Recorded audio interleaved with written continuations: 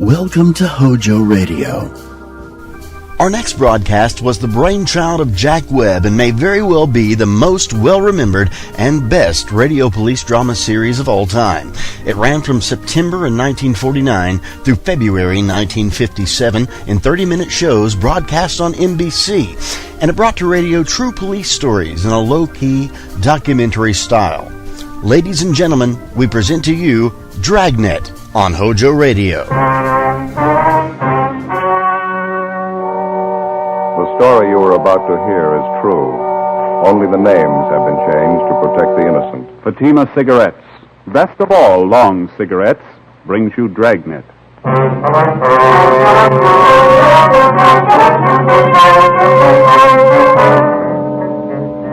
You're a detective sergeant. You're assigned to robbery detail. A middle-aged businessman in your city is robbed and beaten senseless. The hold-up men escape. The victim refuses to report the crime. Your job? Investigate. You'll be amazed when you compare Fatima with other long cigarettes. You'll find they now cost the same. But in Fatima, the difference is quality. You see, Fatima is the quality king-size cigarette because it contains the finest domestic and Turkish tobaccos superbly blended. And Fatima is extra mild, with a much different, much better flavor and aroma than any other long cigarette. So compare Fatima yourself. Fatimas now cost the same as other long cigarettes, but your first puff will tell you... Ah, that's different. Yes, in Fatima, the difference is quality. Ask your dealer for Fatima, the quality king-size cigarette. Best of all long cigarettes. Start enjoying Fatima tomorrow.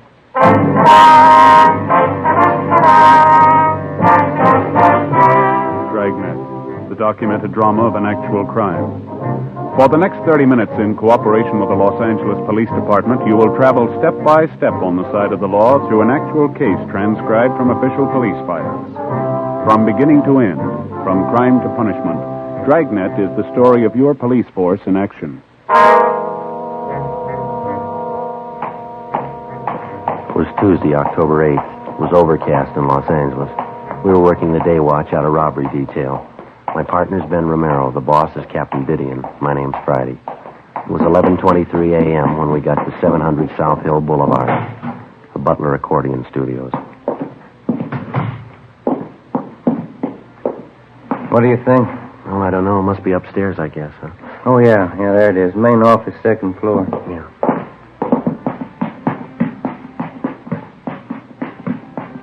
Who is that, Joe? What? That portrait up there on the wall.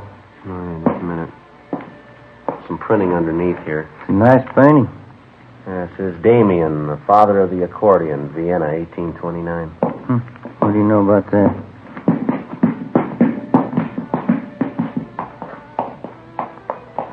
Must be it down there, huh? Yeah. Want to try? Yeah. Yes, sir.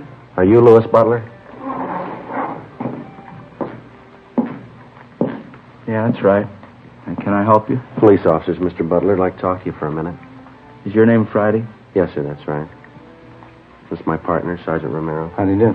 I'm sorry, Sergeant. I told you on the phone. I just don't want to talk about it. We'd appreciate it if we could have your cooperation. It's a pretty important matter. Well, I'm the only one concerned in it as far as I can see. I just as soon forget the whole thing. Besides, I got a pretty busy day ahead of me. Well, we'd like to straighten you out, Mr. Butler. It concerns a lot more people than just yourself. Now, we're not going to take much of your time. Just a few questions, that's all. I told you on the phone, Sergeant. I don't want to talk about it. Can't you just forget about the whole thing? It's only going to take a few minutes, sir. All right. Come in if you want. Thank you. Thank you.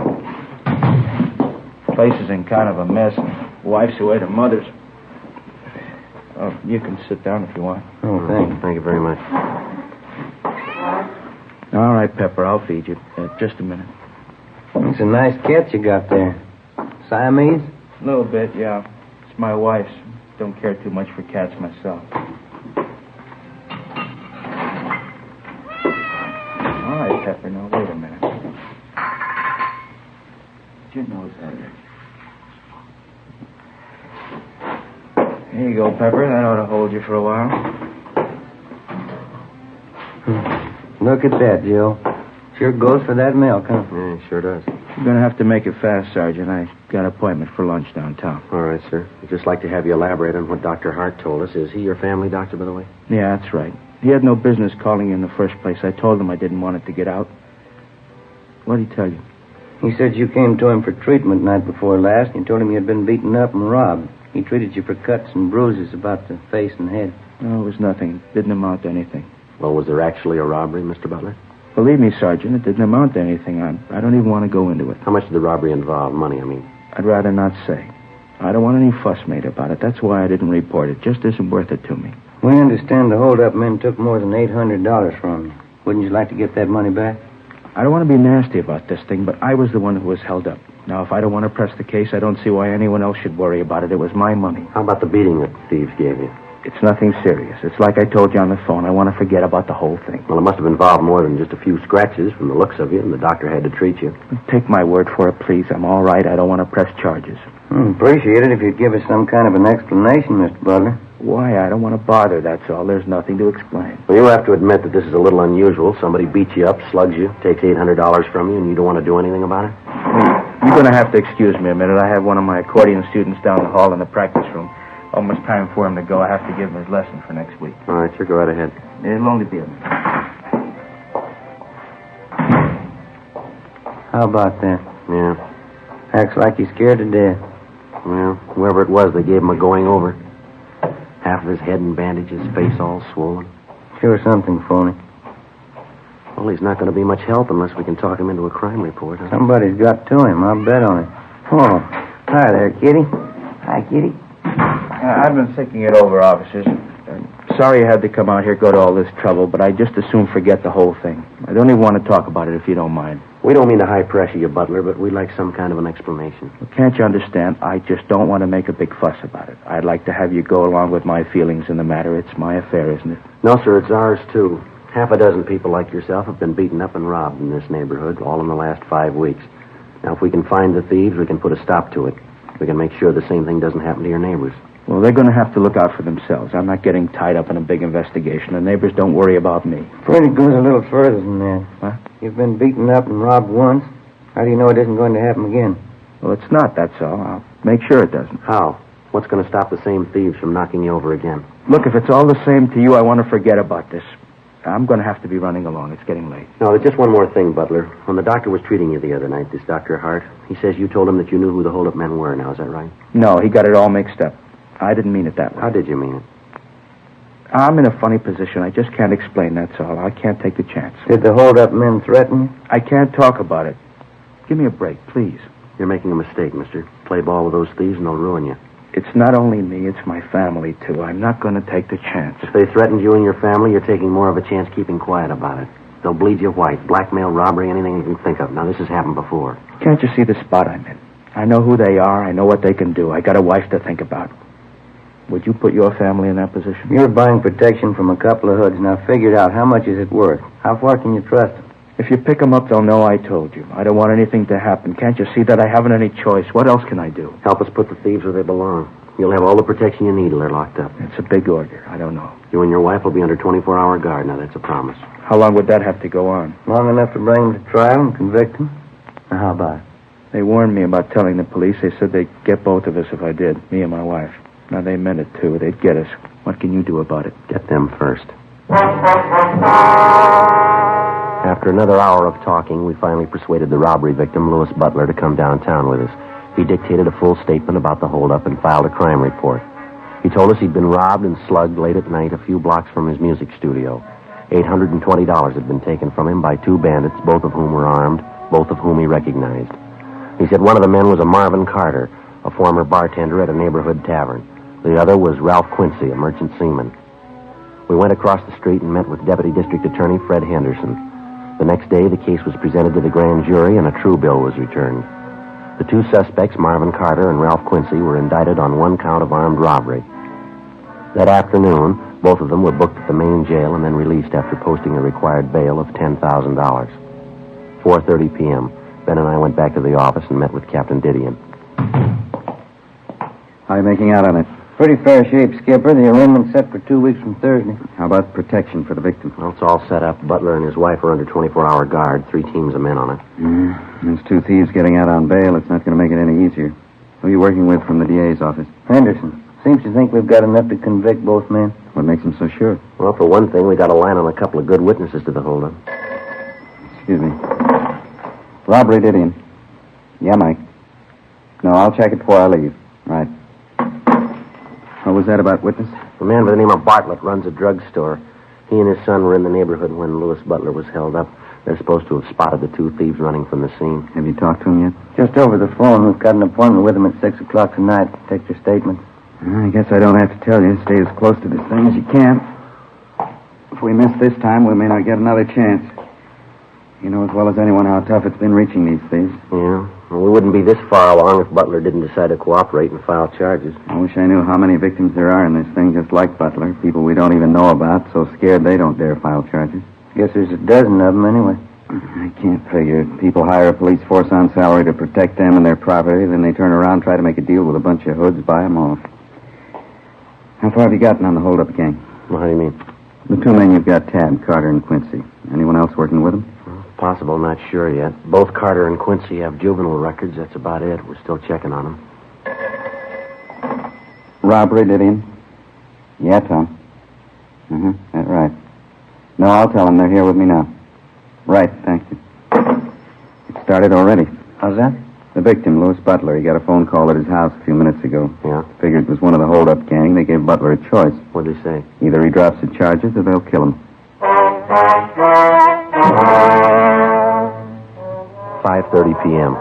Captain Didion issued orders that the 2 suspects in the case, Marvin Carter and Ralph Quincy, be placed under 24-hour surveillance. An additional team of men was assigned to guard Lewis Butler. Each officer was carefully instructed to take all possible precautions to prevent the robbery victim and his wife from being harmed in any way. 6 p.m. Ben and I met with the 2 witnesses to the holdup, a drugstore proprietor, Sam Bartlett, and his teenage son, Harold. They told us that they'd been in the immediate vicinity the night Butler was robbed, and that they'd gotten a good look at the 2 gunmen as they ran from the scene of the holdup. Bartlett and his son, Harold, identified the suspects as Marvin Carter and Ralph Quincy. Statements were taken, and both witnesses were warned to maintain absolute secrecy about their part in the case. Next day, we made arrangements to have the druggist and his son subpoenaed for the Superior Court arraignment. 6 days went by. Thursday, October 17th, 8 a.m. We checked in the office and found the message waiting for us. What is it, Joe? The druggist's son, Harold Bartlett. What about him? Found him in an alley, 3 o'clock this morning. What? Yeah, slugged and beaten.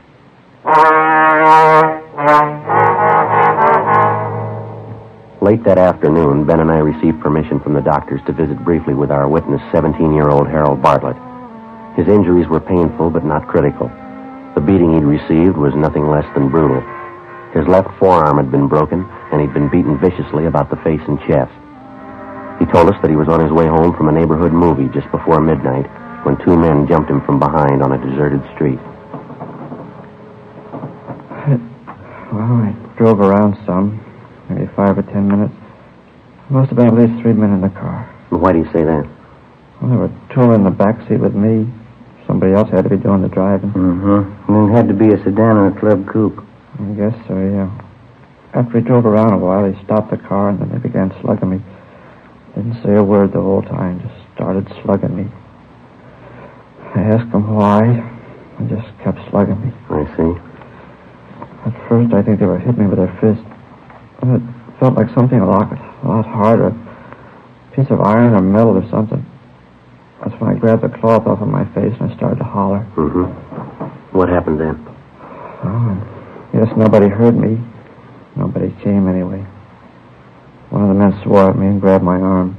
It was something sure sore. They didn't say anything to you all this time?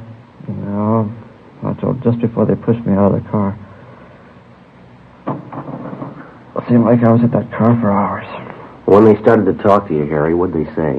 It was about that robbery my father and me saw. The one you talked to us about last week? What'd they say about it? I said, maybe this will help you keep your mouth shut, stay out of other people's business. They said that a couple of times. They said a lot more had happened to Dad and me if we went to the police. If we were witnesses at that trial. Do you remember if the men called each other by name? No, I don't. I don't remember anyway. Well, son, you remember when we talked to you and your father last week, we told you to say nothing about the case to anyone, didn't we? I remember, Sergeant. I guess it's my fault. Well, did you tell other people that you were a witness in the case? Did you mention it in public? I guess I did, yeah. I didn't think it was that important. I guess I talked about it quite a bit. I'm sorry. It's my fault. That's all right, Harry. If you remember it from now on, it'll save a lot more trouble. I remember, Sergeant. Those two men last night scared me for a while. Guess most of it was talk, huh? How do you mean, son? Well, they were warning me about staying away from the cops. They said they'd kill me and my dad if we were witnesses. Mm-hmm. They were probably just trying to scare us, huh? They were fooling? Well, you had a sample last night, son. Yeah? Were they fooling?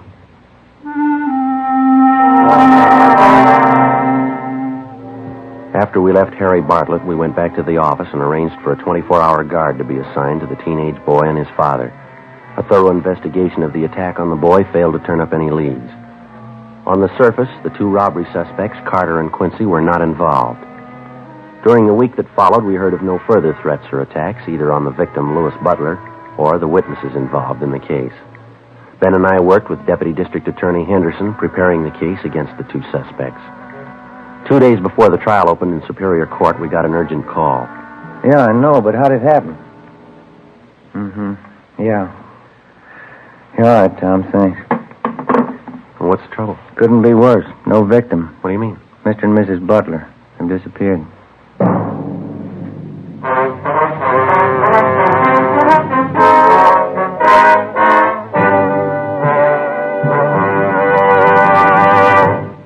You are listening to Dragnet.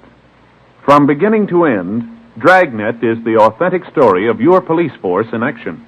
Now, from beginning to end, the Fatima story. Actual convincing proof that in Fatima, the difference is quality. Quality of tobaccos.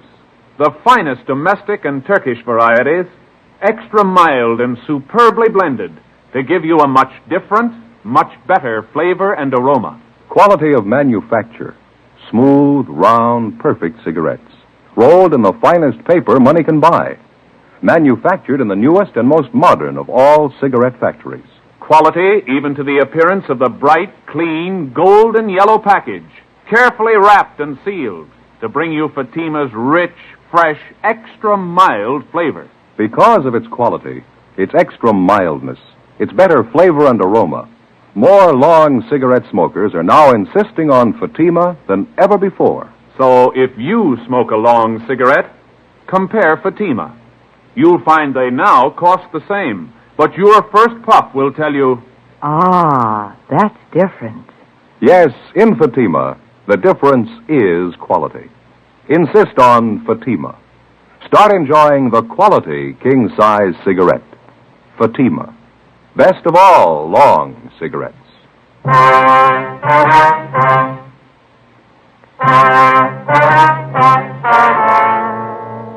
Tuesday, November 5th, 9 a.m. The trial of robbery suspects Marvin Carter and Ralph Quincy opened in Superior Court, Department 88. The complaining witness, Louis Butler, failed to appear. For 2 solid days, we'd been busy checking all of the Butler's friends and relatives in the city. They couldn't help. Each time the Butlers had left their residence, they'd been under surveillance. We'd had an understanding with them that in the event that they were in their automobile, and for some reason the officers assigned to them lost them in traffic, the Butlers would immediately return to their home.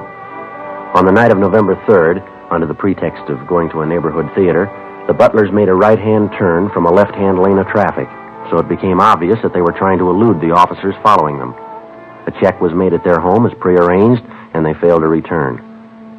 When they failed to appear for the trial, a bench warrant was issued by Superior Court for the missing couple.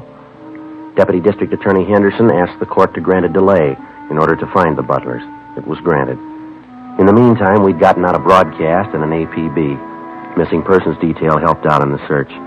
Still no sign. Tuesday, November 12th, 11 a.m. Deputy D.A. Henderson phoned us from the Hall of Justice. When was that, Fred? Is that right? Mm-hmm. Yeah, well, thanks a lot. What do you have to say? The attorney for Carter and Quincy asked the court for dismissal, no complaining witness. Well, the judge rule on it yet? Yeah. Case dismissed.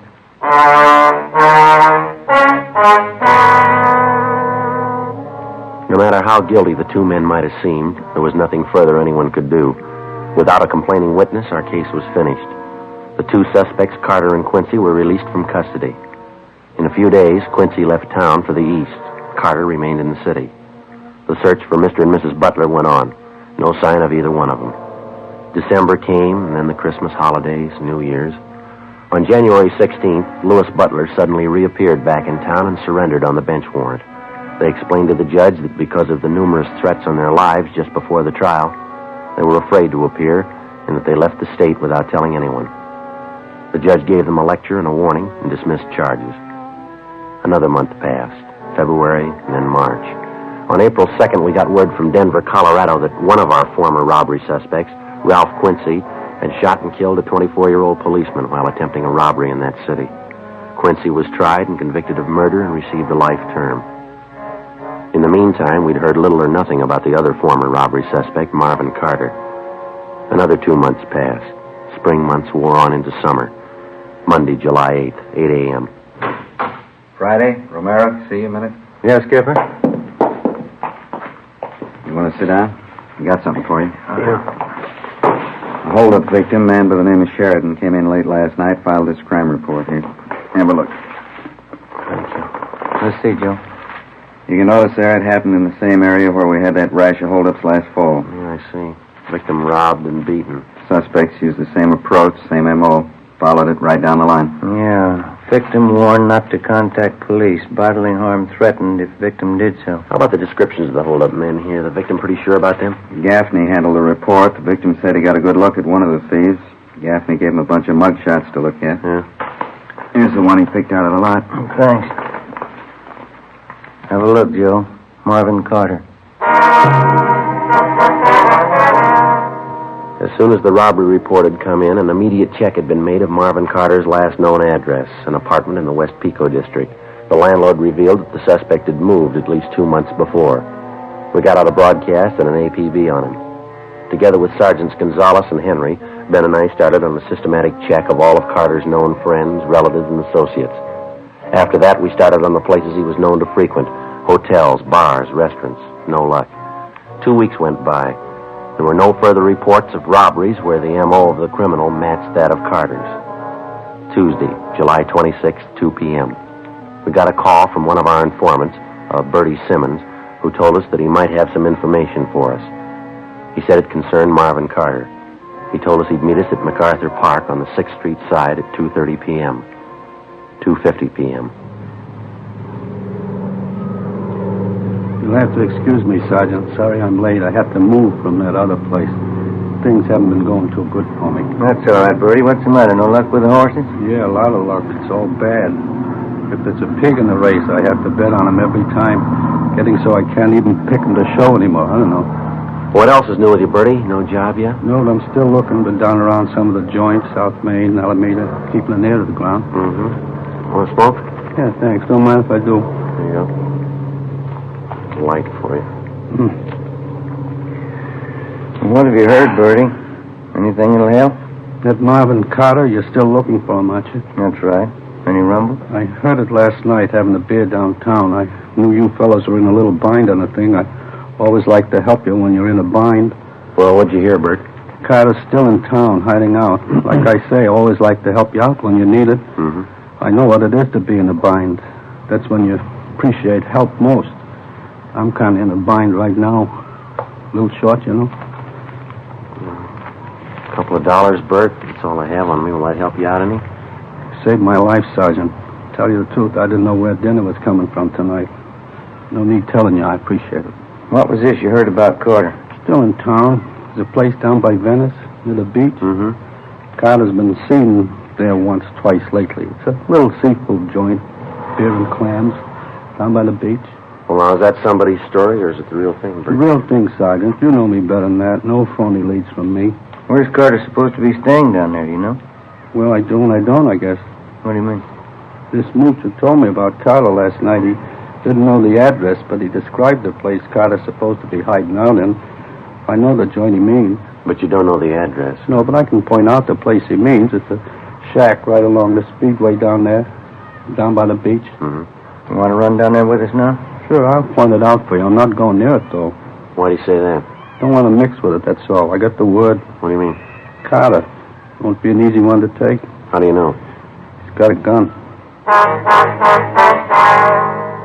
2:55 p.m. Along with our informant, Bertie Simmons, Ben and I drove down to the beach town of Venice. Bertie pointed out a brown wooden frame cottage where Carter was supposed to be hiding out. While Bertie waited in the car, Ben and I checked it out. There was nobody at home, but there was plenty of evidence inside the cottage that Carter was living there. I went back down the street to where we'd parked our car. I kept an eye on the cottage while Ben got to a phone to call the office. Pretty down here, huh, Sergeant? Yeah, it's a nice day. I don't get out in the air enough. I think that's my trouble. Some of this good ocean air makes you feel like a million. Yeah. Did you notice the place where your partner went to phone down the street there? Yeah, what about it? You see the sign, beer and clams? Right over the door. Beer and clams? Yeah, mm-hmm. Best in the city, I know. I've been there. Only great. Good beer for a dime, fresh clams. Nothing better. You like clams? Yeah, they're all right once in a while. What am I going to do if you two have to wait here all night? Well, we'll get you back to town, Bert. We'll figure out something for you. Hi, Ben. Did you get a hold of the captain? Yeah. Marvin Carter was picked up downtown 20 minutes ago. What? Yeah, he's driving a rented car. Traffic unit picked him up. Will they tab him on his description? Not at first. The reason they noticed him was because he was double parked on a busy street, and they pulled him over and got a better look at him. I did it. Any trouble with him? None at all. Got him booked at Main Jail. Say, that's sure too bad, and What do you mean, Bert? it's your case, isn't it? How long you fellas been working on it? Just about a year, huh, Joe? Yeah, just about. Coming all this way for nothing. You're ready to make the pinch and somebody else does it for you. Must be kind of disappointing, huh? All that time, all that work? No, Carter's in jail. That's the main thing. Well, I guess we better drive back in, huh, Ben? Yeah. Say, just a minute, Sergeant. No use coming all this way for nothing. Wonder if you'd do me a favor. What's that, Bert? That sign down the street. What? The blue and white sign, beer and clams. Wonder if you could drop me off right in front. Beer and clams? Oh, yeah, Bert, all right. Sure nice of you. Just like I was saying. What's that? No use coming all this way for nothing.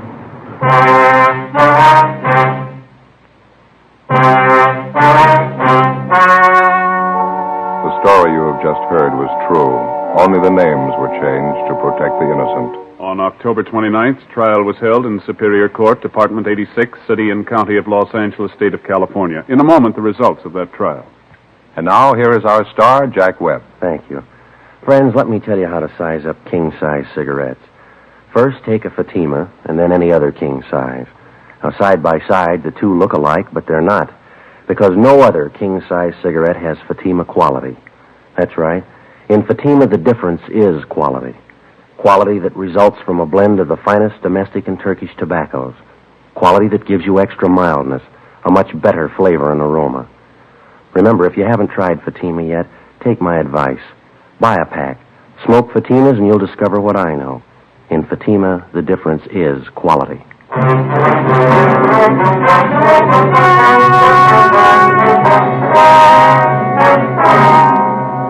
Marvin Lawrence Carter was tried and convicted on several counts of first-degree robbery and was sentenced to the state penitentiary where he is now serving his term. First-degree robbery is punishable by imprisonment from 5 years to life. Ladies and gentlemen, Miss Lyle Rooks, editor of Radio Television Mirror.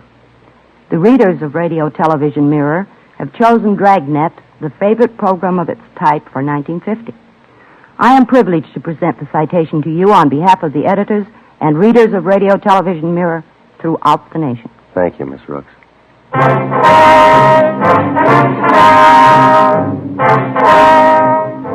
You have just heard Dragnet, a series of authentic cases from official files. Technical advice comes from the Office of Chief of Police W.H. Parker, Los Angeles Police Department. Fatima Cigarettes, best of all long cigarettes, has brought you Dragnet, portions transcribed from Los Angeles. Stay tuned for Counter Spy next over many NBC stations. HOJO Radio, we're your old-time radio headquarters. Stay tuned. The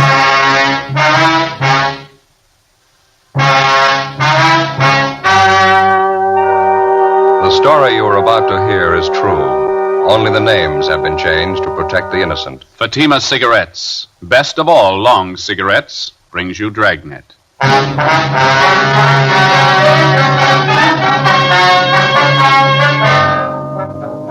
You're a detective sergeant. You're assigned to robbery detail. A doctor is severely beaten, robbed, and left in critical condition.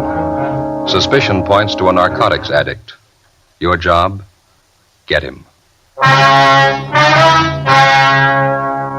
You'll be amazed when you compare Fatima with other long cigarettes. You'll find they now cost the same. But in Fatima, the difference is quality.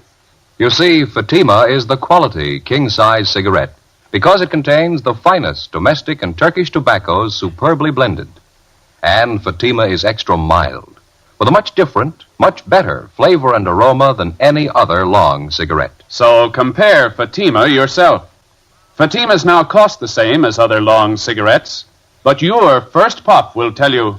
Ah, that's different. Yes, in Fatima, the difference is quality. Ask your dealer for Fatima, the quality king-size cigarette. Best of all long cigarettes. Start enjoying Fatima tomorrow.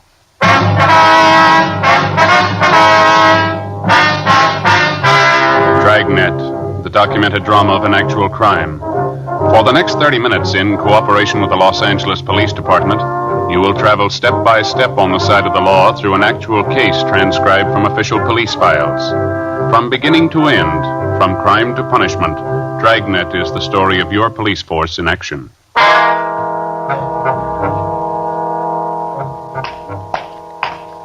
It was Monday, August 7th. It was warm in Los Angeles. We were working a day watch out of robbery detail.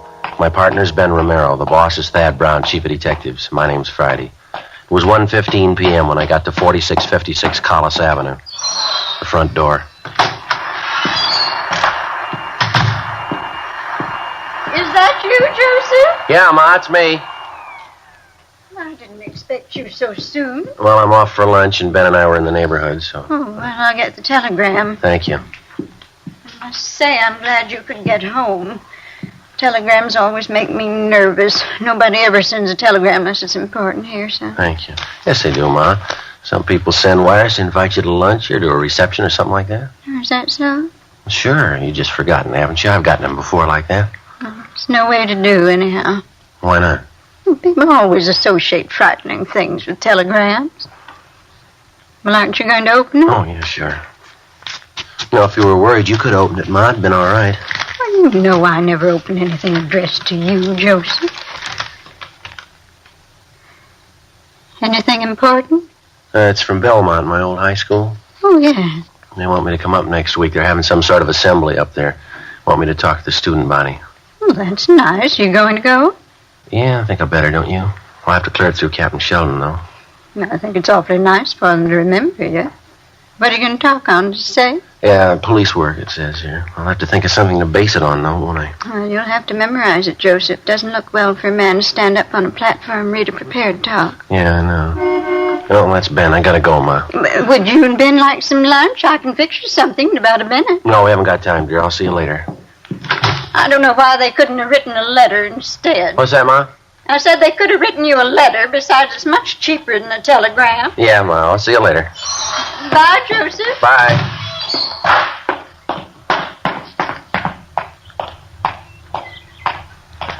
Just got a call, Joe. They want us to call the office. Oh, well, I might as well do it from the house, huh? Yeah. All right, I'll be right back. Right.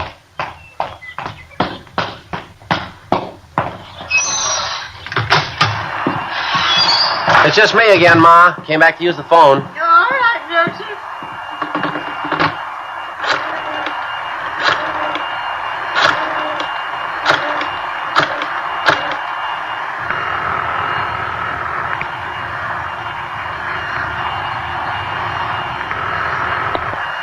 Hello? 2511, please. 2511? Robbery, Chandler. This is Friday, Glenn. Got one for you, Joe. What? I can't hear you, Glenn. Got one for you. Wait a minute, I can't hear you.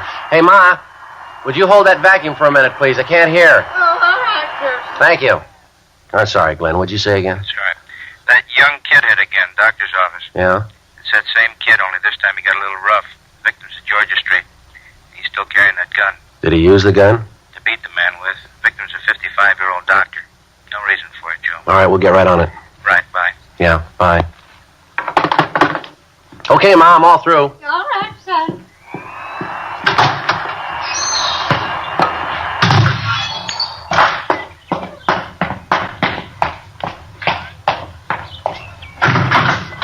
Anything? Yeah. That young hype hit again. Doctor's office beat him up pretty bad. He's down at Georgia. Great combination, isn't it, Joe? What's that? Arm full of narcotics and a loaded gun.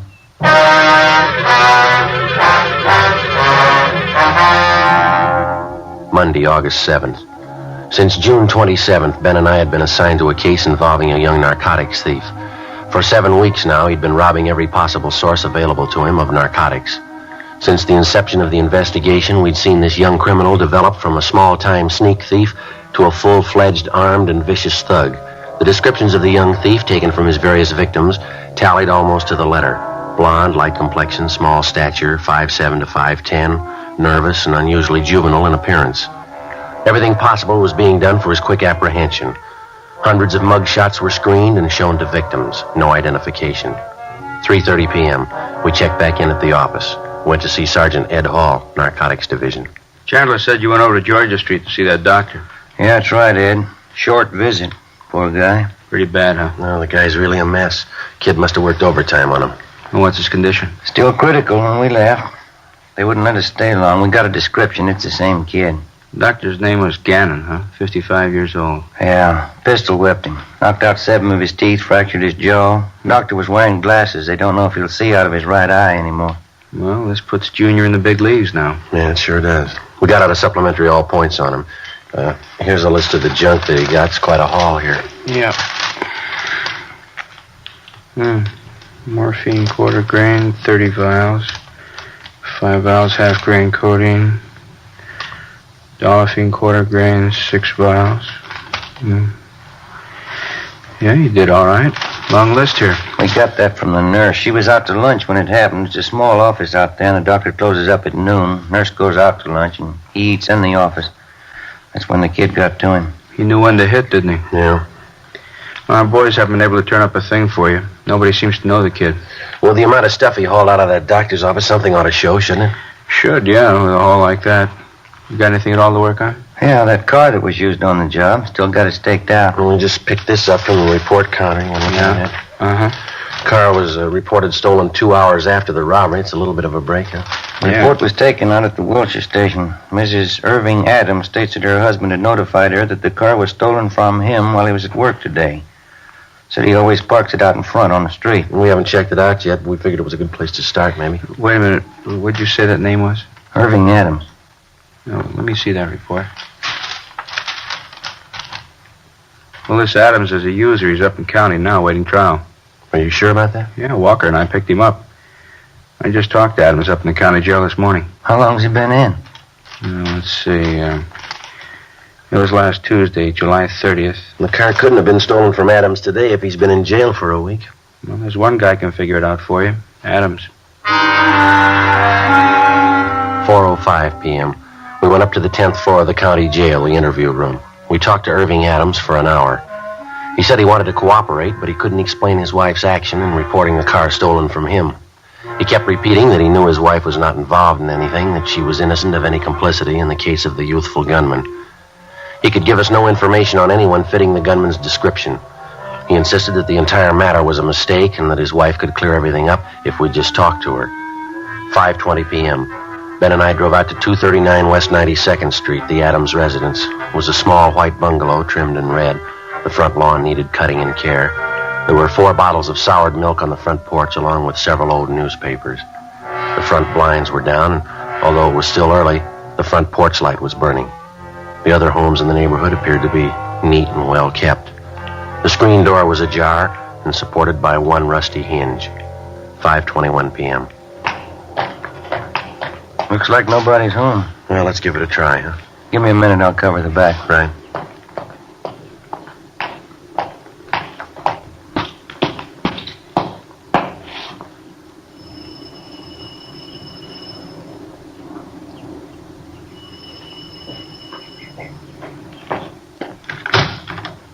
Yes? Police officer, my name's Friday. You're Mrs. Irving Adams? Yes, that's right. Well, I'd like to talk to you about your stolen car. Have you found it? Well, yes, we have. Can I come in? The place is in such a mess. Can't we talk here? Well, if you don't mind, I'd rather come inside. All right. Don't look at the house. I've been kind of sick. Haven't felt much like cleaning up. All right. You alone here, are you? Right now, my husband's at work. Mm-hmm. Mind if I go through the house? You mean search it? You got a warrant? Well, I just want to go to the back door. What for? Well, my partner's around back there. This the way to the back door here? That's right. This it? It's locked. Keys in the door. All right. Hey, Ben? Yeah, everything all right? Yeah, fine. Is he a police officer, too? Yeah, that's right. This all there is to the house here? What do you mean? Well, just these 3 rooms here. Yes, that's all. I thought you said you were alone here. I am. Now, who's that woman lying down in the other room? That's Catherine. I didn't want you bothering her. She's been sick, too. She sleeps most of the time. I just forgot about her. Mm-hmm. Anybody else around? No, nobody. No, I mean anybody sick or otherwise. Anyone besides you and this girl in there? Well, you've been in every room in the house except the bathroom. Mm-hmm. This it here? Yes.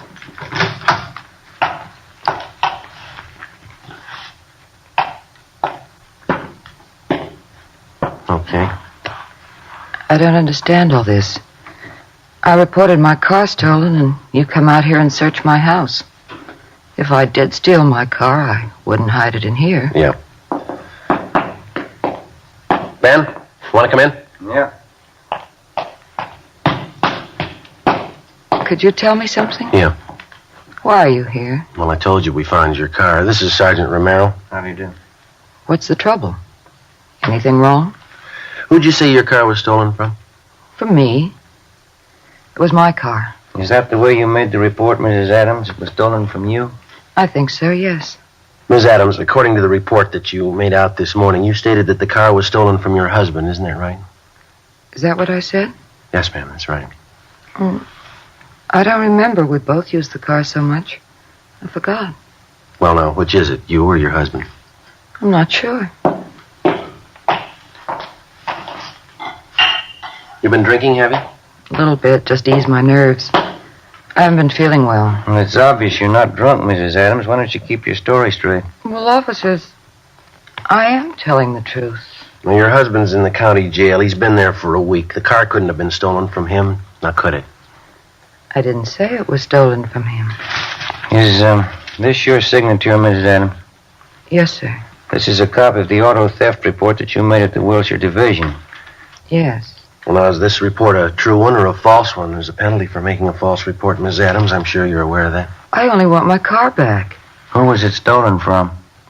Whatever it says there, my husband. Mm-hmm. Now, we just told you that he's in jail. He's still in there. We just talked to him. The car couldn't have been stolen from him. Have you got anything to say to that? No. Well, I think we better go downtown where you can sit and straighten yourself out and give us some right answers. I don't want to go to jail. And that's just where you're going if you don't snap out of it and come up with the truth. I know who you want. It's Rex Burley, isn't it? Who's Rex Burley? A young kid, blonde, small. He told me he was in some kind of trouble with the car. Said if I'd tell the police it was stolen, it'd be all right that way. Mm-hmm. Do you know where he is now? No, I don't. You sure about that? That's the truth. Yeah, come on. Yeah. Catherine's awful sick. Mm-hmm. She always sleep this heavy? Only when she's sick. She's really out, isn't she? Yeah. Look at her leg. Yeah. She's a user. Say, this girl's on narcotics, Ms. Adams. Are you a user? No, I'm not. I don't know where Catherine gets it. How about Rex Burley? He's on it, too. Maybe she gets it from him. Is there any stuff in the house now? Not that I know of.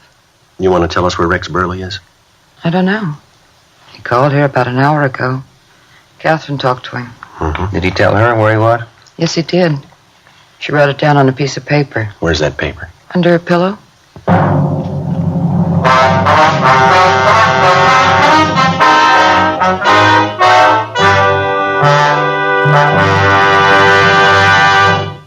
You are listening to Dragnet. From beginning to end, Dragnet is the authentic story of your police force in action. Now, from beginning to end, the Fatima story. Actual convincing proof that in Fatima, the difference is quality. Quality of tobaccos. The finest domestic and Turkish varieties, extra mild and superbly blended to give you a much different, much better flavor and aroma. Quality of manufacture. Smooth, round, perfect cigarettes. Rolled in the finest paper money can buy. Manufactured in the newest and most modern of all cigarette factories. Quality, even to the appearance of the bright, clean, golden yellow package. Carefully wrapped and sealed to bring you Fatima's rich, fresh, extra mild flavor. Because of its quality, its extra mildness, its better flavor and aroma, more long cigarette smokers are now insisting on Fatima than ever before. So if you smoke a long cigarette, compare Fatima. You'll find they now cost the same. But your first puff will tell you, Ah, that's different. Yes, in Fatima, the difference is quality. Insist on Fatima. Start enjoying the quality king-size cigarette. Fatima. Best of all long cigarettes.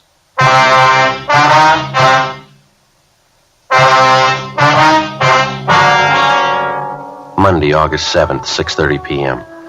The young girl who was identified as Catherine Dorrance was awakened, and she produced Rex Burley's address. She stated that she'd known him for the past year. She had just graduated from high school and gave her age as 18. In talking further with both Iris Adams and Catherine Dorrance, we found that the description of Rex Burley checked out with that given us from the suspect's victims. They both stated that, as far as they knew, it was his true name, that he had no friends or associates known to them. A check with R&I showed no record on the name Rex Burley. At 6:37 p.m., Sergeants Hall and Walker from Narcotics Division arrived and continued the investigation of the two female suspects. A stakeout was placed on the house at 239 West 92nd Street. The address we got from Catherine Dorrance was a hotel on Washington Boulevard. We drove out and checked with the clerk. We asked if he had anyone registered under the name of Rex Burley, and he told us no. We gave him Burley's description. He said that a young man similar to that had registered and was in room 210. We got a pass key from the clerk. We walked up to the second floor.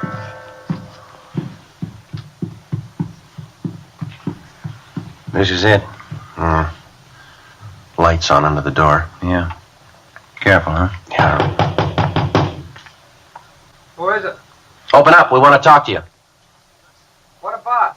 Is the key in the door? Yeah, pass key's no good. All right, come on. Open up. Police officers. Isn't gonna open. All right. Let's hit it. All right, again.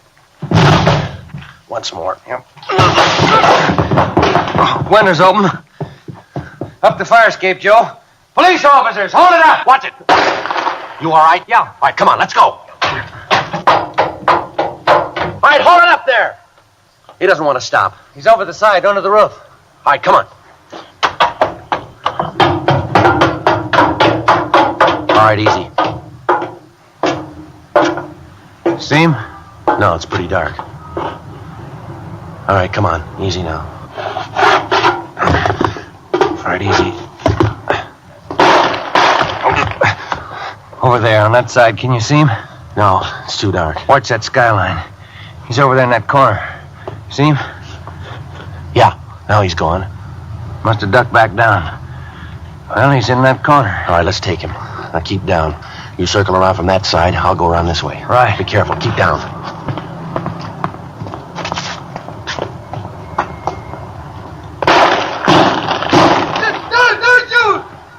Don't you! I quit! Please don't you! All right, throw that gun out. Get your hands in the air. Walk toward the middle of the roof.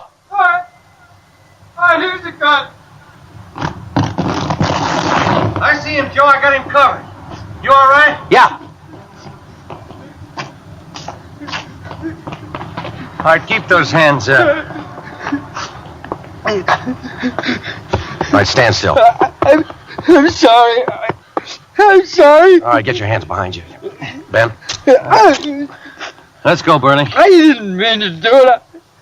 I was wrong. I know I was wrong. Should have thought about that a long time ago. How old are you, Burley? 20? You're living pretty high, aren't you? I had to have this stuff. I needed it. How else could I get it? I didn't have the money to buy it. You didn't have to get started on it. Come on, let's go. I didn't want to get started. All of a sudden, I was just on it. I couldn't do anything about it. You don't understand. There was just somebody else to explain it to. There is, but they won't understand it either.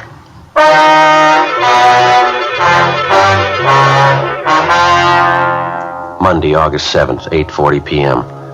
Rex Burley was taken downtown to the robbery division for further interrogation. He told us that he was in his senior year in high school when he got started on narcotics. He kept repeating that he didn't mean to get started. He readily admitted his participation in 6 narcotics robberies. He told us that he got Catherine Dorrance, his 18-year-old girlfriend, started on dope.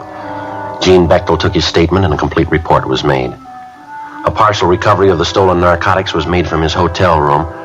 The remainder had been found at Irving Adams' residence on 92nd Street. Both female suspects, Iris Adams and Catherine Dorrance, were filed on for violation of the State Narcotics Act. A show-up was scheduled for August 8th to allow a positive identification from Rex Burley's victims. We received word from Georgia Street that Dr. Gannon's condition was improved. The suspect was transported to the main jail where he was booked. It was 10:38 p.m. when I got to 1456 Collis Avenue, the front door.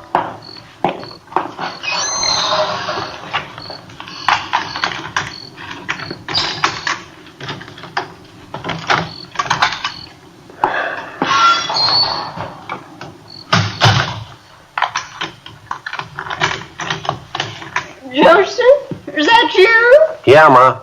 Oh, have you had your dinner? No, I'm not hungry. We'll have to eat. I'll fix you something. Oh, I'm kind of tired. I just like to sit down for a minute. All right. Well, there's the evening paper. Oh, thank you. Well, what'd you do to the sleeve of your coat? Oh, there. Oh, guess I must have ripped it, huh? You slip it off, I'll mend it after I fix you some dinner. Well, why don't you sit down and work on it now if you want to? I've got something I'd kind of like to go over with you.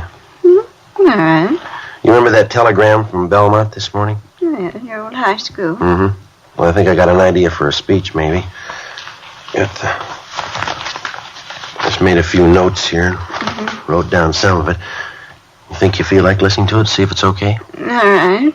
Did you write the speech today? Well, just parts of it. I hadn't written it clear out yet. I just got a few notes. I want to see what you thought of it. All right. Well, let me have your coat, son. Yeah. There you go. Yeah. Thank you. Now, let's hear you talk. Well, remember, it's not written down yet. It's just kind of hit and miss as I go along. But I think I can get the thought across, and then I'll put it all down on paper. All right. Mr. Fisher, that's the principal up there, you know. Yes. Mr. Fisher, members of the faculty and students. I'd like to tell you about a young boy who started out in high school and ended up on the roof of a downtown hotel dodging police bullets. I'd like to tell you about his girlfriend, 18 years old and a dope addict. This young fella started out on narcotics in search of a new thrill, something new that he hadn't experienced in his young life. He was still in high school when a group of the more high-living youngsters used to congregate at the local malt shop. Well, that's not so good, is it? No. Well, maybe it sounds better this way. There was a malt shop on the corner where some of the youngsters used to get together after school. Kind of a place where if you had the right connections, and our young boy and girl did, you could get a drink of liquor in the back room. Well, the high school faculty knows all about this local malt shop, and they inform the authorities, and pressure is brought to bear. But the man who operates the place is clever, if you can call the operations of a man like this clever. He knows how to cover up, how to keep the front room legitimate and the back room a spawning place for juvenile delinquency. And the students don't help much. There seems to be something during the formation of a juvenile mind that when his teachers or his parents catch him doing wrong or they try to tell him it's bad.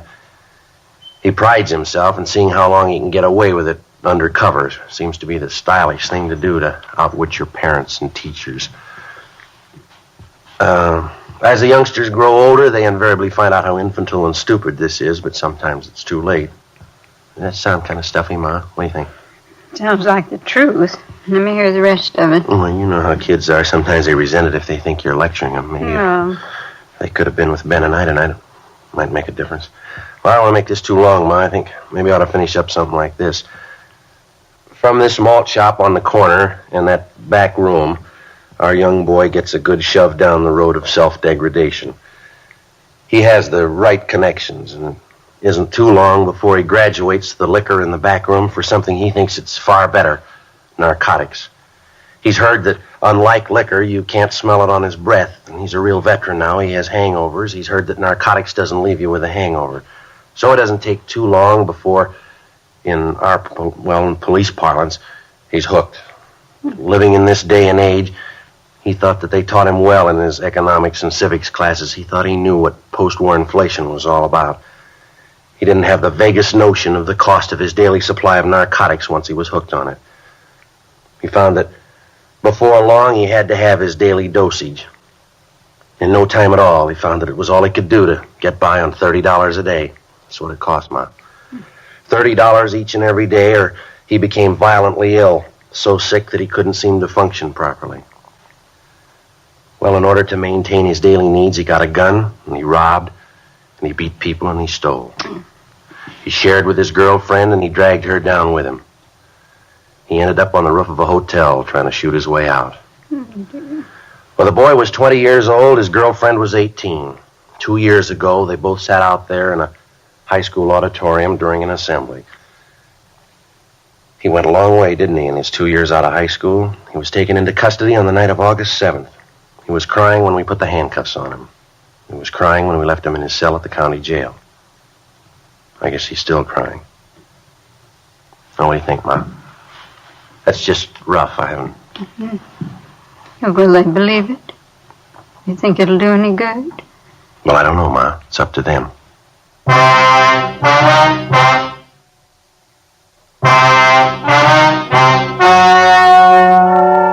The story you have just heard was true.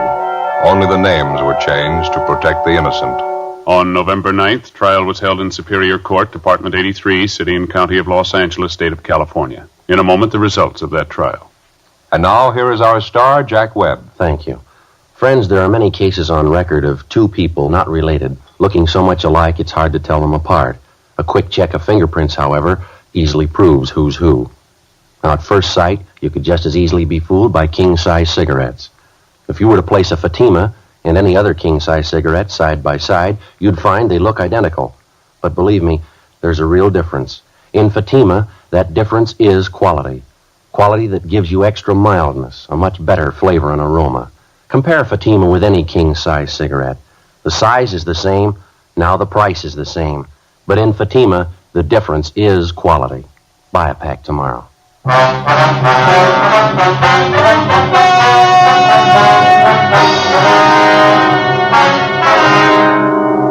Rex Martin Burley was found guilty of 3 counts of robbery in the first degree and was sentenced to the state penitentiary where he is now serving his term. First-degree robbery is punishable by imprisonment from 5 years to life.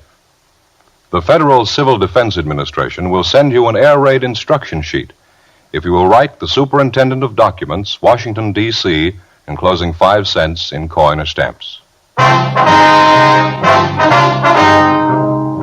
You have just heard Dragnet, a series of authentic cases from official files. Technical advice comes from the Office of Chief of Police W.H. Parker, Los Angeles Police Department.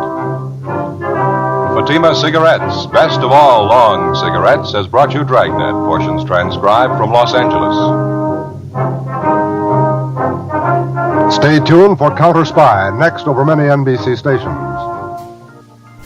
The origins of Dragnet can be traced to a semi-documentary film, He Walked by Night, in 1948, in which Jack Webb had a small role. Both employed the same Los Angeles Police Department technical advisor. They used actual police cases and presented the case in a just-the-facts manner that became the hallmark of Dragnet. It's interesting to note that Jack Webb employed that format in other radio series, some predating the film mentioned above.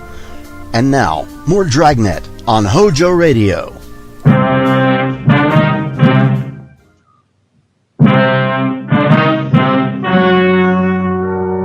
The story you are about to hear is true. Only the names have been changed to protect the innocent. Fatima Cigarettes, best of all long cigarettes, brings you Dragnet.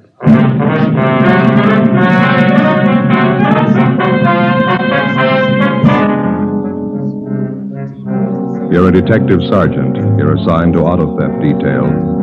A well-organized ring of car thieves begins operations in your city. It's one of the most puzzling cases you've ever encountered. Your job? Break it. You'll be amazed when you compare Fatima with other long cigarettes. You'll find they now cost the same. But in Fatima, the difference is quality. You see, Fatima is the quality king-size cigarette because it contains the finest domestic and Turkish tobaccos superbly blended. And Fatima is extra mild, with a much different, much better flavor and aroma than any other long cigarette. So compare Fatima yourself. Fatimas now cost the same as other long cigarettes, but your first puff will tell you... Ah, that's different. Yes, in Fatima, the difference is quality. Ask your dealer for Fatima, the quality king-size cigarette. Best of all long cigarettes.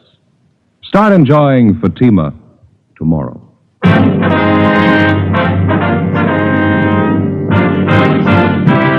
Dragnet, the documented drama of an actual crime. For the next 30 minutes, in cooperation with the Los Angeles Police Department, you will travel step by step on the side of the law through an actual case transcribed from official police files. From beginning to end, from crime to punishment, Dragnet is the story of your police force in action.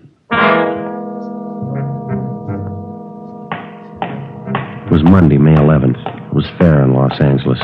We were working the day watch out of auto theft detail. My partner's Ben Romero. The boss is Captain Stilson. My name's Friday. It was 8:35 a.m. when I got to room 40, Auto Theft Division. Captain's office. Morning, Friday. Morning. Hi, Joe. Ben? You want to sit down? Thank you. I was just telling Romero here and briefing all the men in the bureau on this thing. That's the reason I called you two in. Yeah? I got some figures here I want to go over with you. All right. As you know, the percentage of all auto theft recoveries is 96 to 98% on the average. That's normally. Yeah. In checking the monthly averages the past 4 months, that percentage has dropped to the low 80s. Quite a drop. Corner Pocket thinks so, too. They want some action on it. Well, we've been working on it. Absolutely no pattern to the thefts. Time, location, the method. Makes it impossible to stake out on it. Yeah, those are some of the reasons our percentage is taking such a dive.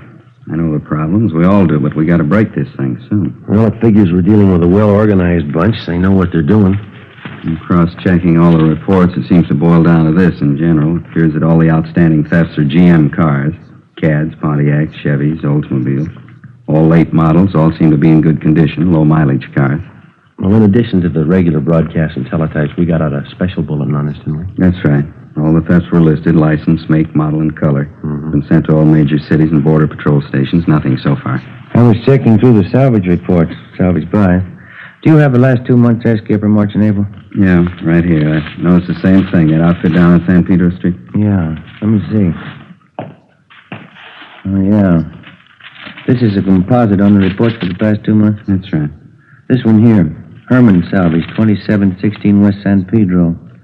They seem to deal a little heavy on General Motors cars, don't they? Yeah, they do. I've been watching the buys on this place for the past few weeks now. I wanted to make sure it wasn't coincidence. Well, looks like a good place to run down anyway. You two want to check it out? All right, fine. 2716 West San Pedro. That's it.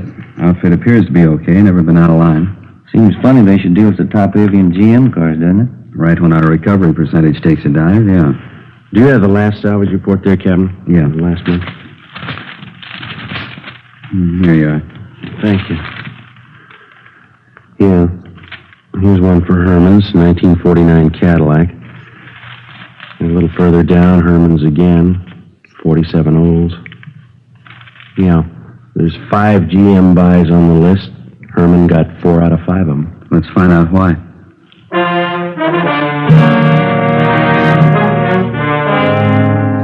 From the time an automobile is first manufactured and sold, a constant and complete record is maintained on that automobile. His certificate of ownership, the pink slip in the state of California. His certificate of registration, the white slip. These two slips of paper contain the information necessary for the positive identification of your car. A fact that every motorist knows. Now, there are many agencies that work for the protection and security of your automobile. One of these is the National Auto Theft Bureau, a kind of nationwide clearinghouse. Acting upon information supplied by the various insurance companies and other allied agencies, this bureau forwards all facts and figures concerning the disposition of motor vehicles on a nationwide basis. Reports are made available to all law enforcement agencies.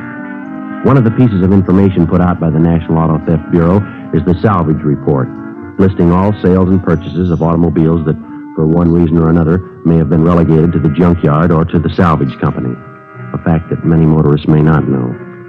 9:14 a.m., Ben and I checked through the police commission and found that the owner of Herman Salvage was a Herman Lester. He had been in business at the same location for 6 years and appeared to be a reputable businessman. We drove down to 2716 West San Pedro to check it out. It was an average-looking garage with a connecting salvage yard filled with several hundred smashed-up cars of all makes and models. It was 9:32 a.m. when we walked into the garage. There's a fellow there in a white shirt. Yeah, I see him.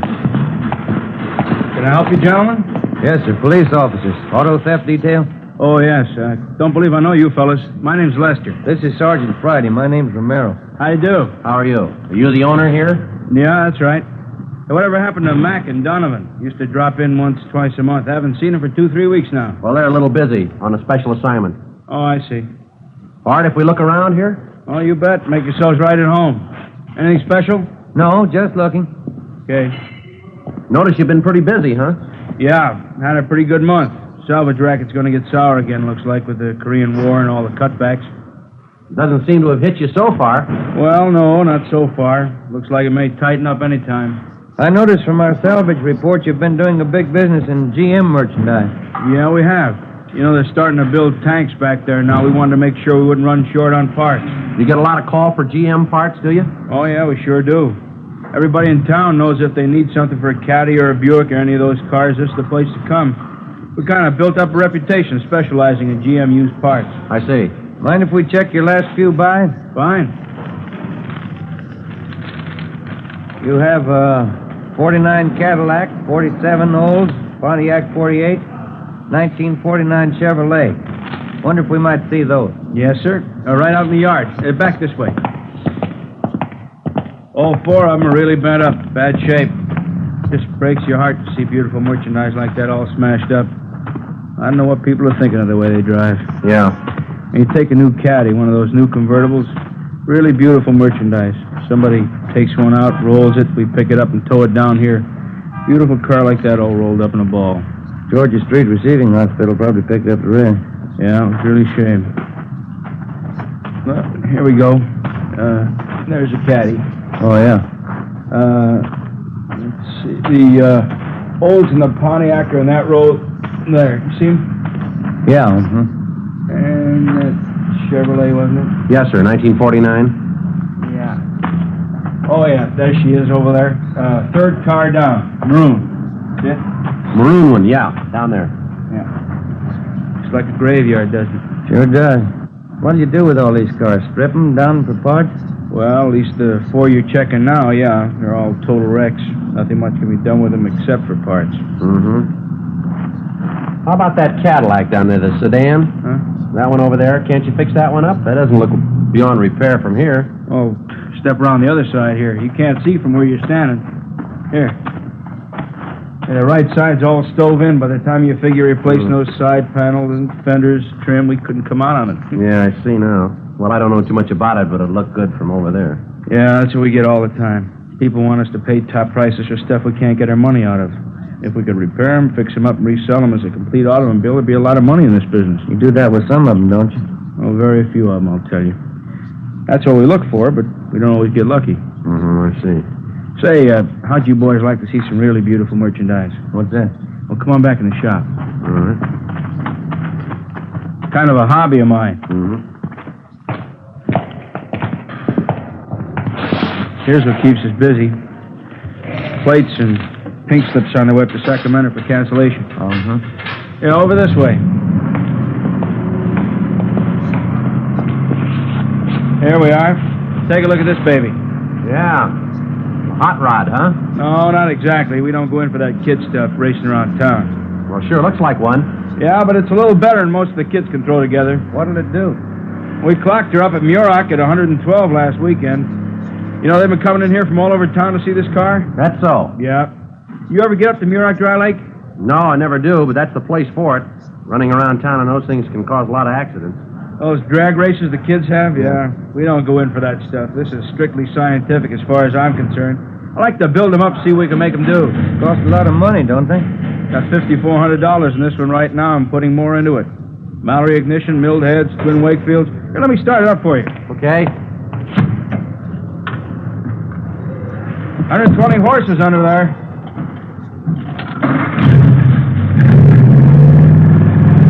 Yeah, sounds good. Listen at that. Beautiful, isn't it? Yeah. A lot of power here. Sure is. You ought to see it up at the lake. It really goes. Yeah, I'll bet. This all made up out of salvage cars? Every bit of it. Have to buy a few things new, but most of it's right out of wrecks like those outside there. Takes a lot of talent to build up something like this from scrap, doesn't it? No, not really. After you've been at it as long as I have, it's not too tough. The trick is to get more speed out of them than anyone else can. Yeah, you did a good job on this car, right? Oh, if you put your mind to it, you can do a lot with a wrecked car. Before we left Herman's salvage, we checked all 4 of the GM cars that were listed on the salvage report. We made a careful check on all of the cars in the yard and in the garage, paying special attention to the few cars that were in the process of being rebuilt by Herman Lester's mechanics. We went over his records, carefully checking the disposition of all of his buys for the past several months. Everything was in perfect order. We found that in the past 3 weeks, Lester had taken in 10 cars. 8 of them had been stripped down for parts, and 2 of them had been rebuilt and resold. The investigation showed that 4 of those cars were GM cars, and the 2 that were resold were both General Motors. 11:28 a.m. Ben and I drove back to the office and asked Mac and Donovan if they'd check through the 2 resale cars to make sure everything was in order, as the reports indicated. We checked through on the remaining 8 cars that were listed by Herman Lester as broken down for parts. According to DMV, all plates and pink slips had been returned to them for cancellation. 11:50 a.m. Well, that's it, Joe. Yeah? 8 of the cars check out. 2 of those were GM. Yeah, well, that leaves just the 2 that Mac and Donovan are checking, huh? I don't know. Everything down there looked all right. It's a cinch Lester wasn't holding back anything, as far as I could tell. It's cooperative. Everything in order. If those 2 that Mac and Donovan are working on check out. I got a hunch they will. Seems to me Lester told us everything. Everything we asked him, anyway. I don't think he held back. If he did, I got an idea we might be able to tell us somebody's been left out in the cold here. What are you getting at? Well, now, if Herman's been able to buy up all those GM cars, what have the other salvage dealers been doing about it? That's a thought. Let's check his competition.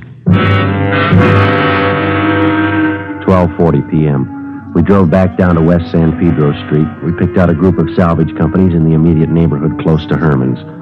3209 West San Pedro, John's Wrecking Yard. We introduced ourselves and started to talk with the owner, a John Bacon. A routine check was made of his establishment, and as far as we could tell, everything appeared to be okay. And that's all you made, huh? Just that one buy? That's it. 1946 Ford. We're dying a slow death. Business pretty bad, huh? Never seen it worse. At least as far as we're concerned. How do you account for that, Mr. Bacon? Oh, everything, I guess. Business bad all over at the moment. Scrap metal situation's in a state of flux at the present time. In looking around, Mr. Bacon, we noticed you don't have much in the way of General Motors stuff. Is that because of GM going into war production? Any cutback would eventually affect you fellas, wouldn't it? No, not at all. Cutback would, sure, but there's no tremendous curtailment right at the present time. They're still turning out a lot of automobiles back there. Well, then what's your problem? We're being outbid, right up and down the line by the same outfit. Who's that, sir? A company by the name of Herman Salvage, just up the street there. Go out to buy a piece of merchandise, their boys just won't let us get near it. They pay more than you do, huh? More than we can, Sergeant. I honestly don't see how they're coming out on some of their deals. It's that much out of line, huh? Certainly is. You know, whenever there's anything available, all the salvage companies get their bid in. Well, Herman simply outbids all of us. Yeah, it makes it kind of rough. I'm not the only one. Pete Larkin up the street, old man Henry next door, all of us. I don't know what we can do about it. Herman seems to be doing all right, no matter what he pays for his cars. Mm-hmm. None of us can figure it out. Just judging from the number of cars he outbids us on and the number he rebuilds, I just can't see how he's coming out. But he is, huh? Figure he's laying odds on a big shortage. That's what all of us think. He's laying in the stockpile. Is that the idea? Sure. What else could it be? We continued our check on all salvage dealers, both in the neighborhood of Herman Lester's place and throughout the city. It seemed to be a fact well known to most dealers that Herman was outbidding all of them on any and all GM automobiles. The only possible explanation was that he must be trying to lay in a large stockpile of this particular make of car. 3:35 p.m. We received word from Sergeants Mack and Donovan that they had checked out the 2 remaining cars listed in Herman's books, the resales. Ben was right. They checked out with no discrepancy. During the next 10 days, the investigation continued. The theft of late-model GM cars continued with few recoveries. Suspects were arrested and questioned. We could find no connection that might lead us to an organized ring of car thieves that might be responsible for the lack of GM car recoveries. The salvage reports showed no change in Herman's buying technique. Apparently, he was still dealing heavy on the one particular make of car. Thursday, May 25th. We received a teletype from DMV listing all the salvage buy transfers. In making our usual daily check of this teletype, we noticed a 1949 Cadillac, engine number 598-77415. It had been resold from salvage to a used car lot. That's the place right up the block. Yeah, I see. Same cad we saw in Herman's salvage yard. Yeah, it's funny, isn't it? The one in particular that I asked him about, you remember? Yeah, I remember. You thought it could be fixed up. He said no. It's only been a little over 2 weeks ago, hasn't it? Yeah, that's right. Well, still doesn't prove anything. Here we are. Jake's. This is the place. Yeah, there's a cad in the front line right down there, huh? Mm-hmm. I don't see anyone around, do you? No, I don't. Well, I guess it's all right to check the engine number anyway. Yeah, I'll get the hood released. Right.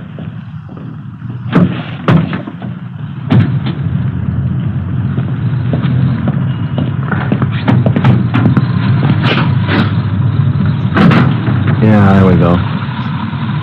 Yeah, the engine's had a good steam cleaning. Let's see. 598-77415. That's it. Herman sure did a nice job on it, didn't he? Yeah. Almost looks too good, doesn't it? Yeah, just a minute. Yeah. Body serial doesn't match. Doesn't correspond with the engine model. It's a 49 body. Could be a late 49, but it's a definite switch, isn't it? It sure is. That's funny. Yeah. Look at this right side here. This was the bad side, wasn't it? Yeah, that's right. Does it look like it's been rolled out to you? No, there's no feathering, no orange peel. Either that's the best repaint job I've ever seen or it's never been in an accident. Yeah. I'll take a look underneath. Huh? Okay. Want to move your feet there? Yeah, all right. Anything? No, nothing. There's not a seam or a joint under there. No welding marks of any kind. This car's never been in a smash-up. The engine number checks, the body doesn't. And this is the one Herman couldn't fix up. That's what he said. Maybe he changed his mind. Or he lied.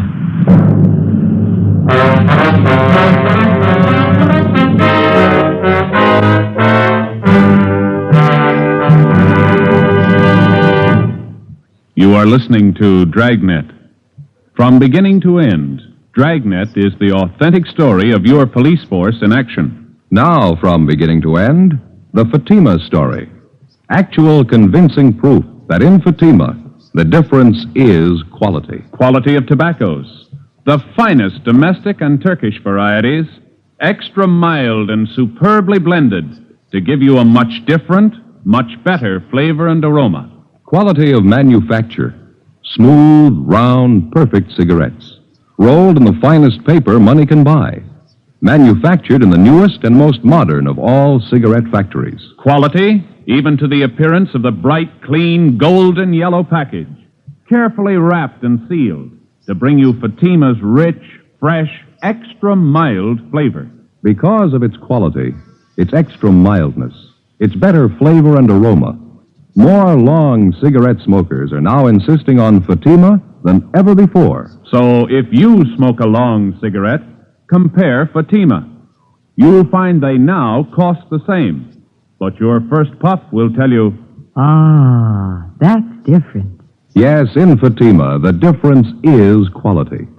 Insist on Fatima. Start enjoying the quality king-size cigarette. Fatima. Best of all long cigarettes.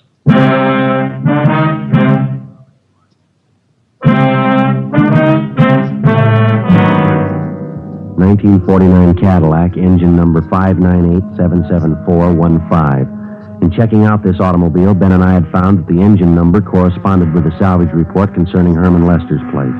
The one big item that did not jibe was the fact that the engine was now mounted in a different body than when the car left the factory, a fact that had to be accounted for in complete detail. When we had checked this automobile on the 11th of May at Herman's salvage yard, both engine and body numbers corresponded. In taking a close look at the car, it was obvious that the body had not been repaired in any way. It was clear that this particular car had not been in any kind of collision. We went back to the rear of the lot and asked one of the salesmen not to sell the car without informing us. When we got back to the office, we started rechecking all of the auto theft reports. We found 5 stolen Cadillacs, but all the body styles and models were different, with the exception of one, a 1949 Cadillac sedan, reported stolen on May 14th. It was registered in the name of William Brownell. We checked his home and found that he was at work. He was a superintendent for the North American van lines. We drove over and picked him up and took him to Jake Hughes' car lot on Vermont Avenue. This is the car, Mr. Brownell. Well, it's just like mine, but I don't think it's the one. Are you sure? For one thing, it's a different color. My car was maroon. You want to step over here, Mr. Brownell? Sure. Now, if you'll look very closely here on the door edging and on the jamb, right here, see? This is the one place sometimes they miss with a spray gun if they're going to repaint. Oh, yeah, there's a faint trace of red under the blue paint there. Looks like it could be maroon, doesn't it? Yeah, it does it there. This car's been repainted. It was maroon. Well, mine didn't have these kind of seat covers. Let's see.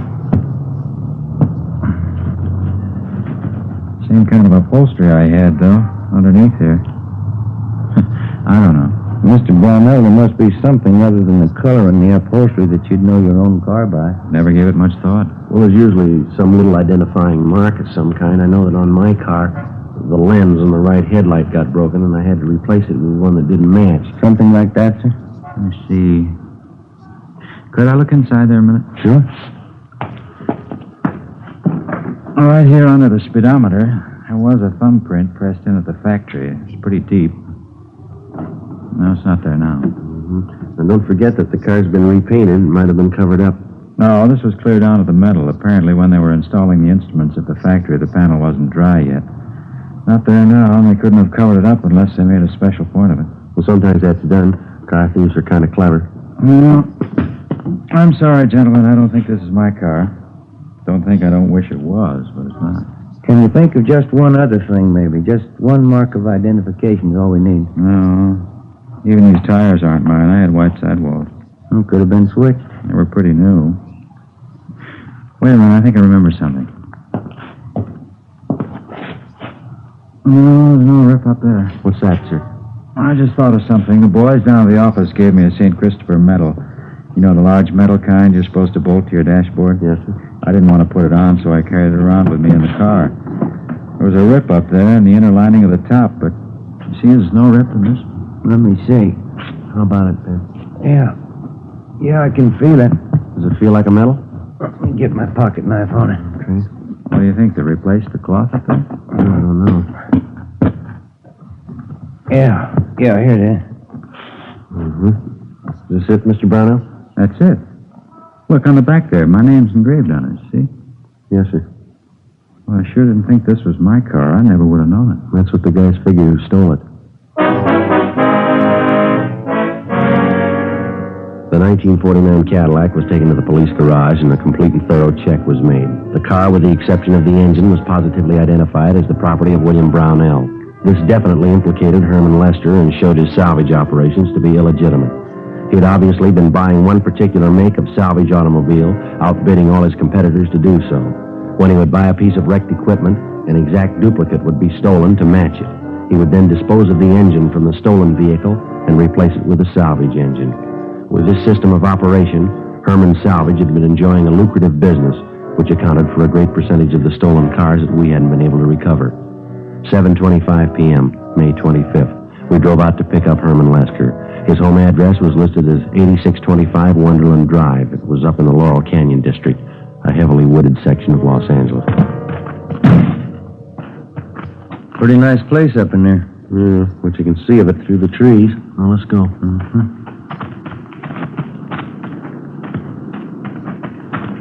Look at that, Joe. Yeah. Looks like a 50 O's. Everything there but the engine. No plates. I didn't notice that from the street, did you? Never could have seen it from down there. Looks like a garage back up in there, doesn't it? Perfect spot.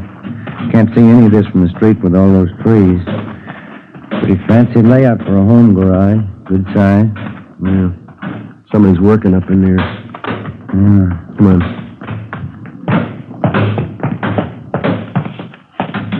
Hi there. Brings you fellas way up here. Want to have a little talk with you. Oh, you bet. Come on in the house. Have a cold beer, huh? No, this will be all right.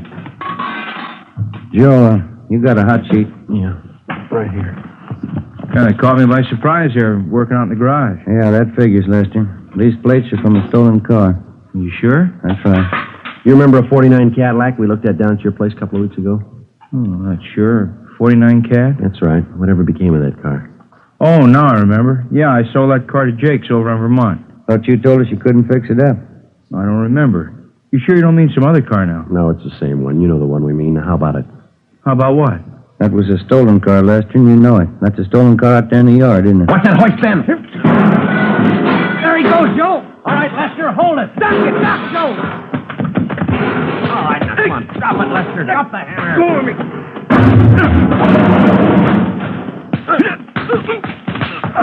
All right. I'll get the cuffs, Joe. Come on, get up on your feet. All right, come on. On your feet. Stand still. Rough one, huh? Yeah. Come on, Lester. Let's go. How'd you find out? Who tipped you off? St. Christopher.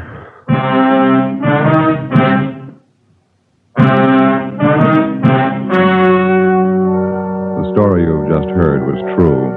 Only the names were changed to protect the innocent. On August 15th, trial was held in Superior Court, Department 82, City and County of Los Angeles, State of California. In a moment, the results of that trial. And now, here is our star, Jack Webb. Thank you. Friends, one of the first things a detective learns is that you can't rely on snap judgments or first appearances. You get all the evidence first, and then you arrive at a decision. And that's just as true when it comes to choosing a king-size cigarette. Place a Fatima alongside any other king-size cigarette. Now, side by side, they'll look identical. When you smoke them, you'll find a world of difference. You'll find, as I have, in Fatima, the difference is quality. Quality that gives you extra mildness, a much better flavor and aroma. If you haven't smoked Fatimas yet, buy a pack tomorrow and see if you don't agree. In Fatima, the difference is quality.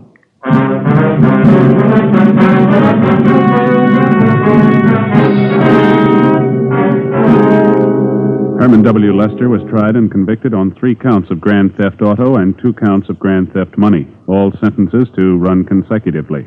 Grand theft auto is punishable by imprisonment for a term of 1 to 5 years, grand theft money by a term of 1 to 10 years. The suspect was also filed on by federal authorities for violation of the Dyer Act. You have just heard Dragnet, a series of authentic cases from official files. Technical advice comes from the Office of Chief of Police W.H. Parker, Los Angeles Police Department. Fatima Cigarettes, best of all long cigarettes, has brought you Dragnet, portions transcribed from Los Angeles. Stay tuned for Counter Spy, next over many NBC stations. Stay tuned to HOJO Radio.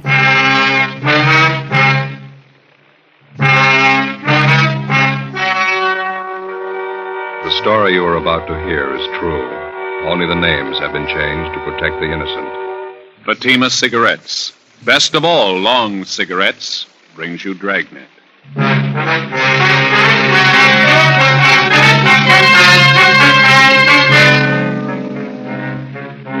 You're a detective sergeant. You're assigned to homicide detail. You go to an apartment house and answer to a shooting and dead body call. Her husband tells you it's suicide. The facts show it to be murder. Your job? Find out. You'll be amazed when you compare Fatima with other long cigarettes. You'll find they now cost the same. But in Fatima, the difference is quality. You see, Fatima is the quality king-size cigarette because it contains the finest domestic and Turkish tobaccos superbly blended. And Fatima is extra mild, with a much different, much better flavor and aroma than any other long cigarette. So compare Fatima yourself. Fatimas now cost the same as other long cigarettes, but your first puff will tell you... Ah, that's different. Yes, in Fatima, the difference is quality. Ask your dealer for Fatima, the quality king-size cigarette. Best of all long cigarettes. Start enjoying Fatima tomorrow.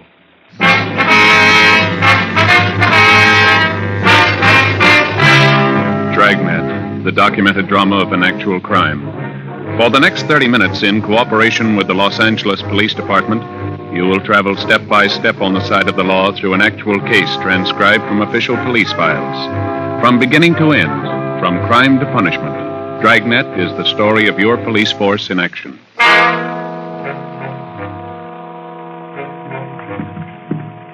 It was Sunday, March 9th. It was windy in Los Angeles. We were working the day watch out of homicide detail. My partner's Ben Romero. The boss is Thad Brown, chief of detectives. My name's Friday. It was 4:35 p.m. when we got to the first floor of the Kelsey Apartment Hotel. Apartment 112. Hi, Joe. Ben. Hi, Harry. How are you? What have you got here? A woman's dead, shot through the right temple with a .45 automatic. Husband claims it's suicide. What's the name? Mr. and Mrs. Andrew Robertson. Wife's name was Marie. That's Mr. Robertson right over here. Has the crime lab been called? Yeah, about 2 minutes ago. Fine. Mr. Robertson, this is Sergeant Romero, Sergeant Friday. How do you do? How are you, sir? Have you questioned Mr. Robertson? No, not yet. Mr. Robertson, do you want to tell us what happened here? I'd just gotten back from the corner grocery store. My wife and I had a little argument going. It started before I left for the store, and it was still on when I got back. I see. She was fixing chicken fried steaks for dinner, putting the flour on them. We had a few more words, and I went over and sat on the Davenport right where I am now. Mm-hmm. She was standing there in the doorway to the kitchen. She said something that set me off, and I guess I got pretty mad and said a few things. Then she went back over to that little nightstand there by the door to the kitchen. That one right there? Yeah, that's it. That's where I keep my Army automatic. She pulled it out of the drawer and backed up into the kitchen. She put the gun to her head and said, "This'll put an end to the argument once and for all." I yelled at her and tried to stop her, but I was too late. She pulled the trigger and fell right there where she is. What'd you do then? I went upstairs to Ted Carlton's place. He lives in 212 right above us. We don't have a phone here. I asked him to call the police and send for an ambulance. Did you go over to see how badly your wife was shot? Yeah, I forgot to tell you. The minute she fired, I rushed right over to her, but I was too late. She was dead. Now, did you touch anything in here, move anything at all? No, sir, not a thing. I've been sitting here ever since I got back down from Ted's room upstairs. I see. Joe? Yeah. Empty cartridge casing here on the floor. Yeah. When Jones gets here, we'll measure the distance. Just a minute. We can put this saucer over till the crime lab gets here. All right. Riley. All right. Crime lab's here Friday. Lee Jones. Oh, hi, Lee. Hello, Joe. Ben? Hi, Lee. Fremont, would you mind taking Mr. Robertson downtown? We'll be right down as soon as we finish up here. Right, Joe. See you later. Thanks a lot, Harry. Let's go. What do we got here? Shot through the right temple. Husband claimed suicide. Mm-hmm. What's under the saucer? Empty casing. Looks like she was flouring meat, huh? That's what the husband says, yeah. It's probably what that is in the barrel of the automatic there. Yeah, we noticed that. Wastebasket's sure full, isn't it? Yeah. Right tempo, huh? 45 automatic. Yeah. If she shot herself in the kitchen, how do you figure the empty casing got out there in the living room? Position of the body doesn't warrant that. That'll be Ed McGill, the photographer. Come in. Friday? Oh, Ed? How are you, Ed? Well, what you want to shoot? Why don't you get an overall of the room first and grab one in the kitchen there? All right.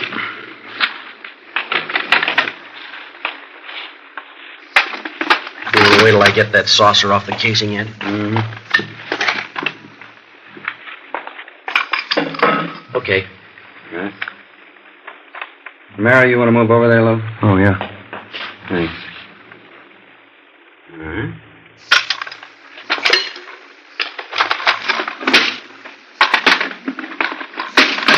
Now, you want the kitchen? Right from where you are now is good. We can get out of your way here.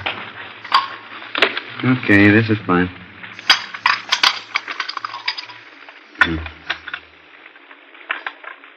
Mm-hmm. Now, right over the body. Better get that chair to stand up. Oh, yeah, here you are.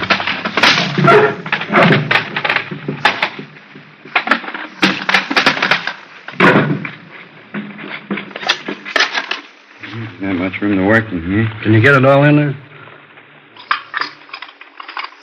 Yeah, I think so. Use the wastebasket as your outside line here and kitchen sink on the other side. Can't get the sink in. Will you settle for the wastebasket only? Fine. Just use that as your right-hand sideline, huh? All right. Okay. So while you fellas finish up in here, we're going to run upstairs a minute late. Okay, Joe. Come on, Ben.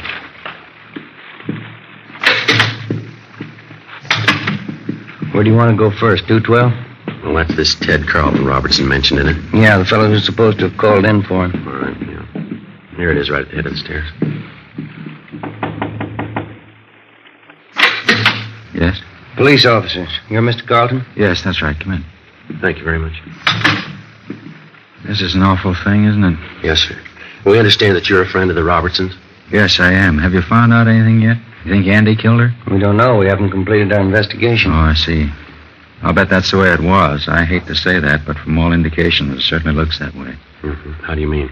The argument, the shouting, and then that single shot. I don't know, but it sure struck me that Andy did it. When did the argument start? Was it prolonged, do you know? What do you mean? When did it start? What time, do you know? Well, this one today started about 3:30 when Andy got back from the store, but they've been arguing ever since I've known them. And how long have you known them? About 2 years.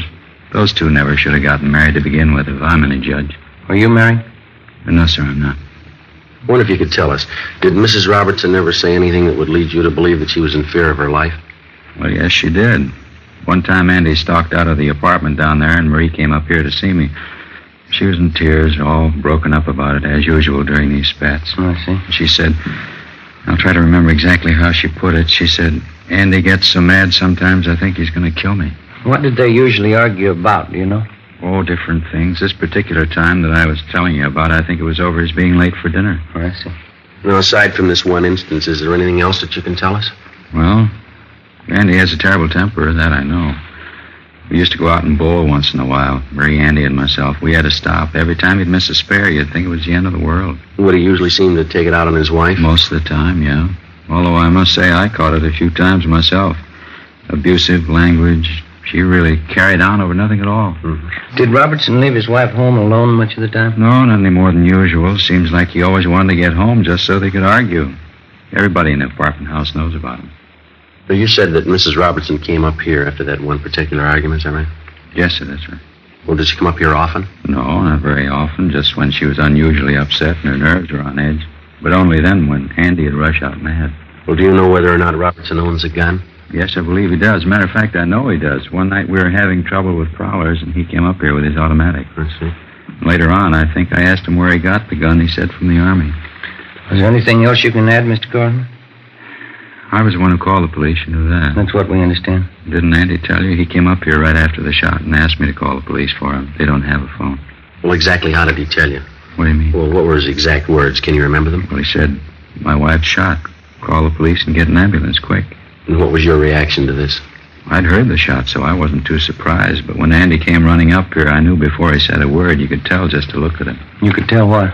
Something was wrong. I had a hunch all along that this might happen someday. What's that? That Andy had killed his wife. Ben and I continued questioning the various neighbors in the apartment building. Their stories all matched in every detail.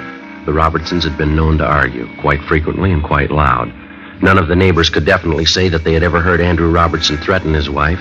All of them volunteered it would be entirely possible. We put in a call to R&I. We found that there was no previous record on Andrew Robertson nor his wife, Marie. Before Lee Jones had finished his investigation, latent fingerprint men had arrived, and the men from the coroner's office were standing by for removal of the body. We canvassed the neighborhood and checked with the various merchants in the area. They could shed no further light on the death of Marie Robertson. The coroner removed the body from apartment 112, and Lee Jones continued with his investigation.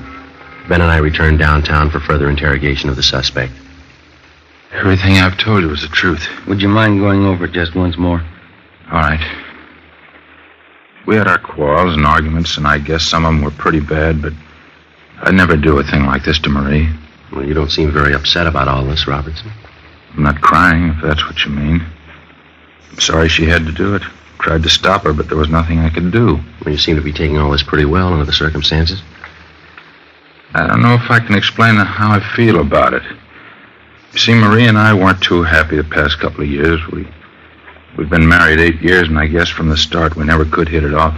Did you used to argue quite a bit?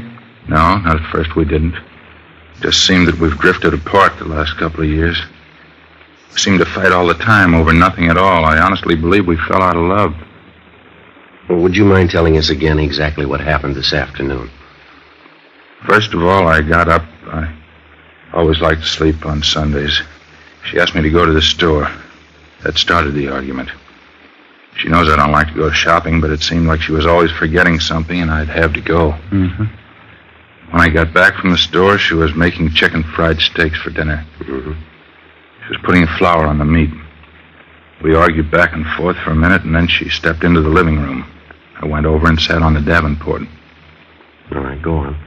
We had a few more words, and she went over to the small nightstand by the kitchen door and took out my Army automatic that I kept in there. She backed up into the kitchen and pointed the gun at her head. Here. She said this'll end the argument once and for all.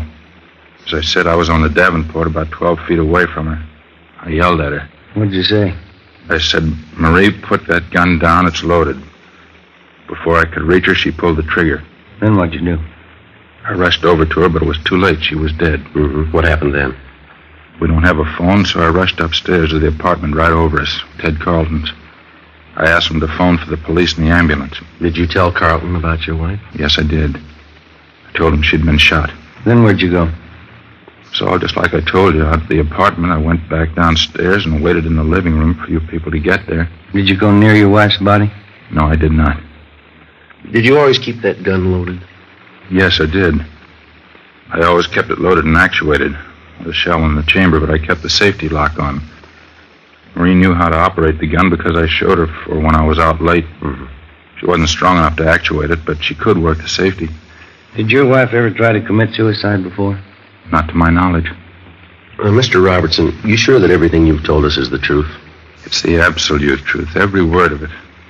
Well, sir, here's the way it looks to us. We think you killed your wife. I didn't. Let us lay out a few things for you. We talked to your friends and neighbors in the apartment house. We have people who will testify to the fact that your wife was afraid that you might kill her. She told one man that. It isn't true. I don't know what she may have told somebody, but I didn't kill her. It's a known fact throughout the entire apartment building that you and your wife had violent quarrels. The kind of arguments, from all reports, that could easily lead to something like this. I told you we argued, but I didn't kill Marie. I couldn't do a thing like that. Mr. Robertson, we've made a preliminary investigation of your apartment. You say your wife killed herself. Let me show you some of the flaws in your story here. All I can say is what I've told you is the truth. I didn't kill her. Now, you told us that your wife went to the nightstand and got the gun. That's right. How did she pick up the automatic? How do you mean? Well, how'd she take it from the drawer? Like anyone would pick up a gun? By the butt? She picked it up like anybody would who was going to use it. You're sure about that? Positive. She didn't touch anything but the butt. Well, she had part of her hand on the trigger. Well, we know that, but she didn't touch any other part of the weapon. She did not. She didn't have time. Well, then how do you account for the fact that we found traces of flour on the barrel of the gun? Well, sure. She was flouring meat. Well, how'd the flour get on the barrel? I don't know. Well, isn't it true that when you approached her with the automatic pointed at her, she tried to ward off the shot with her hand? Now, isn't that how the flour got on that barrel? That isn't true. Now, you said your wife was putting flour on some steaks. That's right. How do you account for the fact that we didn't find any flour on the butt of the gun where it belonged? Or on the drawer of the nightstand, where you say she first picked up the automatic? Well, I can't answer that. I don't know what all this means. Well, it means that unless you've got some kind of explanation, we have to assume that you're lying, that you killed your wife. I don't know how to explain all these things, but I didn't kill her. Mr. Robertson, you say you were an Army man. Isn't that what you told us out at the apartment? Yes, I was a sergeant in the Army during the last war. What outfit were you in? I was an instructor in sidearm weapons at Santa Ana Army Air Base. Then you'd be somewhat of an authority on the Colt .45 caliber automatic pistol, wouldn't you? I guess I would, yeah. That was one of the weapons I instructed in. You'd know all about the system of ejection employed by the Colt Company on their .45 automatic. Yes, I would. The empty casing ejects to the right, up and back. Is that correct? Yeah, that's right. In other words, if you were pointing a .45 at me and you pulled the trigger, the empty casing would eject to your right, up, and fall on the floor to the rear on your right side. Is that right? Yeah, that's where it would end up. You still maintain that your wife shot herself? Yes, I do. Where was she standing when she pulled the trigger? As I told you before, in the kitchen. How was she standing? What do you mean? Which way was she facing? Well, let's see. Facing me.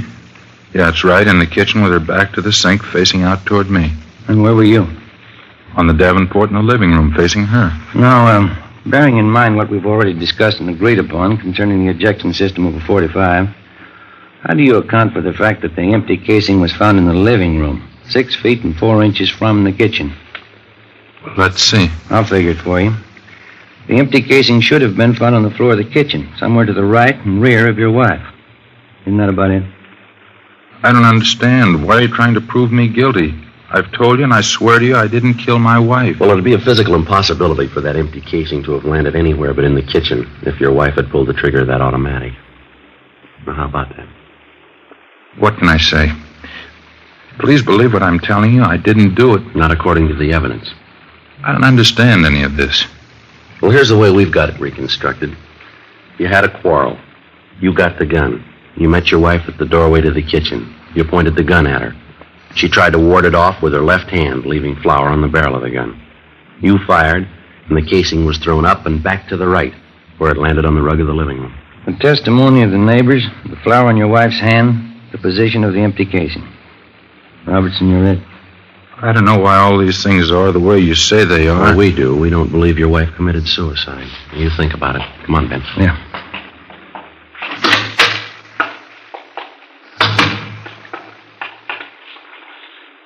Well, what do you think? Evidence we've got so far has got him tabbed. Yeah.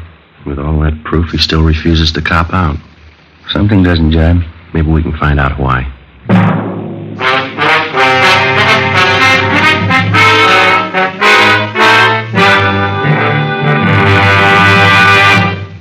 You are listening to Dragnet. From beginning to end, Dragnet is the authentic story of your police force in action. Now, from beginning to end, the Fatima story. Actual convincing proof that in Fatima, the difference is quality. Quality of tobaccos. The finest domestic and Turkish varieties, extra mild and superbly blended to give you a much different, much better flavor and aroma. Quality of manufacture. Smooth, round, perfect cigarettes, rolled in the finest paper money can buy. Manufactured in the newest and most modern of all cigarette factories. Quality, even to the appearance of the bright, clean, golden yellow package, carefully wrapped and sealed to bring you Fatima's rich, fresh, extra mild flavor. Because of its quality, its extra mildness, its better flavor and aroma, more long cigarette smokers are now insisting on Fatima than ever before. So if you smoke a long cigarette, compare Fatima. You'll find they now cost the same. But your first puff will tell you... Ah, that's different. Yes, in Fatima, the difference is quality. Insist on Fatima. Start enjoying the quality king-size cigarette. Fatima. Best of all long cigarettes.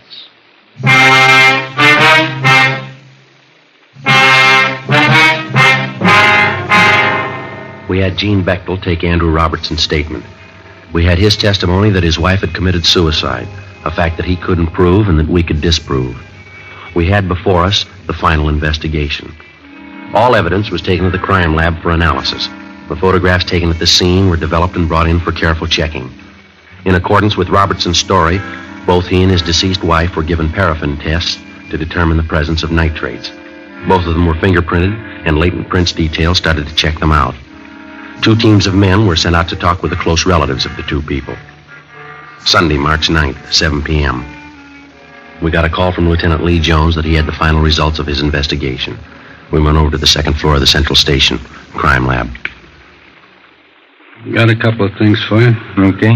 How'd you make out with Robertson? Well, he insists that it was suicide. What's your ID on it? Let me show you what we got. All right. Yeah, look at this. A picture of the .45 casing. That's right. Take a close look at it. Right here in particular. See? Yeah. You notice this one edge is a little crimped here? Yeah, ejector marks. No, here are your ejector marks up here, see? This crimping is something entirely different. What is it? You remember where you found this casing? 6 feet 4 inches into the living room. That's right. And we wondered how it could have been thrown that far by the ejector if the husband's story's true. The ejector didn't do that. I wondered, too. On closer inspection, I noticed this crimping. Let me show you how this casing got out there in the living room. Here's an identical .45 caliber Colt empty casing. Yeah. We'll place it here on the floor on a piece of carpeting the same thickness that was in their kitchen. Linoleum. Now, watch this. I'll step on it, hitting it from an angle. There's your answer to that. When the husband ran over to his wife's side, what did he say he did? Yeah, it's about the size of it. He stepped on the casing accidentally, and certainly not caring about it at that moment, it bounced out into the living room just like a tiddlywink. Now, here. Notice the casing now, the crimping. Check it against the photo. Yeah. Looks exactly the same way. It matches. Did the flour on the barrel of the gun, it was flour, by the way, did it figure in for you fellas? Well, yeah, we figured the wife was trying to ward off the gun when he pointed it at her. Well, certainly the logical deduction.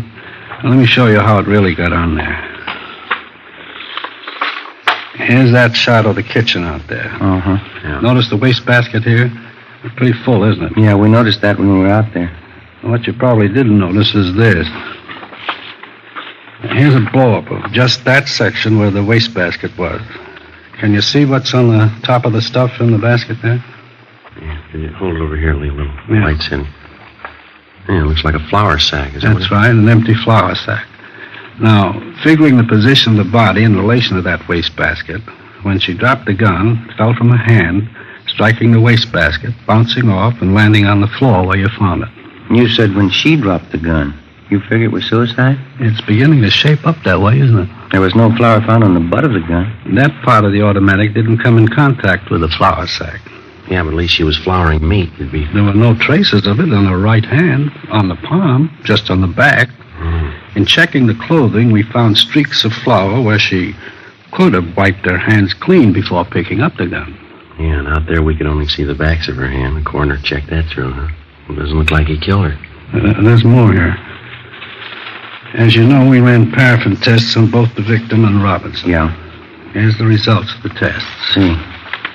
Andrew Robertson, known nitrates negative. Marie Robertson, evidence of nitrates positive. She fired a gun, he didn't, huh? That's it.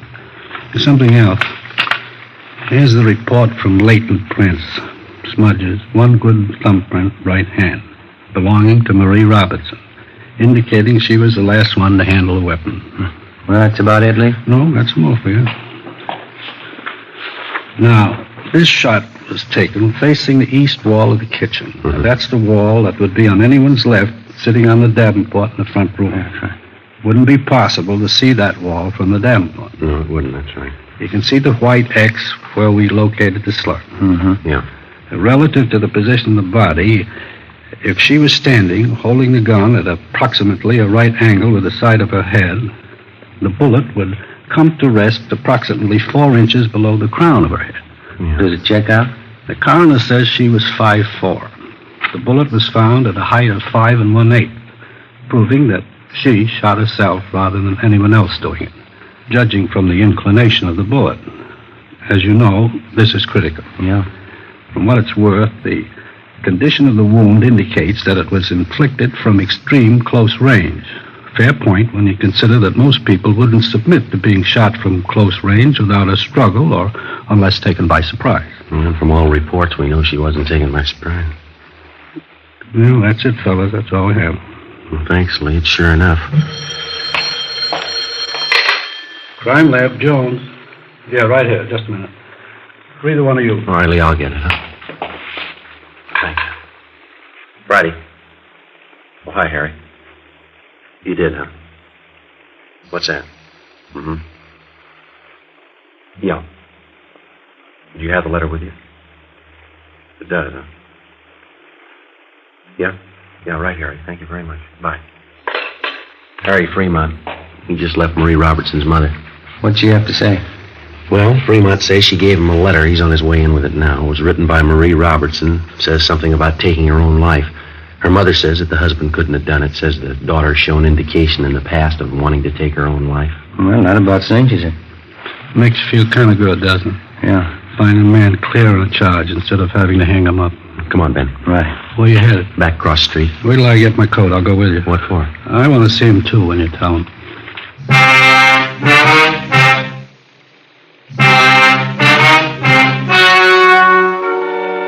The story you've just heard was true. Only the names were changed to protect the innocent. On March 12th, the hearing was held in the office of the coroner, City and County of Los Angeles, State of California. In a moment, the results of that hearing. And now, here is our star, Jack Webb. Thank you.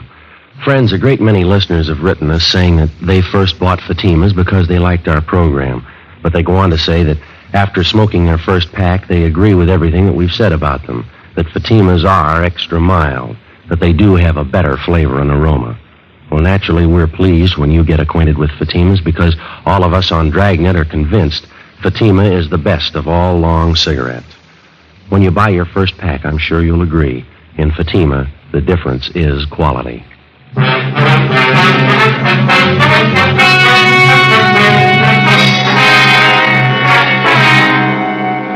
Andrew William Robertson was immediately released from custody. A 510 form was made out, exonerating him from any complicity in the death of his wife. Ladies and gentlemen, Mr. James M. Fox, President of the Southern California chapter of the Mystery Writers of America. The Edgar Allan Poe Awards of the Mystery Writers of America are made each year for outstanding contributions in the field of mystery. This year, by a nationwide vote of 300 professional mystery writers, the radio award goes to Dragnet for consistent excellence in the use of the medium in the best traditions of our craft. The Mystery Writers of America are happy to present their Edgars, statuettes of Poe, to Dragnet's Jim Moser, who writes the scripts, and a duplicate statuette to Dragnet. Congratulations, Mr. Moser. Thank you, Mr. Fox.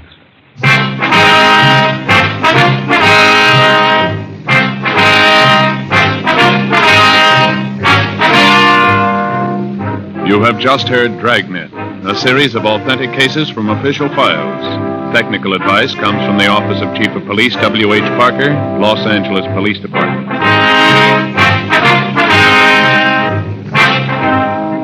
Fatima Cigarettes, best of all long cigarettes, has brought you Dragnet, portions transcribed from Los Angeles. Stay tuned for Counter Spy, next over many NBC stations. Actor and producer Jack Webb's aim in Dragnet were for realism and unpretentious acting. He achieved both goals, and Dragnet remains a key influence on subsequent police dramas in many media. The show's cultural impact is demonstrated by the fact that even after 5 decades, elements of Dragnet are known to those who have never heard nor seen the program.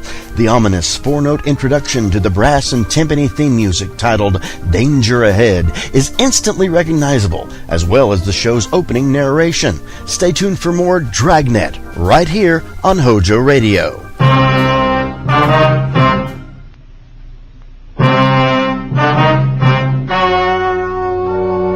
The story you are about to hear is true. Only the names have been changed to protect the innocent.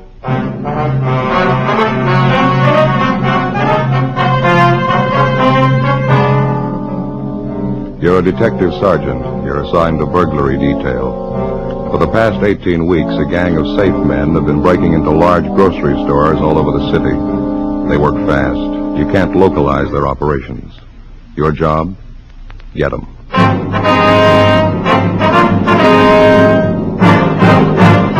Dragnet, the documented drama of an actual crime. For the next 30 minutes, in cooperation with the Los Angeles Police Department, you will travel step by step on the side of the law through an actual case transcribed from official police files. From beginning to end, from crime to punishment, Dragnet is the story of your police force in action. It was Wednesday, September 16th. It was hot in Los Angeles. We were working the day watch out of burglary detail. My partner's Ben Romero. The boss is Captain Wisdom. My name's Friday. It was 7:45 a.m. when I got to the service station on the corner. The phone booth.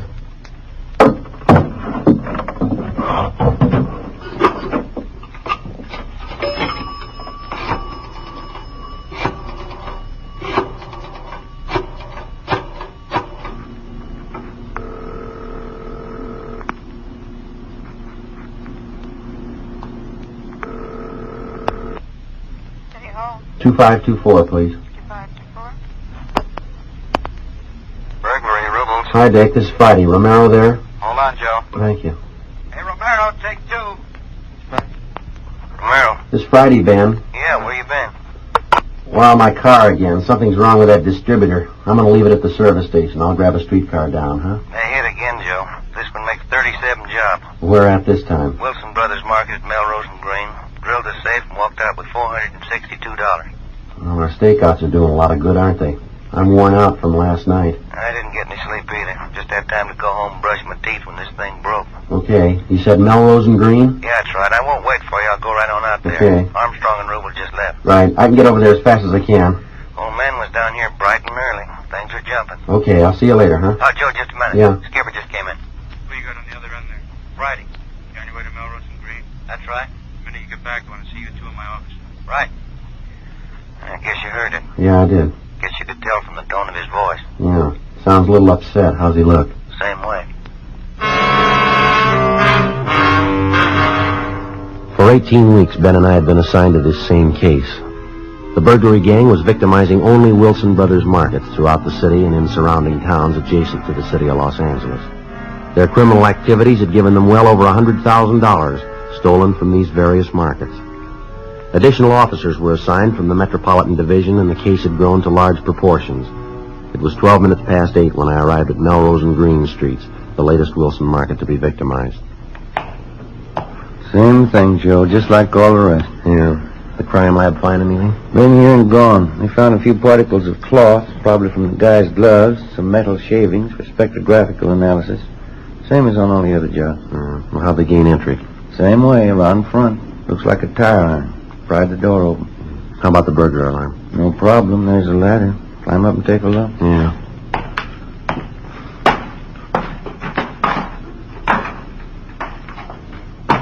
See it? Yeah, I see it. Cut the key leads again, huh? Nothing's different, Joe. Just exactly the same. All around. Well, that really tears it, doesn't it? Yeah. 252 men on stakeout last night, and they know just which market to hit, one that isn't covered. When you figure Wilson's got over 300 stores, we can't cover them all. I think we might have some of the luck. We're sure overdue. Nobody could be this lucky this long. Well, they're out to break the record. Haven't turned up anything new at all, huh? Not so far. I've been looking around. Come on. Yeah. Rubels and Armstrong in the store? Yeah, they're checking the back of the store, stock room, employees' locker room. And how much was taken? Told you on the phone, $462. Some checks, about $200 worth. Well, this is Wednesday. I suppose the thieves have discontinued the weekend jobs? I don't know. Your guess is as good as mine. Here's the box. Yeah. Sure a good, clean job. A lot different than those first ones, huh? Yeah, they've come a long way. Well, the safe was certainly well lighted, wasn't it? 200-watt bulb up there. Still burning when we got here. Doesn't do much good with all those boxes piled up over there in front of the window, though. Manager says he weren't there when he closed up last night. Well, nothing seems to bother them, does it? They move in, don't chance turning out the light. They just pile crates up between themselves and the street, and then they take their time drilling the box. That's it. There's the usual empty pop bottles, 3 of them. Yeah, the cooler bits of it, yeah. Hi, Friday. Didn't know you were here yet. Oh, hello, Rubles. How are you? Yeah, but we got something. Yeah? Fished these out of the drain in the bathroom. What do you got? Looks like they tried to get rid of them. Some of the checks torn up and this fishing license ripped in two. Well, could I see those bits? Charles W. Royal, issued last month. Good chance he might have carried the license in his pocket and got it mixed up with the checks. First, maybe he was going to take the checks, but changed his mind, tore them up, the license with him. Well, let's hope you're right, Dick. But it might just belong to some employee here. Well, we've been kind of figuring these jobs might have an inside connection. Maybe this is it, huh? Let's check it out. Well, maybe this is the break we've been looking for. We went back to the office and checked the name Charles W. Royal through R&I. No record. We contacted the management of the Wilson Markets. He had been an employee at the store, which was just held up. He had been transferred 6 months prior to their Van Nuys branch. In checking back, we found that the Van Nuys Market was one of the first stores to be burglarized. He was placed under surveillance for several days, and during this period, another Wilson Market was burglarized. The officers conducting the surveillance accounted for all of Royal's time during the burglary. He was brought in for questioning and cleared of any complicity in the burglaries. Monday, September 28th, 8 a.m., we met with Captain Wisdom. The reason for Royal's fishing license being in with those checks was because he left it behind at that store when he was transferred. That's right. Manager of the store confirmed it. Said he kept it in a safe for him so it wouldn't get lost. Well, that lead went nowhere. None of them go anywhere. We don't get any leads. Been no kickbacks on any of our teletypes, APBs, or radiograms. Between Armstrong, Rubles, and Ben and I, the girls in the stats office think we're on the payroll down there. We're wearing out the cards, having to make runs on the gang's M.O. for us. How about that last stuff Burton from CII sent down? Well, we checked all 3 of them out. Nothing. Boys in the crime lab got a lot of physical evidence if they could make something out of it. That's just it. You can't make something out of nothing. You haven't got much up there. A few steel shavings off those safes, a couple of broken bits, handful of cotton fuzz they think is off the guy's gloves. You can't work miracles. Yeah, that's right. I don't think we've overlooked anything, Captain. Every neighborhood in the vicinity of every burglary has been checked and rechecked. And all you turned up was that one woman? Yeah, the one that saw the 3 men out in back of the Wilson Market over on Vermont. She thought they worked there. Didn't know she'd witnessed a burglary till we told her. Mm-hmm. She couldn't identify any of them, huh? No, she couldn't. I just checked with the sheriff's office. These burglaries are driving them crazy, too. No leads. Boys from the parole office have been trying to give us a hand. We've checked out everything they sent us on dischargees and parolees. Nothing fits. Well, did the markets seem to be cooperating, holding up their end as they were instructed? Well, as far as we can tell, right to the letter, yeah. All the safes that were concealed in any way have been moved out in a more conspicuous spot, all well illuminated. The Wilson Company has bought better-made safes to replace the ones that were broken into. They're replacing their old models as fast as they can. Doesn't seem to stop them. Yeah, all that's according to the book. Doesn't figure with all those precautions they'd be foolish enough to tip off the thieves. What do you mean? Well, here, take a look at this. Yeah. Larson and Gunn turned this up at that Venice Boulevard job night before last. Mimeograph stakeout instructions, huh? That's right. Put out by the management of the markets. Every time we inform them of a stakeout night, they put these inter-store memos out. Yeah. That was for the purpose of informing all the different store managers of the police department's plans so they'd be sure and comply with our instructions. Yeah. Motive was okay, but the effects have been causing us more trouble than we know. Well, weren't these destroyed after the store managers read them? Apparently not. We'd notify the management of the stores to be staked out a week in advance so that they could quietly let the stores know about it. Whether we wanted the lights left on or turned off to move the safe out of hiding, all the various instructions. And the management of the market chain just took it on themselves to send out these memoed sheets, huh? And not only that, in checking the last couple of jobs, either these sheets were in the manager's desks or they were posted in the store someplace. All the thieves had to do was go through a desk or check a bulletin board and they knew right where we'd be, huh? Without this advance information, maybe it'll slow them down. Maybe we can write in on part of the luck. We're due. Yeah. Now, come on over here to the pin map. Well, here you are, Friday. A red pin for you, one for you, Romero. Mm-hmm. You put them in. I got calluses on my thumb from trying to keep up with those thieves. Yeah. Venice Boulevard and Rockwell. Mm-hmm. Vermont and Marathon. Yeah, just look at them on there. They're going to run us out of pins if we don't blow the whistle on them. Well, I'm getting a little sick of it myself. You take a good look at the map here. Yeah. All the red pins of these market jobs in and around here and through here. Mm-hmm. As you know, Wilson's got stores throughout most of Southern California. Yeah. They've hit in and around the metropolitan area, Pomona, Glendale, a couple of times at the beach cities. But look over here. That's Eagle Rock. Yeah. Now, for some reason, they're leaving Eagle Rock alone. There's 7 Wilson markets out there, not one of them have been touched. Well, maybe they'll hit there next, huh? And we double-checked all cruiser units out there, told them to be doubly alert. Also to report any suspicious moves around any of the stores. I want to report on any and all cars driving below normal speeds anywhere near those markets. Anything even remotely out of line. There's 7 stores in and around that area. Excuse me. Burglary, Wisdom. The highball. Who's that? They did? Colorado and Bryce. Yeah, right away. Yeah. That was Lieutenant Vaughn, Highland Park. I was wrong. There's only 6 stores in Eagle Rock now. What do you mean? They knocked one over last night. The preliminary investigation of the Wilson Brothers Market in Eagle Rock yielded no additional physical evidence, but it definitely showed that we were dealing with the same gang of thieves. In this last burglary, they got away with $1,852. 1:34 p.m. After 5 hours of continuous checking in the immediate neighborhood of the latest market to be burglarized, Ben and I located a Mrs. Olive Rebard. We felt sure that we'd reached a turning point in the case. Mrs. Rebard had seen 2 of the gang members at work in the Wilson Market at Colorado and Bryce in Eagle Rock. She agreed to come downtown and go through photographs of criminal suspects.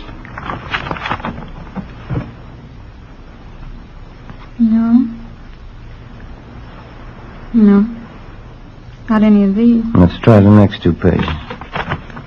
Certainly are a lot of them, aren't there? Yes, ma'am. There's still a lot more to go here. I see it.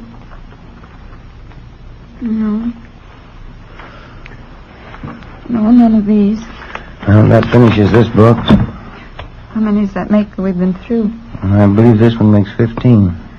Just looking at all those faces makes you wonder, are there any honest people? Well, these books represent an accumulation of many years, you understand. You keep pictures of everybody ever been in prison? Well, within our jurisdiction, yes, and a great many more besides. I see. Ben, how about that Folsom book up there for 45 and 46? All right, I'll put this one back. Fine. 46, yeah, that's it. All right, here we are. You ready, Mrs. Rebar? All right.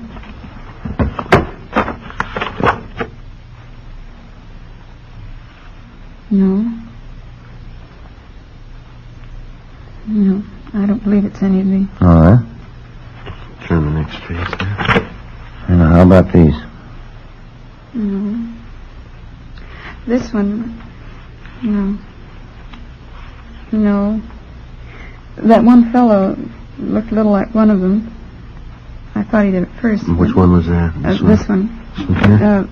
No, I was wrong. He looked familiar at first glance. Well, now, we told you before, Ms. Rebart, if any of these men, their ears, eyes, nose, chin, any part of them looks like any part of the men that you saw, we'd like to know that. We'll have our Sergeant Putoff up in our crime lab drop a composite for you. You mean you put all the different features together? Yes, ma'am. If you think it might help in any way, I mean, it'll certainly help us. I didn't realize that you were that thorough. Oh, we have to be. Well, I'm just not that sure about any of their features. It was just like I told you, I didn't get too good a look at them, but I thought I might remember. There's so many pictures here. Well, would you like to rest a little while, Ms. Rebard? We've been going at this thing for about 2 hours now. No, that's all right. No, I want to help if I can. I think I'll open this door, little Joe. All right. Got a little draft in from the hall. There. Gets a little stuffy in here sometimes. Thank you. I wonder if you'd like a cold drink of some kind. Coke, something like that? No, thank you. That's very kind. I don't care for one. All right. Would you like to go on? Yes, I think so. All right. No.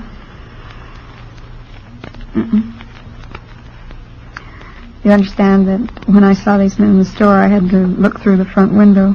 They must have been at least 40 feet away from me. I had to shout to be heard. Yes, ma'am, we understand. They didn't come over to me at all. Mm-hmm. I just can't believe that they were really those lightning burglars. Isn't that what the paper called them? Yes, ma'am. They were just as big as life. They were standing behind the meat counter. They even had on butcher's aprons. Still hard to believe, because they didn't act like burglars at all. Sometimes they don't. Well, the only thing that struck me funny was that anybody be working there on a Sunday. I've seen men in there before. It just didn't seem right that they'd be working there. I wanted to get in to pick up a box of starch. They told me to come back Monday morning when they were open. Well, if you could have seen over the counter from where you were standing, you would have seen the floor safe right there in the meat department. They were trying to open it. I never would have known it. You sure you people couldn't have made a mistake? No, ma'am, I don't think so. We've checked there, and there was no authorized employees in that store yesterday morning. That's so. Well, must have been them then. Yeah, we're pretty sure it was. Yeah. Let me help you there, Mrs. Rebar. These pages are stuck together. Thank you. There. There you are.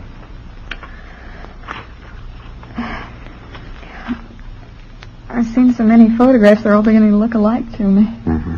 If you'd like to rest a while, that's fine. Maybe you'd like to go home and come back a little later with it. You know something? What's that, ma'am? I'm positive now. Yeah. I wouldn't know those men if I saw them.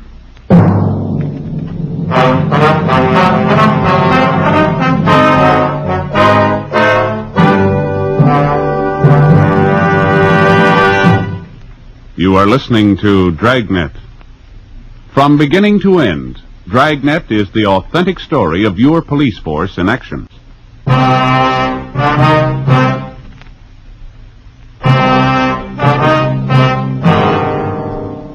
Once more, what appeared to first be a good lead dissolved into nothing.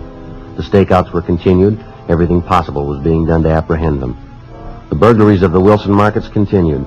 On the night of October 3rd, officers D.B. O'Connell and P.W. Murphy were working a stakeout on one of the Wilson markets in Eagle Rock.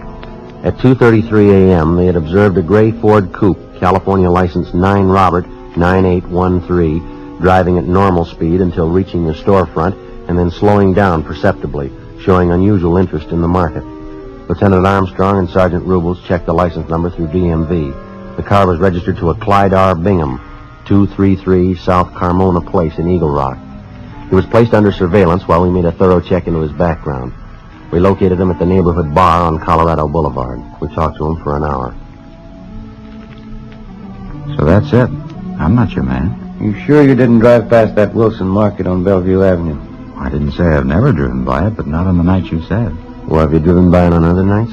I wouldn't remember that. I live out here, and I drive down Bellevue a lot, but I don't know if I've ever been by that market. I suppose I have. We have your license number and the word of 2 officers who saw you. I'm afraid they must be mistaken. You have the word of Benny and Walt. You just talked to them. I told you I was here on the night of October 3rd. I stayed here until almost daylight talking to Walt. He closed up at 2, and we sat around and talked. Where'd you say your car was parked all this time? Right out in front. Ben and Walt told you that, too. I'm telling you, I never left this place the other night. Mm-hmm. Is it possible you could have forgotten? Not all 3 of us. And you didn't loan your car to anybody? No, sir. I never loaned my car. Stayed right out there in front. What'd you say you did after this place closed? As I said, I sat around and talked to Walt. He owns the place. Mm-hmm. What'd you talk about? Oh, I don't know. This and that. I don't recall exactly. Did you go to work the following day? Yes, sir, I did. Seems funny you'd sit up all night talking and then go to work. I don't have to be to work until I please. You know, I'm my own boss. Yeah, well, you run your business all by yourself, do you? No, I have 2 secretaries. They make out checks, keep books. What kind of business did you say you were in? Business management. You know, the thing that bothers me is why you're asking me all these questions. Routine investigation. Doesn't sound very routine to me. I don't understand. We're on an assignment. During the course of that assignment, it became necessary to interrogate you. I still don't understand. Anything else you want to know? No, sir. I think that pretty well covers it. Something I'd like to know. Yeah. Is there a law against slowing down in front of a market? Ben and I felt that Bingham was lying for some reason that we were not aware of. All efforts were made to determine that reason. We made a complete search of his residence. His relatives, friends, and associates were interrogated. The 2 men who had alibied for him were checked out. No evidence was obtained to connect him in any way with the Wilson market burglaries. The surveillance was continued on the 3 men. During the next 2 weeks, another market was burglarized. None of the 3 men could have been involved in any way. Another month went by. The burglaries continued unchecked. The newspapers had dubbed them the Lightning Bandits. There was only one exception to the title. By this time, they'd begun to repeat on markets, to hit again where they had burglarized a safe previously. December 3rd, 4 a.m. Ben and I were cruising the central area, the section not covered by stakeout. I figure there's only one way to beat this thing. Yeah, what's that? Ask for a transfer before they offer us one. Well, it seems like every way we turn, we're stopped. No leads, nothing. Here it is almost Christmas again. Those market thieves started last Easter. Yeah, I know. Well, we got everything covered again tonight as best we can. We could just keep all the markets covered at one time. Well, that's been done a couple of times, you know that. Yeah, I know that, but keep them covered all the time till we get to them. If we had the manpower, we could do it. Yeah. You want to swing in close to the curb? Here's another market. Yeah. You see anything? No, nothing on this side. I can't see the safe in there, can you? No. Those vegetable counters are partially blocking it. Lights on, though. Mm-hmm. Yeah, this side's clear, too. Rear of the store backs up against that other building, doesn't it? Yeah, only a front and side entrance. You swing around again. Will you make a U? You see something? No, I'm not sure. Just pull back up in front again, huh? All right. Okay, this is fine. You want to kill your engine? Mm-hmm. You hear that?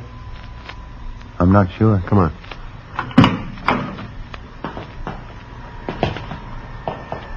You hear it now? No, it stopped. Come on.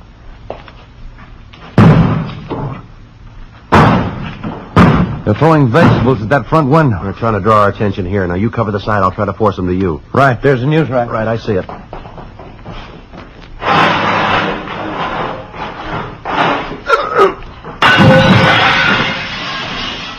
right, hold it right there. Get your hands in the air. I got him, Joe. You want to shake him down? Yeah, right. All right, stand still. Cover him, Joe.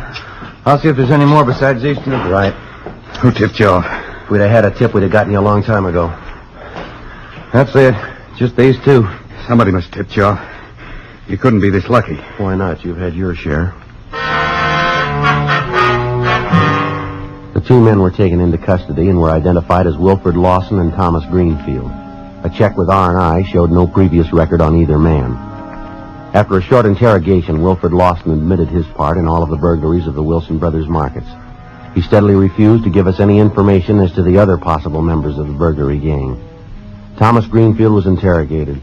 He was the more timid of the two. He claimed that this was the first job he'd been on with Lawson, that he did not know of any other members of the gang, that he'd only served as lookout on this particular burglary, and that he was not deeply involved.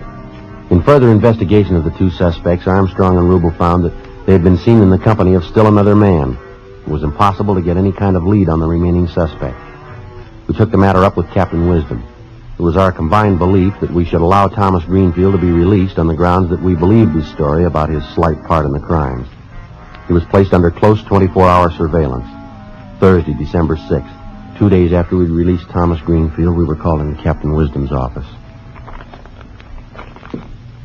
Guess we played it the right way in letting Thomas go. How do you mean? Well, first of all, we passed one up last October. You remember Bingham? The guy driving slow past the market in Eagle Rock? Yeah. Well, he's the one we want. And these two letters, both postmarked today, we picked them up on that mail stop on Lawson. Where are they from, Thomas? Yeah, a couple of choice parts. Yeah, listen to this. Client says to tell you he's not sore anymore. Ever since that mix-up, him and Walt and Benny decided this was the best way to play it. He says he don't want no part of what's yours. And then there's a lot more here. It says he'll get an attorney for Lawson, and he thinks he really put one over on us. Anyway, all three of them are in it all the way. Well, how does Bingham figure in it? We had him under surveillance, didn't we? You know, listen to this from this other letter. Oh, yeah, here it is. I've been talking with C.B. Clyde Bingham, getting real clever now using initials. Yeah. I've been talking with C.B. several times, only on the phone. He's really not sore. He only laid out since that time. He figured he might be hot. That's enough, isn't it? It's all there. It adds. Okay, you got one to roll on. Yeah. Go out and pick him up. This time we'll keep him.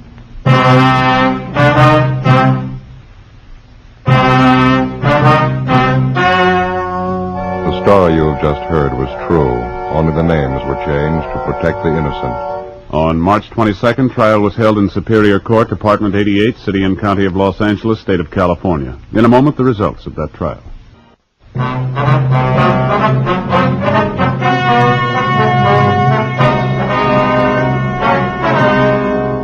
All three suspects, Wilford George Lawson, Clyde Robert Bingham, and Thomas Llewellyn Greenfield, were filed on for burglary in the second degree.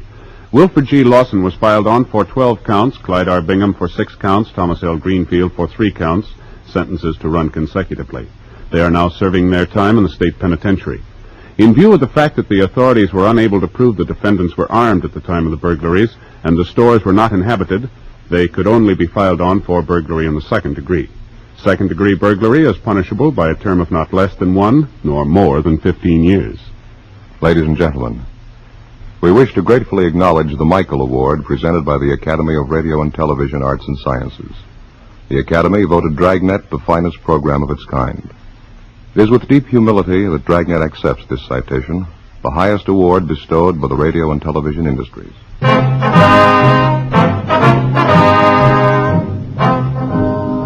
You have just heard Dragnet, a series of authentic cases from official files. Technical advice comes from the Office of Chief of Police W.H. Parker, Los Angeles Police Department. Fatima Cigarettes, best of all. HOJO Radio, where the classics come alive. Fatima Cigarettes is proud to present its Academy Award-winning radio program.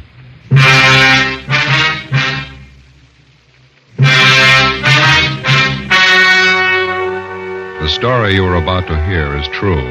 Only the names have been changed to protect the innocent.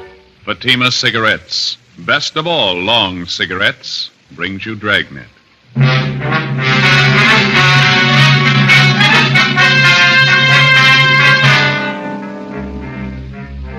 You're a detective sergeant. You're assigned to homicide detail.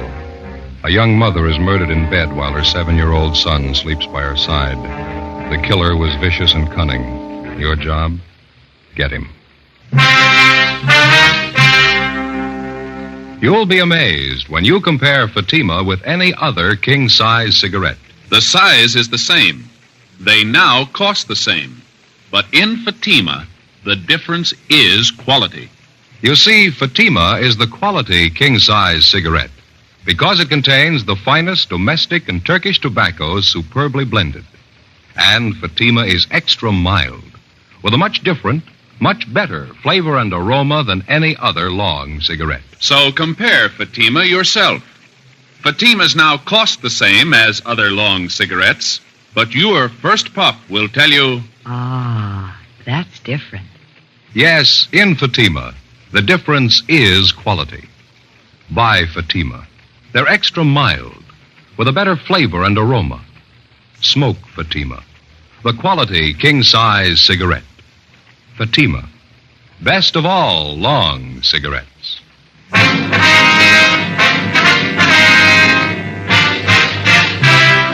Dragnet, the documented drama of an actual crime.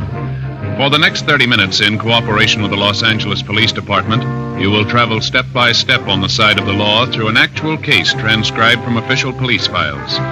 From beginning to end, from crime to punishment, Dragnet is the story of your police force in action.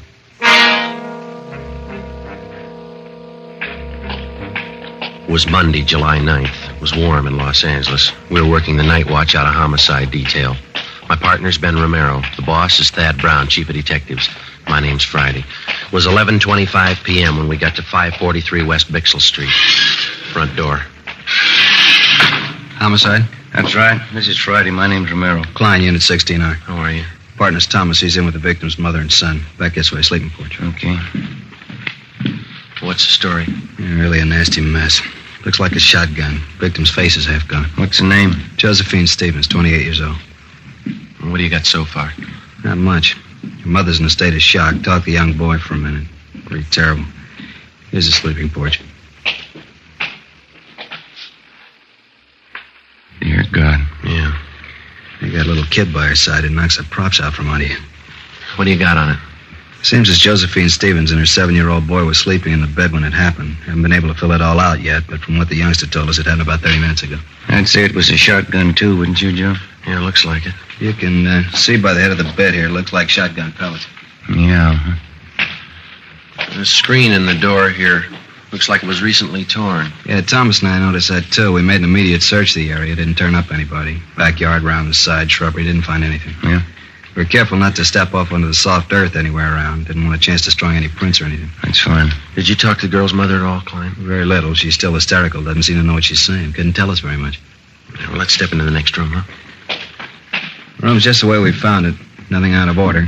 Dresser drawers are all closed. Room hadn't been prowled. No, it doesn't look like the work of a burglar or a prowler. Well, a burglar or prowler wouldn't be carrying a shotgun either, would he? The only thing Thomas and I found were cutting the screen, the gate around the side of the house there. It was open. Crime lab been called? Haven't had time to do it right now. No, never mind. I'll take care of it. I want to call in anyway. Do they have a phone here? Right in the kitchen there on that table. Okay, thank you. I figure we could use some help, don't you? Yeah. Right there to your left. Yeah, I see it. Thank you.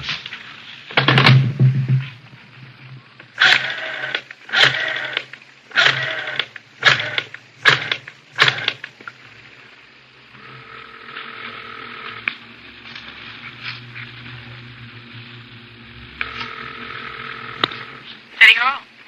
2643, please. 2643? Crime lab, Alan. This is Friday, Jay. Gotcha. We're at 543 West Bixel. Got a homicide. We're going to need prints, photographs, the whole deal, Jay.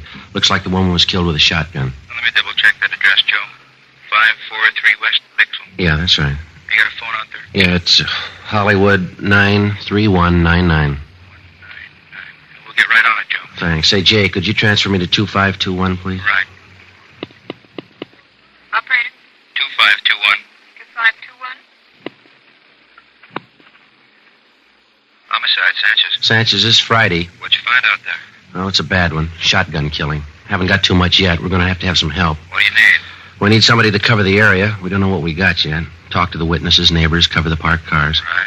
Will you send out a broadcast for us? Alert all units to be on the lookout for a person or persons with a shotgun in their possession. Take care of it right away.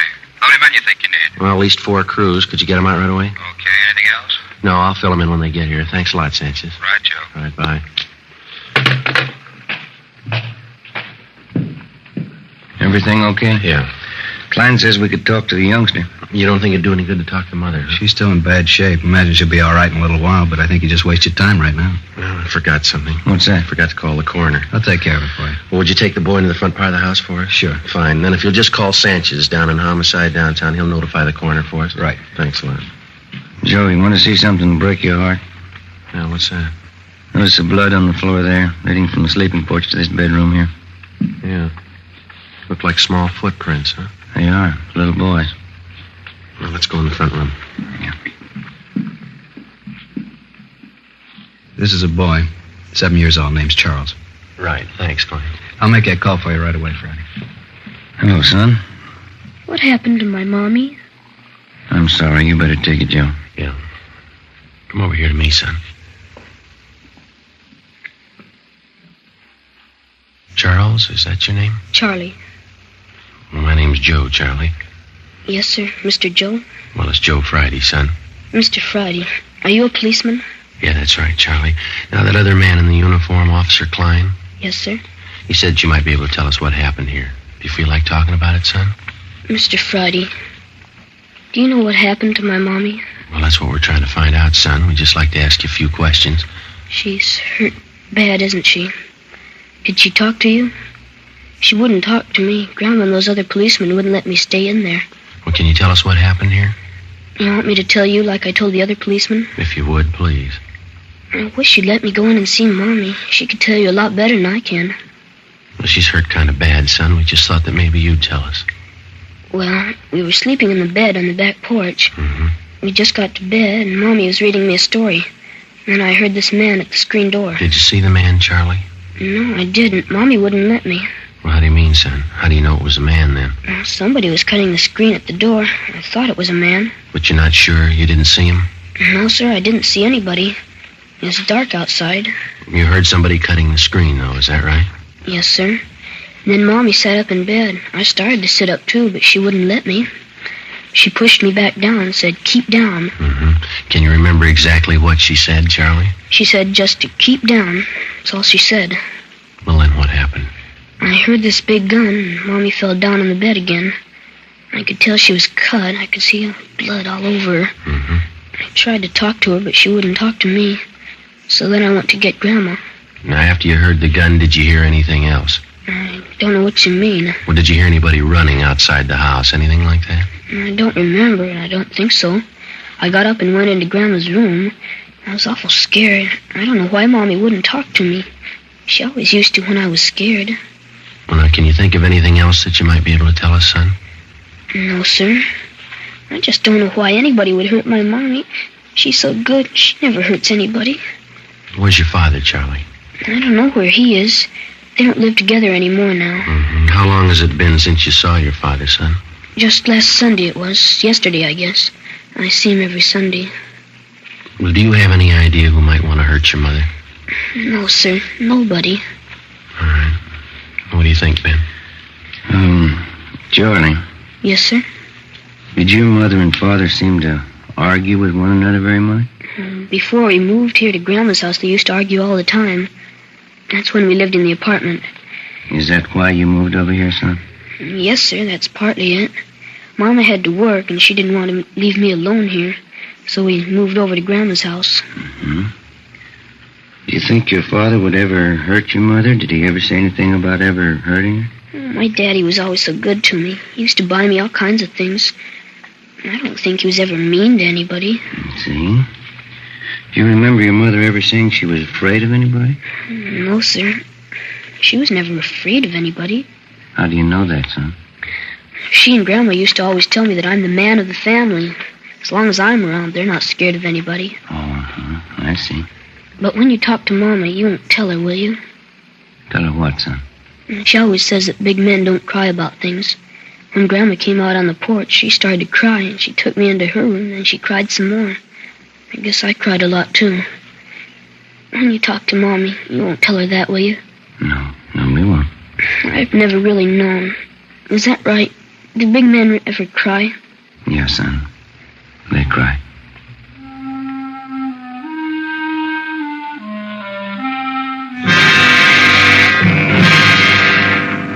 $11:45 p.m. The crime lab men arrived and went to work. They found 3 shotgun pellets embedded in the wall to the right and above the head of the victim's bed.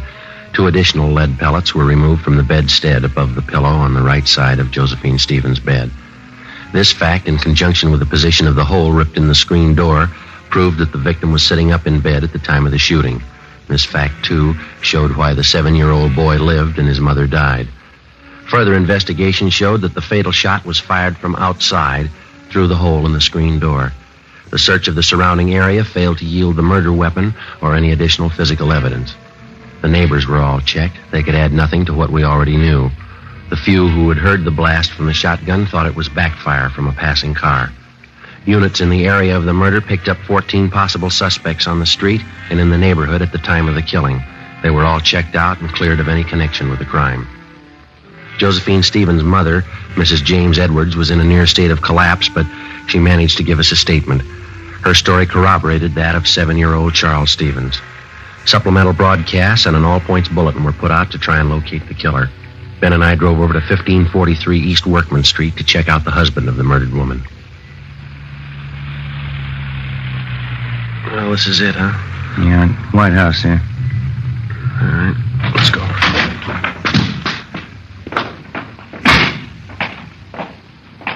Car parked in the driveway. Yeah. The hood's warm. Car's been used recently. Yeah, you got your flashlight? Yeah, here. All right. Car's registered to Keith Stevens. Yeah, come on.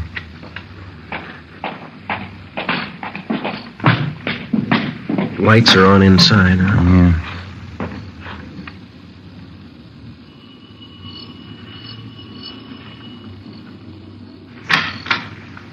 Yes? Mr. Keith Stevens. Yes, that's right. Police officers like to talk to you. Want to come in? Yes, sir, thank you. What's the trouble, officer? When's the last time you saw your wife, Stevens? Why? Well, when did you see her last? Well, I was over there Sunday, yesterday. Always go over every Sunday to visit my little boy, Charlie. My wife and I are separated. That's what we agreed on. And that's the last time that you saw her? Yes, it is. Why? Well, I'm sorry to have to tell you this. Your wife is dead. What's that? I'm sorry. You're kidding. She was all right yesterday. There must be some mistake here. No, sir, I'm afraid not. Josephine Stevens. You sure? 543 West Bixel Street. I gotta sit down. What happened?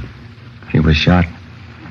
Well, how? I can't believe this. Well, we're working on it now. Somebody shot her while she was in bed. I just saw her yesterday. How did it happen?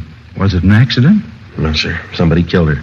How about little Charlie? He sleeps with his mother. Is Charlie all right? Yes, sir. He's fine. He wasn't hurt at all. It was a small miracle how he came out of it, but apparently his safety was the last thing your wife thought of before she was killed. It's just terrible. I still can't believe what you're saying is true. Who in the world would do a thing like this? We want to know that, too. We need your help. Well, where's my boy? I better go right over and see my boy. He's in good hands with his grandmother. We just want to ask you a few questions, and then you can go right over and see him. All right. You gotta get whoever did this terrible thing. Yes, sir. We're going to try. Well, how is it that you happen to be up this late at night? I just got home from work. I work the swing shift at Gibney's. That's the steel mill down in Alameda? Yes, that's right. Did you work today? Yes, I told you. I just this minute got in. Swing shift. What hours would that be? 4 to 12. Did you work the full shift today? I did.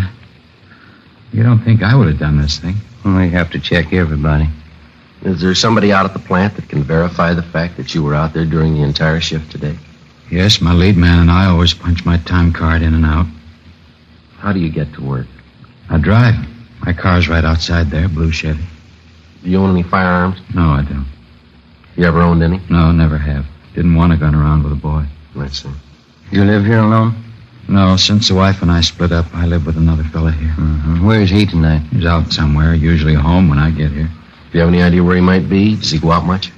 He goes out quite a bit. He's going with some girl. Might be at a movie or something like that. Does he know your wife? Well, not too well, no. I think I took him over to the house one Sunday. He met my son Charlie and my wife. Try to take it easy, Mr. Stevens. Oh, I'm sorry. It's kind of hard to take. Yes, sir, we understand. This man that you live with here, what's his name? Carl Walters. Where'd you know him from? He advertised in the papers. He said he wanted somebody to share a small house with him. I answered the ad, and we seemed to hit it right off from the start. He's okay. What do you know about him?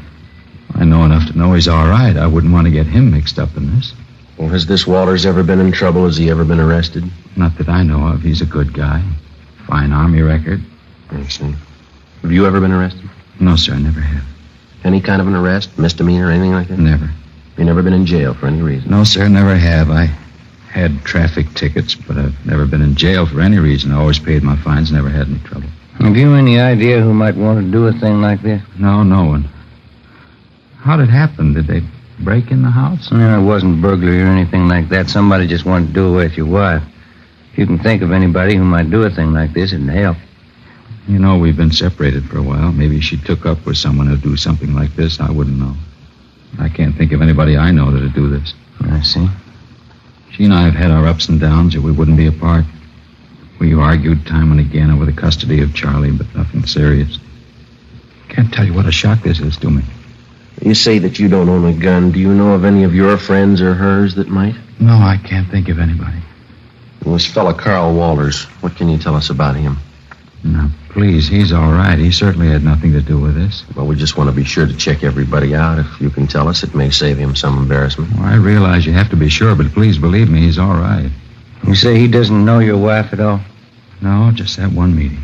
You're sure he couldn't have had any part in it? Absolutely sure.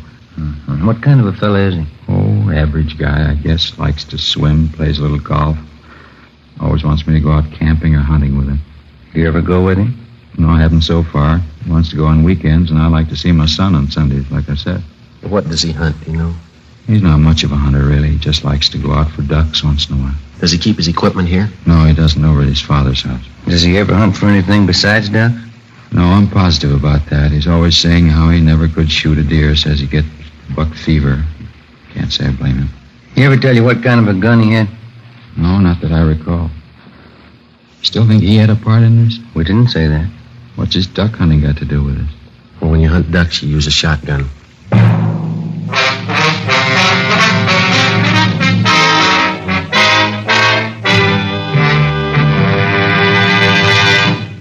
You are listening to Dragnet, authentic cases from official police files. And now, let's look at our Fatima files. Listed under K. Kelly, Nancy Kelly, famous actress. She says, Between scenes, I like to relax in my dressing room and light up a Fatima. They have a really different flavor, and they're extra mild. Friends, more smokers now insist on king-size Fatimas than ever before because in Fatima, the difference is quality. Quality of tobaccos. The finest domestic and Turkish varieties, extra mild, superbly blended, to give you a much different, much better flavor and aroma. Quality of manufacture. Smooth, round, perfect cigarettes. Rolled in the finest paper money can buy. Manufactured in the newest and most modern of all cigarette factories. Quality. Even to the appearance of the bright, clean, gold and yellow package. Carefully wrapped and sealed to bring you Fatima's rich, fresh, extra mild flavor. So, if you smoke a king-size cigarette, compare Fatima. You'll find they now cost the same. But your first puff will tell you, Ah, that's different. yes, in Fatima, the difference is quality. Buy Fatima. Smoke the quality king-size cigarette. Fatima. Best of all long cigarettes.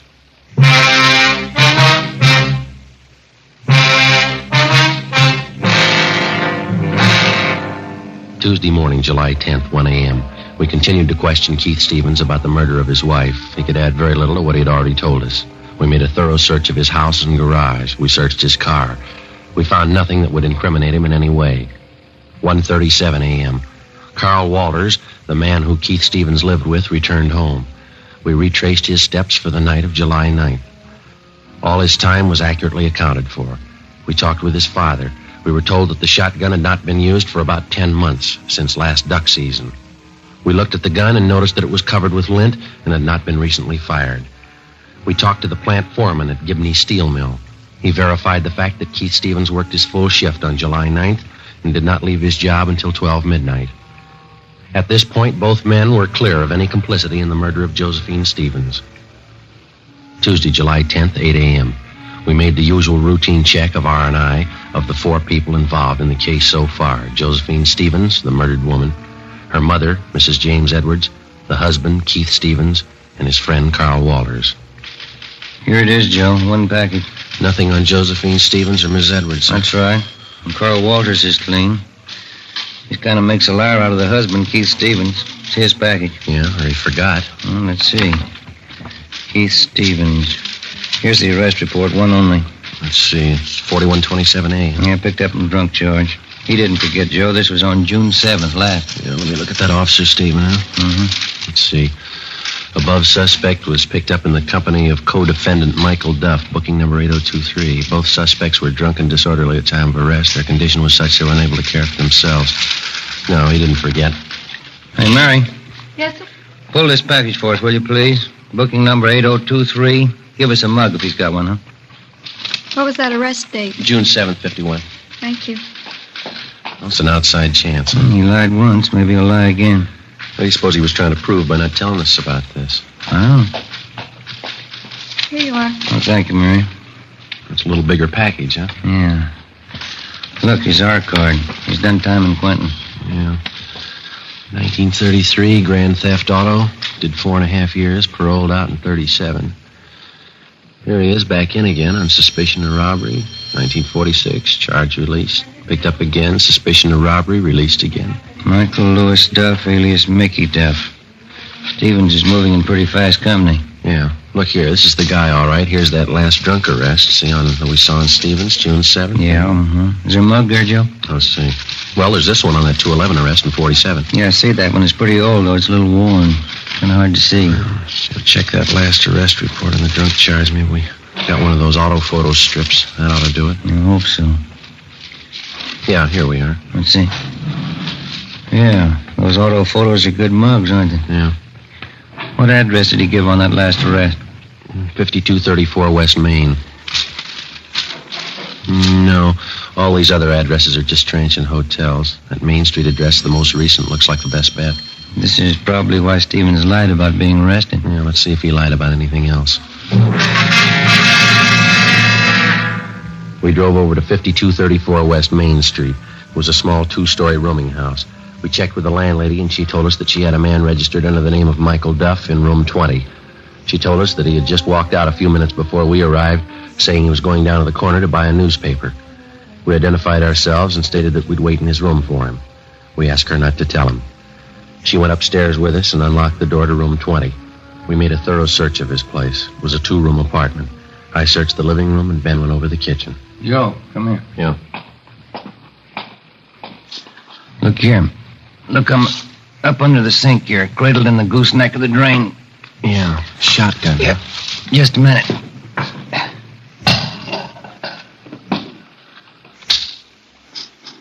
It's been fired recently. Yeah. And this much fits in.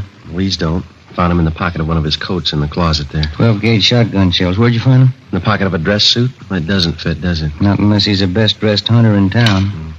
Sounds like he's back. Yeah. Get your hand out of that pocket, police officers. What's going on? Keep your hands out and open. Stand still. Here, Joe. You want to take this? Yeah. What are you doing carrying a gun, Duff? Anything wrong? You know better than that. What'd they tell you when they paroled you? That was a long time ago. They haven't changed the rules. I don't know what you're doing here in the first place. Go on over there and sit down. All right, if that's what you want. That's what we want. Move. Right now, do you want to tell us about it? About the gun? About both of them. This shotgun here on the table and this one I got in my hand. Well, you found that old shotgun, huh? We found it. I haven't used that old thing for years. Just kept it as a keepsake. Haven't fired it for a long time. Don't even have any shells for it anymore. Except these two, huh? I don't know where those came from. Look, Duff, you're an ex-convict. We find 2 guns in your possession. Now let's don't play games. Tell us about it. I haven't got anything to tell you. I would if I did. I just had a long talk with Keith Stevens. What'd he have to say? Never mind what he had to say. Let's hear your side of it. You wouldn't try to kid me, would you? Now, you listen, fella. We just came from a house over on Bixel Street. There's a woman lying in bed over there that took a blast from a sawed-off shotgun. You own a shotgun. It's been recently fired. You lied. You said you hadn't fired it. You said you didn't have any shells for it. Well, here they are. Now, look, they fit, don't they? Take a good look at it, mister. There's only one thing missing. Who pulled the trigger? Let's have it, Duff. Did Stevens tell you? We'll ask the questions. Now, come on. All right. I did it, but I did it for Stevens. Told me he'd give me $1,000 if I kill his wife for him. I haven't been paid yet. I'm still waiting to get paid off. You won't have to wait any longer. We took Michael Duff downtown together with a murder weapon. He gave us a full confession stating that Keith Stevens had offered to pay him $1,000 for the murder of his wife. He said that he and Stevens had planned it together. 1:30 p.m., Tuesday, July 10th. We drove out to pick up Keith Stevens. What else could I do? Is that how you justify the murder of your wife? It was her fault. She'd have just tried to be reasonable. This never would have happened. People settle these kind of problems every day and they don't use a shotgun. You wouldn't understand. Unless you got a son, you'd never really understand why I did it. I've got a son. I don't understand. And you don't love him like I do. Couldn't stand the thought of never seeing him, having her take him away from me. And that's the way you want us to put it down. But you didn't want your child taken away from you, so you killed his mother. Not exactly. She was going to take him away. She wanted him to forget all about me. She wanted him off for herself. Did your wife tell you all this? No, of course not. Any fool could see that's what she had in mind. You mean just because of some argument that you and your wife had, you just assumed all this to be so? Sure. I knew she'd never give me a break with Charlie. Isn't that what always happens? And you never asked her how she felt? Never thought that you could stand on your legal rights? Never knew that what you're trying to make us believe seldom happens unless there's a good reason for it? Wasn't going to let her take my son away from me. Nobody could do that. Yes, sir, you're right. You lost him yourself.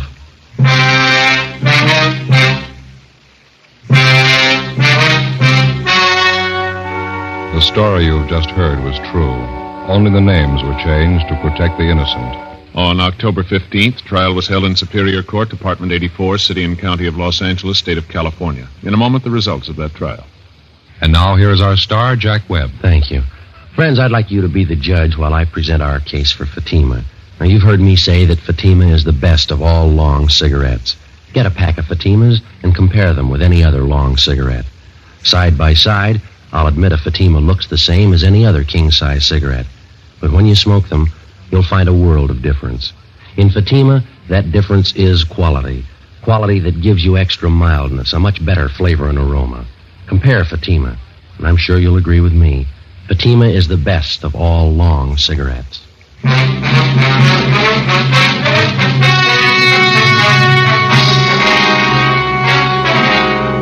Keith Edward Stevens was convicted of murder in the first degree and received a life sentence. He is now serving his time in the state penitentiary. Michael Lewis Duff was convicted of first-degree murder and received the death sentence. He was executed in the lethal gas chamber at the state penitentiary.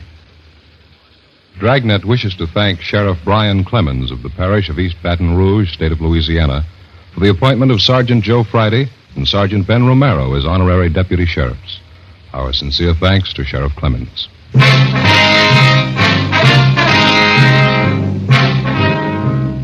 You have just heard Dragnet, a series of authentic cases from official files. Technical advice comes from the Office of Chief of Police W.H. Parker, Los Angeles Police Department. Fatima Cigarettes, best of all long cigarettes, has brought you Dragnet, portions transcribed from Los Angeles. Stay tuned for Counter Spy next over most NBC stations. The original Dragnet, starring Jack Webb as Sergeant Joe Friday, ran on radio from June 3rd, 1949 to February 26th, 1957, and on television from December 16th, 1951 to August 23rd, 1959, and then from January 12th, 1967 to April 16th, 1970. All those versions ran, of course, on NBC. There were 2 Dragnet feature films, a straight adaptation starring Jack Webb in 1954, and, of course, a favorite of mine, a comedy spoof in 1987. There were also television revivals without Webb in 1989 and 2003. Stay tuned for more classic Dragnet, right here on HOJO Radio.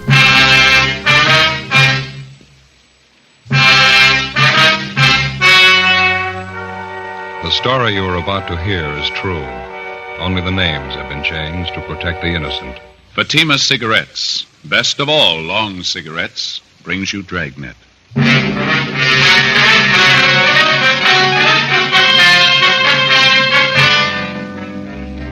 You're a detective sergeant. You're assigned to forgery detail. A United States postal inspector comes to your office. You've received the same complaints he has. Somebody is stealing mail in your city. Your job, help get him. Friends, compare Fatima with any other king-size cigarette. You'll find a world of difference. Yes, in Fatima, the difference is quality. Quality of tobaccos. The finest domestic and Turkish varieties. Extra mild, superbly blended. To give you a much different, much better flavor and aroma. Quality of manufacture. Smooth, round, perfect cigarettes. Rolled in the finest paper money can buy. Manufactured in the newest and most modern of all cigarette factories. Quality. Even to the appearance of the bright, clean, golden yellow package. Carefully wrapped and sealed. To bring you Fatima's rich, fresh, extra mild flavor. So compare Fatima yourself. Today.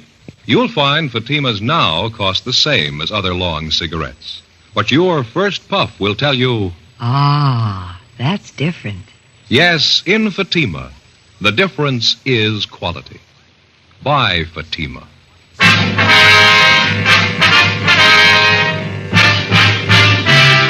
Dragnet, the documented drama of an actual crime. For the next 30 minutes, in cooperation with the Los Angeles Police Department, you will travel step by step on the side of the law through an actual case transcribed from official police files. From beginning to end, from crime to punishment, Dragnet is the story of your police force in action. It was Monday, March 3rd. It was raining in Los Angeles. We were working the day watch out of forgery detail. My partner's Ben Romero. The boss is Captain Harry Elliott. My name's Friday. It was 7:45 a.m. when I got to room 29. Forgery detail. Morning, Joe. Hi, Ben. Sure coming down out there. Yeah? Look at this coat. It's soaking wet. Is that the same trench coat, that English one? Yeah. Ever since I had it cleaned, it seems to soak up the water a little more. Does it leak? Oh, no. It just seems to take on a little more water. Keeps me dry. Got something to show you, Joe. Yeah? Remember that old raincoat of mine used to leak up through the seams over the shoulders? Oh, yeah, sure. Take a look at this. What do you got there? Pretty neat, huh? Yeah, what is it? My new raincoat. Never know, would you? It's small, compact, the whole thing's hardly any bigger than a pack of cigarettes. Not bad, huh? Yeah. Where'd you get it? Wife bought it for me. Amy says it's regular full-size raincoat, size 40 long.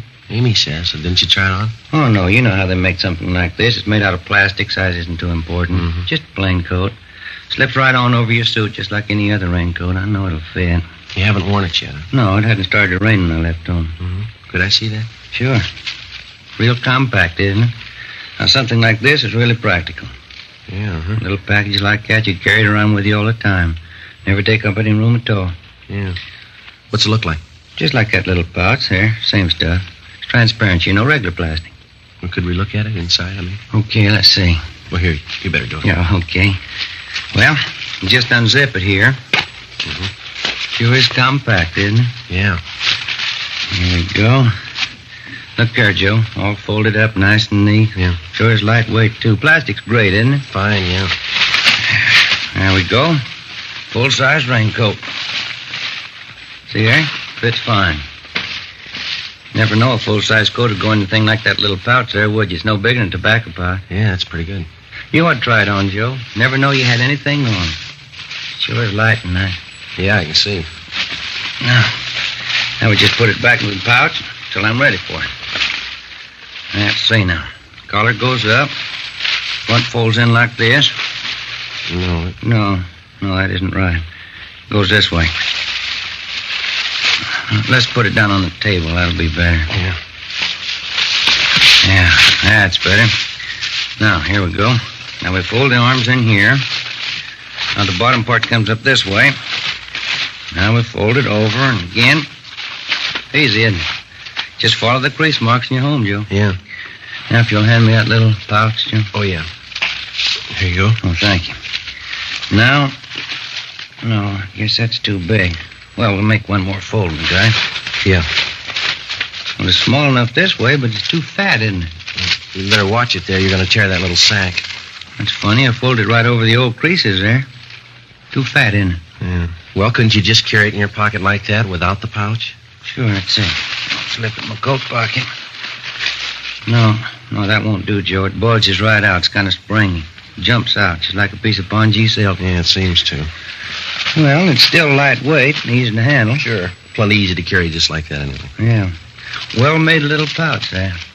Seems a shame not to be able to use it. You smoke a pipe? No, you know that. Just cigarette. Yeah, I'll find some use for it. Probably 100 things a fellow could use a little pouch like this for if he could just think of them right off. Yeah, that's right. Righty, Romero, you want to step in here for a minute? Right, Captain. You fellows know Inspector Smith, Post Office Department? Sure, how are you? Romero? Good to see you, Leo. How you doing, Joe? Sit down, won't you? Thank you. Thanks very much. Inspector Smith's over here on that mail thief case that we've been working on. Oh, yeah. Did you receive those reports we sent over to you yesterday? No, I haven't been to the office yet. Came straight over here. Well, burglary turned it over to us yesterday afternoon. Ben and I ran it down. Seems to us like it might fit in somewhere here. Miller and Ashton have probably got your reports now. I was just going to call in. Do you mind filling me in on it? Apartment house over on Alvarado. Landlady reported a theft of part of a mailbox out there. Yeah, somebody stole a master panel off the front of the community mailbox at the apartment house. Figure it must have happened sometime during the night. Oh, yeah, I believe we got something on that, too. A postman on the route reported it. That's how he's getting into the mailboxes. Steals the front panel, makes a key for himself, and then on, he's in business. Smart guy like we're after could put a key like that to good use. It'd fit a great many different mailboxes around town. Yeah, it's the same M.O. We've been on this guy for a long time. He pulled the same thing down in San Diego, was knocking down about $2,000 a month. Then he laid out. Now he's at it again up here in L.A. Mm-hmm. Well, as you know, we've been getting reports of the thefts and the passing of the checks about 10 days ago. Yeah, I know. We've got 5 checks passed by this same thief according to handwriting analysis. We know it's the same guy. Talked to the victims and the bank tellers. Description of the guy seems to tally with what you people have on him. Yeah. There's just one thing we haven't been able to piece out yet. What's that, Joe?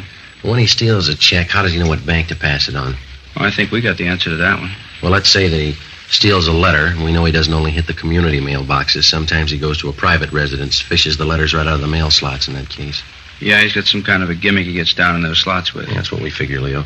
But we'll say after he's got a letter with a check in it. Now, it's easy enough for a good forger to put an endorsement on it, but how does he know what branch of the bank to pass it on? Well, at some time or other, he's stealing bank statements as well. Mm-hmm. Or maybe he's just lucky. At the time he steals a check, there's other mail in the box, too. The victim's bank statements. Well, as far as that goes, I suppose he's stolen more than once from the same party. He could probably get away with bank statements easy. Well, that's it. People never seem to report anything missing in the mails until weeks after it's happened. It's easy to see why. They're not sure anything's wrong until they wait several days. They don't want to bother us in the case of anything routine like monthly bank statements. And in the case of a check, well, Sometimes it's from a relative or someone who owes them money and they don't want to embarrass them by writing or calling to find out about it. Well, I suppose in the case of anything like a dividend check, we got a couple of those, Leo. Mm-hmm. The people who lose them just don't think it's time for them to arrive yet, so they just wait, huh? That's it. And that's why he's been so successful.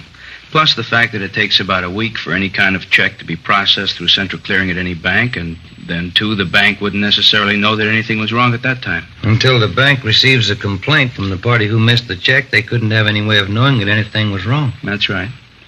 Tell them what you were telling me this morning, Leo. Well, you people aren't in it deep enough to know this yet, but this guy's been hitting the same branch bank maybe 2-3 times in a row. Not here in L.A., has he? No, not yet. It looks to us like he's just started up his operations here in town. That's the way he worked it down in San Diego. Well, it's easy enough to figure. If he got a teller in some bank to go along with him, someone who didn't suspect him, and since the victims reported so late, he could get away with it at least that many times at the same bank, couldn't he? Yeah. If people report missing mail immediately, it'd make it a lot tougher for the thief. That last name on him still good, Harvey Fletcher? That's what we're going on, yeah. We've got bulletins out to all the banks carrying that description on him, and he changed earlier. WMA, average build, 150, 160 pounds, gray eyes, about 32 to 35, well-dressed, carries a briefcase. Likeable personality. That's what we got on him. Oh, there's a little something we picked up yesterday from a bank teller. She told us the man had long sideburns, for what it's worth. You might add that. Okay. Don Myers in handwriting has checked through his files, Leo. They haven't got anything on him. And the stats office hasn't been able to make him on his M.O. And we know you people are doing everything you can for us. We appreciate it. Yeah, I wish we could do more. That name, Harvey Fletcher, of the 5 checks that we've got on the guy, according to handwriting analysis on him, he's only used that name once. Rest of the time, he signs the same last name as the payee's name on the face of the check. He passes himself off as a brother, husband, or some relation to the rightful payee. Yeah, that's what's taking in all those bank tellers, plus a smooth personality. He's cool, collected, all the confidence in the world. Yeah, that figures. Yeah, we got one day before yesterday with a little different twist. Isn't going to help us any, but here's the way he's working it in some cases. He deposits a large check to the victim's account, and then he only takes out a small portion in cash. Throws the tellers off even more. Here's those photostats, Leo. What's this? Copies of the last 5 checks that we got on the guy. Oh, yeah, thanks, Harry. Myers says they're all in the same handwriting. Is there anything else we can do for you, Leo? We've got all the banks in the area covered, got bulletins out on them. Well, that's fine. Don't think we've overlooked anything. Patrol units have been alerted. With this latest theft of that mailbox panel, it's too bad we can't localize his operations a little. Leo, didn't you say that if he makes a key, that key would fit any number of boxes in the city? We couldn't pin him down to one neighborhood, could we? That's right. That key will work on different mail routes. He probably knows the neighborhood around Alvarado is hot now. He'll leave it alone anyway. It's impossible to stake him out on the actual thefts of the mail. It's too bad we can't get to him through one of the banks when he cashes them. Well, your manpower and ours put together couldn't cover all the banks in L.A. at one time, but we've been spot checking throughout the city, hoping maybe to tab him just by luck. We might get a break from one of our bulletins. Maybe some teller will spot him. Well, I'm not sure yet. That's one of the reasons I came over here this morning, but maybe we've got a little something. What's that? Well, a bank out in Westwood phoned us yesterday. The teller thought she recognized the guy from his description. Didn't dawn on her till after the guy had left her window. She rushed out in time to get the license number of his car. Well, maybe it's a break, huh? Yeah, it looks pretty good. The check was drawn on the account of a William E. Scott. And that's the number 2 victim here in L.A. Yeah, that's right. You've got the photostat of his checks right there. Yeah, I know. Well, everything seems to fit. This check he passed yesterday out in Westwood was probably stolen at the same time as the first one, or at least it came from this Scott's mailbox, that we know. Well, didn't this William Scott report the theft of 2 checks? I know he didn't to us. Maybe he did to you. No, he didn't. Said he couldn't be sure. He gets quite a few checks through the mail. Owns a lot of stock, gets dividends. Yeah, probably doesn't know when they come each month. Yeah, that's right. He didn't miss the first one till it was way overdue. Might even be others missing. He doesn't know for sure yet. Well, anyway, he's positive on this latest one out in Westwood that the bank teller caught, huh? Sure. As soon as the bank manager called him, he knew he hadn't authorized anybody to cash any of his checks. Does the M.O. seem to match? Well, that's what's got us going on it. Looks real good. Smooth operator. Deposited part of the money, took the balance in cash. The major switch in his operation was the fact that he didn't go to the victim's regular bank as he did on that first check. It sounds good, doesn't it? And we kind of think so. That's the reason I came over here this morning. Conway, our handwriting man, thinks it's the same as the guy we're after. He asked me to check it through Don Myers to be sure. What signature did you use on this last one? Now, that's another part of the M.O. that checks out. You remember on the first check, he forged the victim's name, William Scott? Mm-hmm. Then he made it a second-party check by signing the phony name, George Scott, passing himself off as a nephew of the victim. Pretty smart. He goes to this victim's regular bank, and he doesn't take the chance of being tabbed as the payee. He covers by using that nephew gimmick. Yeah. This time he goes to a different branch. Not the regular branch that the victim deals with as in the first case. He simply forges the victim's name and lets it go at that. You doing anything in that license number? Well, Ashton and Miller checked it out late yesterday afternoon. They're on it now. Need any help? Well, not so far. I'm interested in what Don Myers has to say about the handwriting. He ought to be through about now, huh? I'll give him a call. Well, thanks, Harry.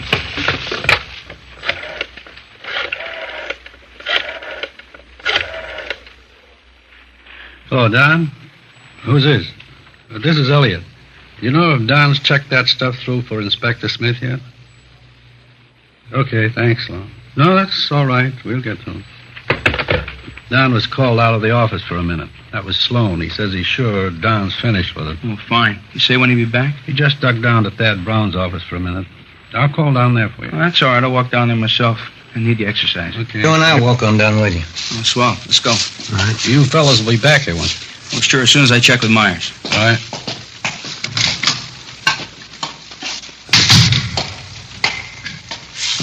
Which way is it from here? This hall looks the same from one end to the other to me. It's this way, Leo. Oh, okay.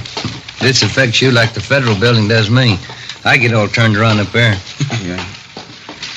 Well, those fellas down in San Diego have had a rough go on this thing. Yeah, I was talking to McGuire and Ormsby down there just the other day. They said they were going around in circles on it. They broke a lot of ground for us. Checked out a lot of suspects, cleared them. Checked out all that stuff that Brereton from CII sent down. Yeah. You know how thorough that guy is. It figures they've done a lot of legwork. Friday, you say you just talked to him down there? Yeah, that's right, Leo. Well, then you know about all those bulletins they got on the guy. Description, exemplars of his handwriting. Mm-hmm. Sent them to every police department in the United States. It's a big job. Mm-hmm. I'll go get Don. It's right in here. Thanks, Joe. Right. Don? Yeah, Joe. Leo Smith from the post office department's waiting to see you. Right, Joe. I was just on my way back to the office. Fine. Hello, Don. Sorry, Leo. I had to duck out for a minute. Oh, that's all right. Say, did you get a chance to look that sky check over? Yeah, I did. Got a couple of things to show you back in the office. Okay, fine. Was Conway positive on this one? Well, he said he felt we had the right man, but he wanted your opinion to be absolutely sure. I couldn't be positive, but I think maybe he's your man. There's a great similarity, but too much pressure on the downstrokes. The ye's, the yo's. Just not too sure. They're a little different than some of the previous samples of the guy's handwriting. Uh-huh. I can show you better back at the office. Got a few things for you. Think there's a possibility, Don? Well, let me put it this way. I won't say it is, and I won't say it isn't. Let's pick him up and find out for sure. Here we are. Go ahead, fellas. Thank you. I've blown those things up here. Uh-huh. Call for you, Leo. I'm 3. Oh, thanks, Harry. Excuse me.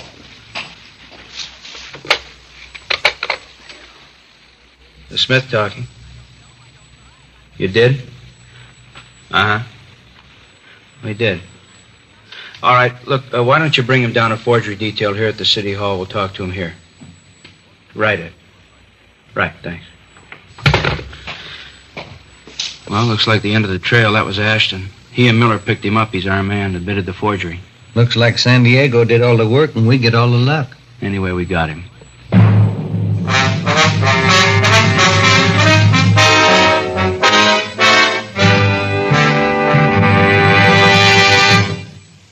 You are in the Scientific Investigation Division of a Metropolitan Police Department, the ballistics room.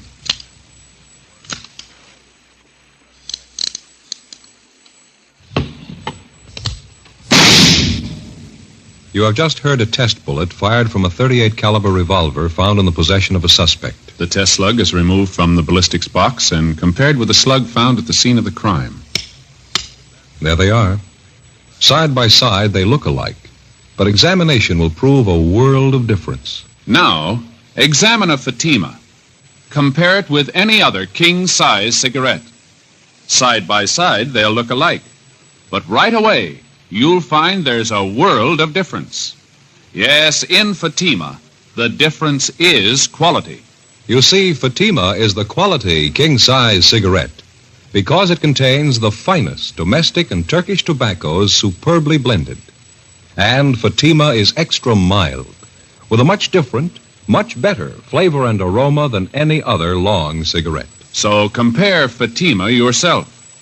Fatimas now cost the same as other long cigarettes, but your first puff will tell you... Ah, that's different. Yes, in Fatima, the difference is quality. Ask your dealer for Fatima, the quality king-size cigarette. Best of all, long cigarettes. Start enjoying Fatima tomorrow.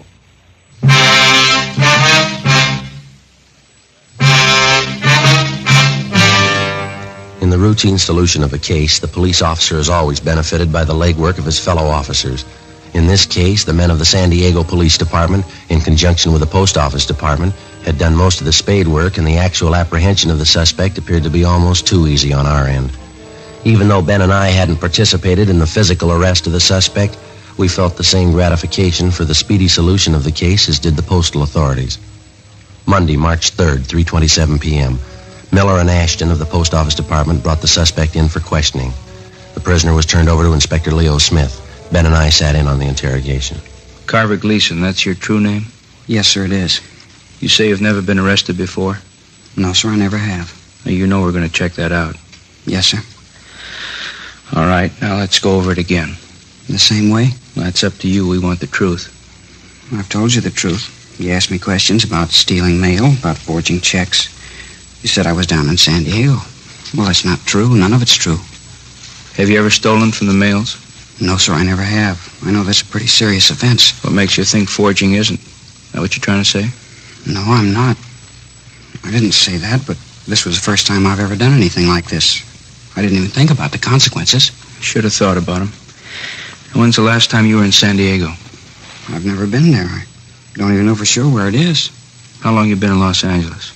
About 3 months now. Where's your home? Akron, Ohio. How old did you say you were? 25. And what have you been doing since you got out here? Well, that's just it. Nothing. Can't find a job. Well, how you been getting by? How you been living? Been staying down at the YMCA. Hope Street, I guess it is. What have you been doing for money? Well, my folks gave me a little when I left Akron. Thought I'd have a job by now. I didn't want to write home for any more, so when I found that check, I figured I could get away with it. I needed money, and I cashed it. And where'd you say you found it? Over on, that street out that way, La Cienega. Is that how you said? La Cienega, yeah. Now, what were you doing out there? Well, I was answering an ad in the classifieds, trying to find a job. I had to park the car down the street from the place, and on my way back, I found this check on the sidewalk right near the bank on the corner. Where'd you get the car? It's my father's. The car's registered in your name with California plates. How do you explain that? Well, the folks told me when I got to California to go right to the authorities and register the car if I was going to stay so I wouldn't get in any trouble. That's where part of my money went. You got anything else you want to tell us? Well, I did it. I admit that. Mm-hmm. I want to make it up somehow. The check was for $57. I gave the men that arrested me 50 of it, and I spent $7. Yeah, that's all on the record. I did wrong. I'll pay the $7 back. Well, you can take that up with the judge, Gleason. Friday, Romero, you want to step outside with me a minute? Yeah, right. Gleason, you wait here with that officer. Yes, sir. And what do you think? He's telling the truth. He's not the one we want. How about you, Joe? Yeah, I'll go along with Ben. Well, that makes 3 of us. Monday, March 3rd, 5 p.m. We went in and checked with Don Myers. In carefully going over exemplars of Carver Gleason's handwriting, he had definitely eliminated him as our suspect. Carver Gleason remained in custody awaiting trial. 3 months went by. During this time, the burglaries and forgeries continued. Suspects were picked up, checked out, and released. We got nowhere. Tuesday, July 12th. We received a communication from Chief Adam Jensen of the San Diego Police Department, who stated he was forwarding a radiogram from Chief John W. Polsine of the Milwaukee, Wisconsin Police Department. The radiogram from Chief Polsine stated that his handwriting man in Milwaukee had identified the suspect's handwriting, as listed in one of the San Diego bulletins, as belonging to Philip E. Holloway. Holloway was arrested 2 years previous on a reckless driving charge. The physical description of the man matched closely with the one that we'd received on the suspect known to us as Harvey Fletcher. They further stated that although he was at one time a resident of Milwaukee, they had nothing further on him. It was just an outside chance, but we decided that in all probability this could be the suspect's true name, Philip E. Holloway. This information was forwarded to the postal authorities. Ben and I started to check through our channels to determine the whereabouts of the suspect, Philip E. Holloway, with a possible alias of Harvey Fletcher. Yeah, that's it, Joe. Nothing in any of the phone books. Yeah. Covered everything I can think of. Our records, sheriff's records, nothing from CII, utility companies. Yeah, well, maybe Smith found something on him. We haven't got anything here. Think I'll give him a call, huh, Joe? Yeah, I'd like to know.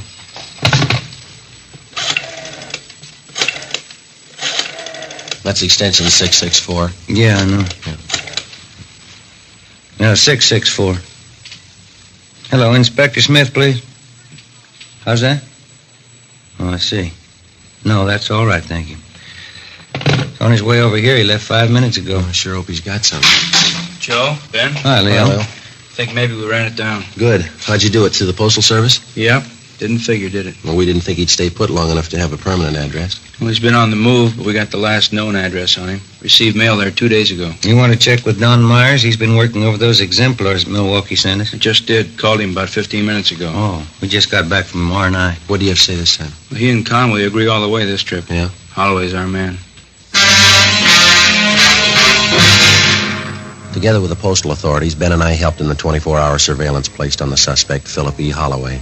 Our findings disclosed that he was living in a modest apartment house and he was employed by a local vacuum cleaner company as a door-to-door salesman. This type of occupation would enable anyone to have suspicion-free access to any and all types of home mailboxes. The first 3 days of the surveillance failed to disclose any further incriminating evidence. Thursday, July 17th, fifth day of the 24-hour surveillance, 2:30 p.m. Holloway came out of his apartment building, got into his car, and drove approximately 4 miles to the Echo Park residential district. He parked his car, got out, and went up the steps of a small apartment house. Together with Inspector Leo Smith, Ben and I followed him. You want to pull up here, Ben? This is good. Yeah, all right. Yeah, he's going for that mailbox, isn't he? Yeah. He's got the key. He's opening the panel. Not a worry in the world. Broad daylight. Look at that. Yeah. He's got all the letters out of the box, got them in his pocket. On his way back to his car. Leo, there's a bank right up there on Sunset, see? Okay, let's stay with him. How's it look, Joe? You can see up ahead there. Is he pulling out? Wait a minute. All right, let's go.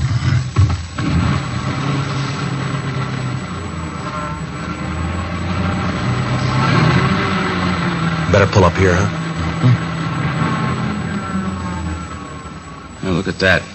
Just like it was blueprinted. Going right in the bank. Come on. Yeah.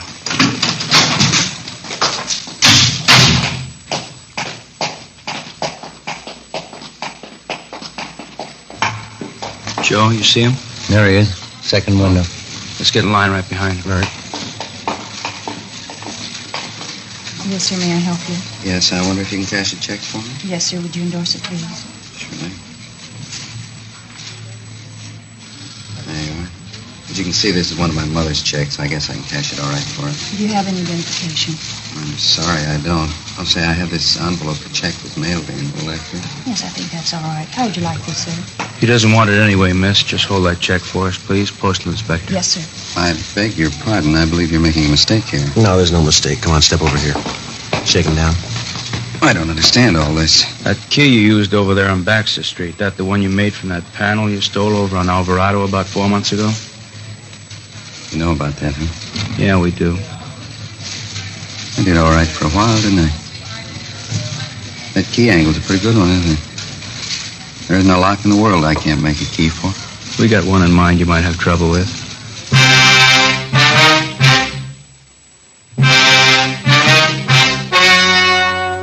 The story you have just heard was true. Only the names were changed to protect the innocent. On October 15th, trial was held in United States District Court, State of California. In a moment, the results of that trial. And now, here is our star, Jack Webb. Thank you. Friends, all of us on Dragnet are convinced that Fatima is the best of all long cigarettes. We think you'll like them as much as we do. But the only way you can tell is to buy a pack of Fatimas and compare them with any other king-size cigarette. Now, side by side, they'll look alike, but in Fatima, the difference is quality. Quality that gives you extra mildness, a much better flavor and aroma. Compare Fatima. You'll agree, Fatima is the best of all long cigarettes.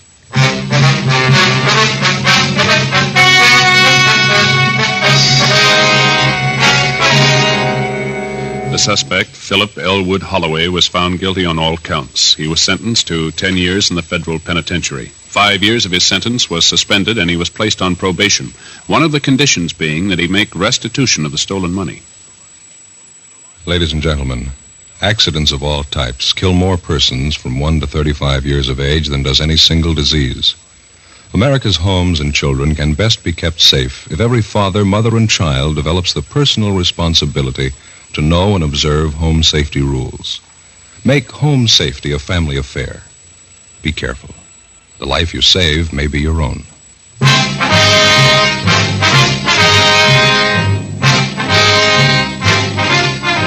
You have just heard Dragnet, a series of authentic cases from official files. Technical advice comes from the Office of Chief of Police W.H. Parker, Los Angeles Police Department. Fatima Cigarettes, best of all long cigarettes, has brought you Dragnet, portions transcribed from Los Angeles. Stay tuned for Counter Spy, next over most NBC stations. Keep it tuned right here to HOJO Radio for more classic old-time radio.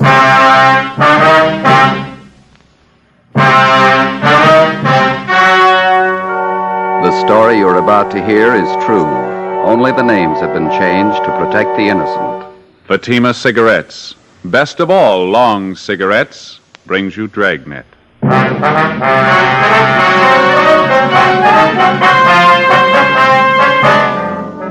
You're a detective sergeant. You're assigned to narcotics detail. You receive information that one of your city's most fashionable hotels is being used as the clearinghouse for high-grade heroin. Evidence points to a narcotics ring, the center of distribution. Your job, break it. You'll be amazed when you compare Fatima with any other king-size cigarette. The size is the same. They now cost the same. But in Fatima, the difference is quality. You see, Fatima is the quality king-size cigarette because it contains the finest domestic and Turkish tobaccos superbly blended. And Fatima is extra mild, with a much different, much better flavor and aroma than any other long cigarette. So compare Fatima yourself. Fatimas now cost the same as other long cigarettes, but your first puff will tell you... Ah, that's different. Yes, in Fatima, the difference is quality. Buy Fatima. They're extra mild, with a better flavor and aroma. Smoke Fatima, the quality king-size cigarette. Fatima, best of all long cigarettes.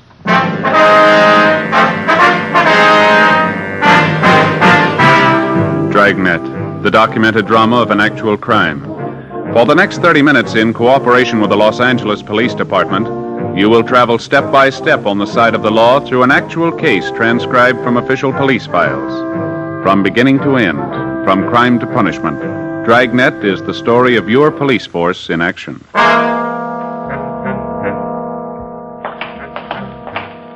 It was Tuesday, October 5th. It was foggy and rainy in Los Angeles. We were working the day watch out of Narcotics Division. My partner's Ben Romero. The boss is Captain Kearney. My name's Friday. It was 8:47 a.m. when we got to 401 North Avenue 19, the main jail, felony section. Morning, fellas. How are you today, Pete? Morning. What brings you up here so early? We want to see Monty Wilkins, booked in last night on Narcotics. Booking number's 906351. Okay, let me look. Okay.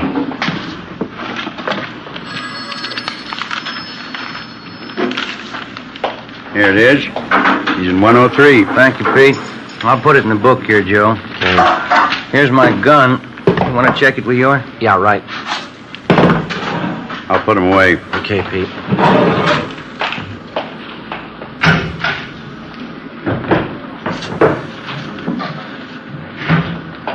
Here's your check. Thank you, Pete. All set, Ben? 906351. That's it. Okay, let's go. All right.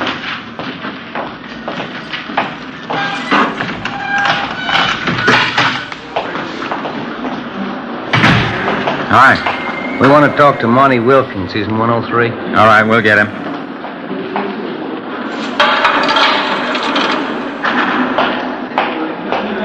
Monty Wilkins, 103 for interview.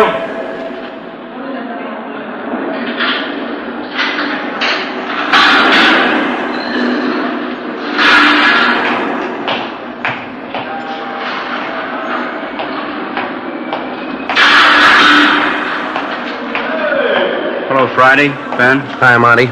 Better move out of the way there. He wants to lock that door, Monty. Oh, yeah.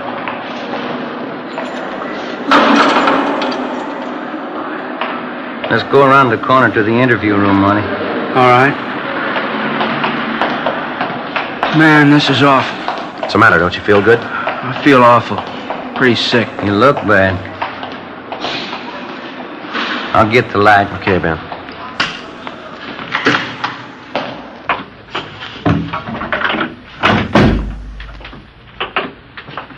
Sit down, Monty. Okay. Thanks. Well, it's been about a year and a half, hasn't it, Monty? About that long, yeah. We got you for possession that time, too, didn't we? Yeah, that's right. How long you been in the stuff this time? Well, I guess I've been hooked bad about a month. How much you shooting? Oh, about 2 caps a day. When you were picked up down in Slauson last night, you had 7 caps on you. Yeah, that's right. Well, we checked with the crime lab. They've run the stuff. It's not the usual Mexican, is it? That's right. You want to tell us about it? Yeah, it's good stuff. It's not Mexican. We know that, Monty. Where'd you get it? Haven't had anything like that for a long time. Real good. Hadn't been cut. Real fine. Maybe it's coming in from the East Coast. Can't get nothing like that from Mexico. Now look, Monty, we ran the stuff through the lab. We know it's high-grade heroin. We know all about it. Now I want you to tell us where you've been getting it. Well, you know how it is. You want to ask the impossible of me? My life wouldn't be worth a penny. You know how it is. We handled you a year and a half ago, didn't we, Monty? Yeah. You're still around, aren't you? Yeah, I did time, though. Well, you knew that going in. You're going to do time this trip, too. So don't shoot us that line, huh? Well, you guys know how it is with us guys. I can't tell you anything. No, it isn't that you can't. You just don't want to. Now, look, we didn't come up here to spend the time of day with you, Wilkins. This is the only time around. If you want to help us, you can help yourself at the same time. It's up to you. You mean you can clear me on this? You can give me a break? We didn't say that. We can't make any promises to you or give you any kind of a break. It's entirely up to you how you want us to put it down in our reports. Cooperative or uncooperative. Well, okay. You squared with me last time. You helped us last time. We made a case. But I'm not going to be able to help you very much. Where you been getting it? Well, I've only made a couple of buys on that good stuff. I just got it from some old mule I just happened to meet down there. Seemed to be pretty well loaded with the stuff. Where'd you meet him? Oh, down near 5th and Spring somewhere. What's his name? I never did know his name. I just knew that he was pushing the stuff. Some old mule, that's all. Who's he pushing it for?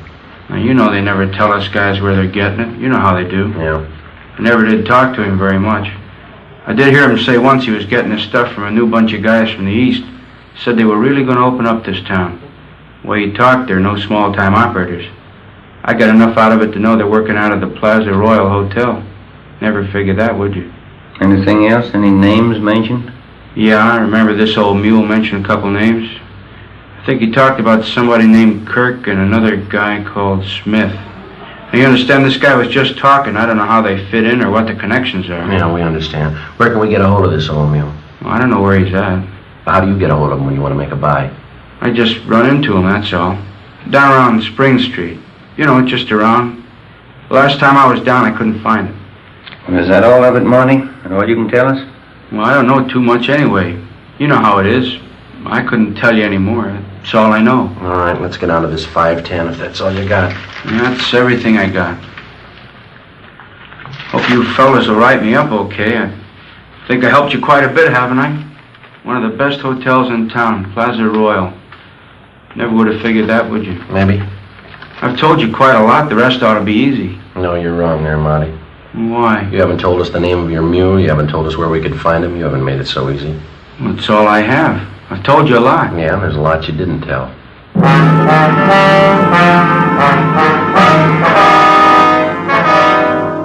We continued our interrogation of Monty Wilkins. He refused to divulge any further information.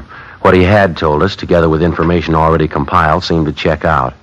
For the past 7 months, we'd been trying to localize the operations of what had come to be regarded as a well-running distribution center for high-grade heroin. We knew of the existence of this distribution point through the various users that had been picked up almost daily. These users would have in their possession quantities of high-grade narcotics. Unlike the cheaper, lower-grade quality common in the southwest part of the country, this type of heroin was more common to the eastern section of the United States.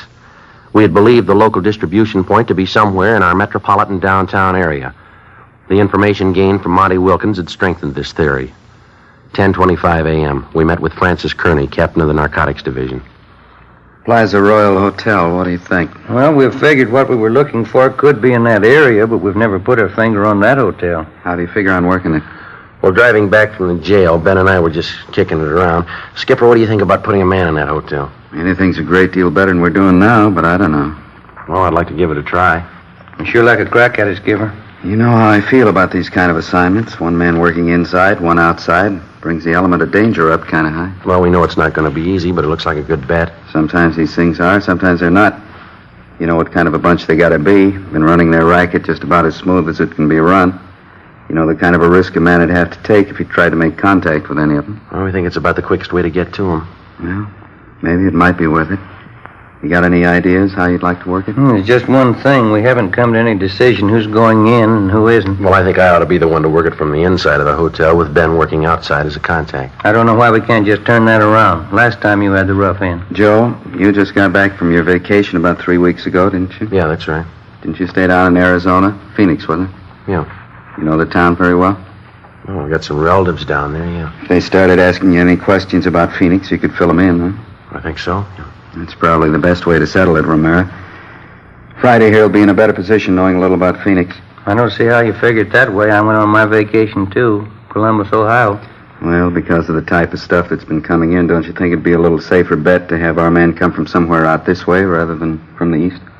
Yeah, it makes sense. Well, you did it again, Joe. You beat me out. All right, let's figure it this way.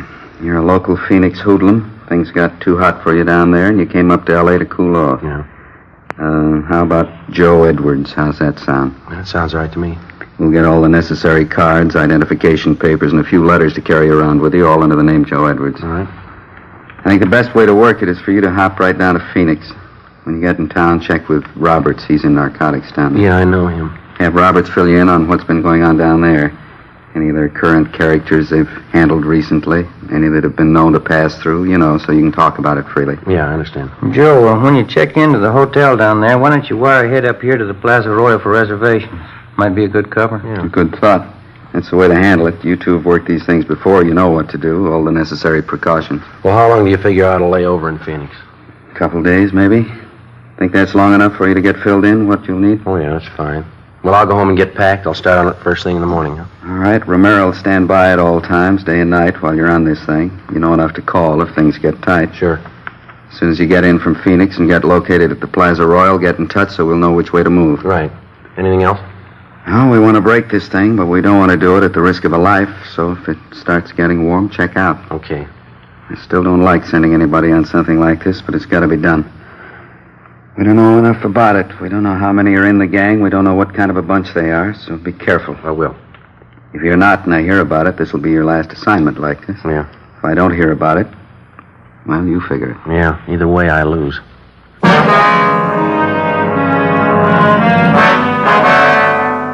I went over to the photo room at the crime lab and picked up the identification papers that had been made out in the name of Joe Edwards.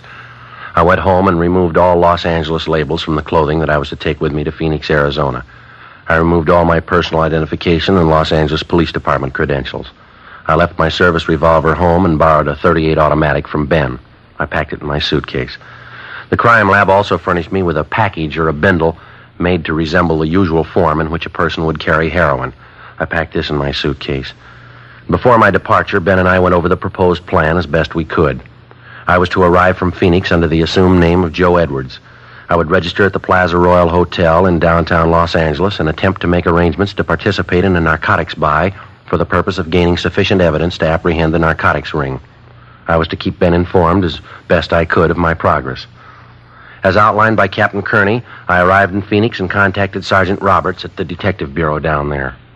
He furnished me with all the necessary information and assisted me in acquiring local Phoenix clothing store labels to have sewn in my clothing. I obtained everything possible to make it appear that I was a longtime resident of Phoenix, Arizona.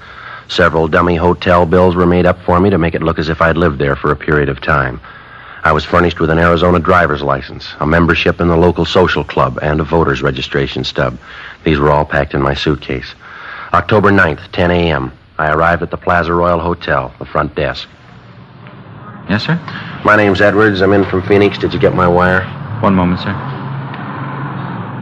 Yes, sir. Joe Edwards? Yeah, that's right. Would you sign the register, please? Yeah, all right.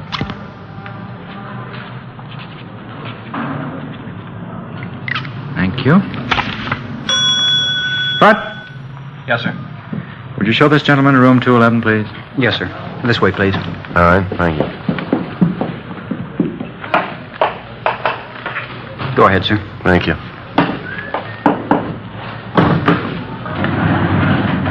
2, please. Not very nice weather to arrive in Los Angeles, is it, sir? No, not too good. I see by the stickers on your bags you've been through Arizona. Yeah, that's right. Must be nice weather down there, huh? Yeah, it's all right. This way, sir. Thank you.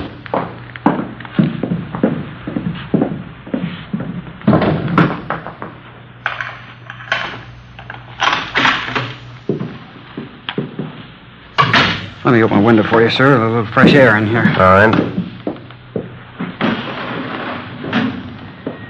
Okay. Thanks. Here you go. Thank you very much, sir. Help you with your bags? Yeah, all right. Oh, I'm sorry, sir. Something dropped out on the floor here. You better let me have that. Sorry. Very sorry that happened. That's all right.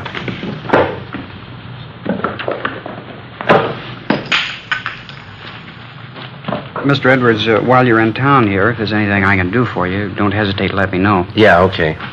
I couldn't help but notice that little package there that I dropped. Yeah. Well, like I say, I know my way around here in this town. If you need anything, anything at all, sir. I'll tell you what. Now, here's $5. You never saw anything fall out of my bag there, right? Anything you say, sir. Okay. Thanks a lot. See you later, huh? Yes, sir. Anything else, sir? No, that'll be all. You'll remember what I told you, sir? Yeah, I was just going to say the same thing to you.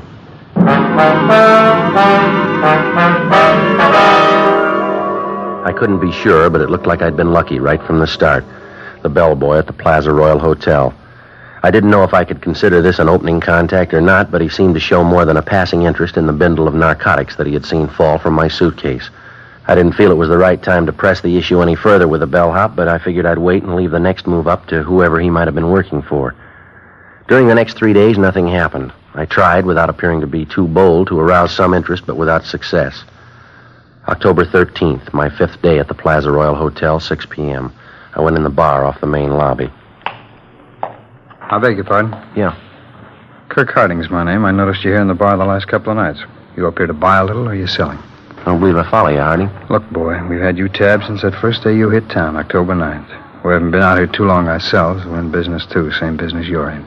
Well, I don't know what kind of business you think I'm in, but you got it figured wrong, mister. You know, this entire matter'd work out much better for you in the long run if you'd level with me. You're just going to make it tough on yourself this way, Edwards. Well, I'm sorry. You lost me way back somewhere. All right, let's do it the hard way. You're up here from Phoenix. We know you've got some stuff with you. We know you're not a user. You're a member of the social club down there. You're a registered voter. Well, you've been working real hard, haven't you? Well, there's more. You got 2 pieces of luggage. You're carrying a .38 automatic. Any more? Yeah. There's a telegram from a friend of mine down in Phoenix. Yeah? We know all about you, mister.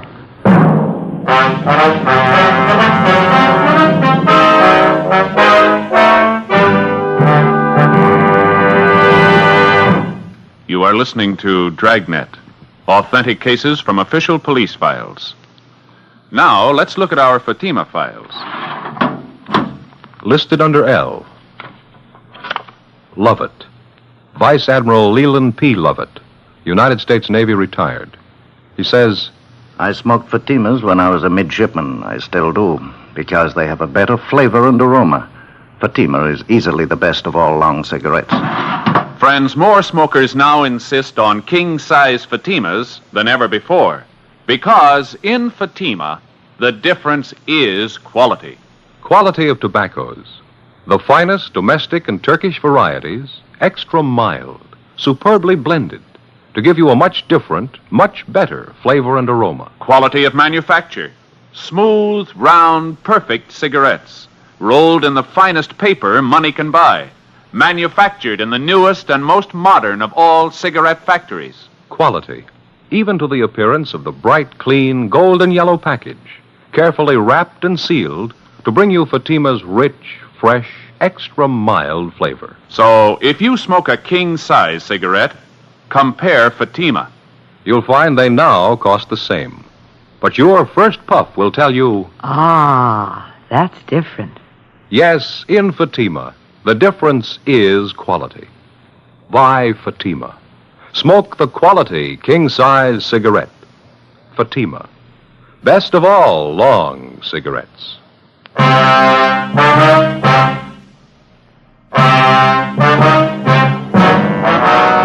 It was a tight moment as Kirk Harding fingered the telegram in the bar of the Plaza Royal Hotel. I'd spent many hours in consultation with Sergeant Roberts in Phoenix, Arizona before undertaking this assignment. I felt sure that we hadn't overlooked anything that might lead to my true identity. Kirk Harding read the wire to me. It was from a man by the name of George Ferguson. He'd done some legwork for Harding and had not been able to furnish him with anything other than what had been found out in going over my room. I knew I'd found the contact that I was looking for. I told him that I was in the business of buying narcotics, that I was in Los Angeles for the purpose of making a prearranged narcotics buy with agents dealing in Mexican stuff. Harding immediately gave me a strong sales pitch, saying that he could furnish me with high-grade heroin fresh from the European market in quantity. At the end of the first week, I was introduced to Kirk Harding's two associates, another man called Smith, full name Horace L. Smith, and a woman by the name of Lucille Cosgrove. Ben had been unable to find records on any of the three. For the next 3 weeks, we became more friendly. We went places together, spent a great deal of time together. Monday, November 15th. Well, we've had a lot of fun the last few weeks, haven't we? Yeah, there's no doubt about that, but I got to be getting back to Phoenix. Well, now, don't get eager, Joe. You know how cagey you were. You made us wait. Preliminaries are over. This is the big buy for you or anybody else. Yeah, I know all that, but when? Just be patient. You'll have something to really set yourself up with down there. Okay. Oh, excuse me, Joe. Yeah, go ahead. Oh, hi, Lucille. Hi. Hi, sweetie. Hello, Joe. Hi, Lucille. What's the matter, Smith? Don't you feel good? I don't know. It's hotel food, I guess. I think I got an ulcer. My stomach's sore all the time. Oh, that's too bad. I don't know what it could be. Baking soda don't do any good anymore. How about a drink? Joe? Yeah, fine with me. Lucille, you want to get some ice out of the kitchen, please? Sure. Skip me. Smith, you ought to go see a doctor. You don't know for sure what's wrong with you. You might make it worse. If I don't know what it is, how could a doctor? I don't know. It works for everybody else. Might for you. Hey, I can't get this ice tray out. Joe, would you give me a hand, please? Yeah, sure.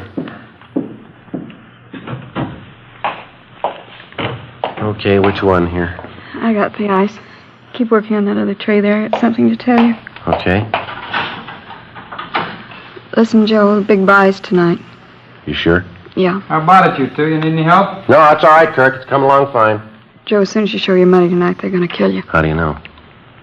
Look, we don't have time to go into it. I know. You won't have a chance. They're going to kill you. What are you doing? Waiting for him to freeze? Come on, how about the ice cream? Oh, they're right here, Kirk. I'm sorry. Let's go. Yeah. Okay, what do you want? Lucille? Joe? Coke high's all right. Yeah? I'll make mine bourbon, a little water. All right. Smith, you sure you don't want one? No, can't do it. Joe, before I mix them, I got something for you. Yeah? Smith tells me tonight's the night. Well, that's good, but why didn't you tell me a little ahead of time? I got a date for tonight. Well, I think you better break that one and keep this one, don't you? Well, yeah, I do, but just wish you'd have told me a little sooner. Well, there's the phone. You can take care of it. Is it all right with you? You know as much about this business as we do. Go ahead and use it as long as we can hear you. Okay, fine. Just take a minute. Want to sit here, Joe? Oh, thanks, Smith. Yeah. Say, I wonder if you get my drink for me over there? Sure. She's probably going to be upset. I may need it, huh?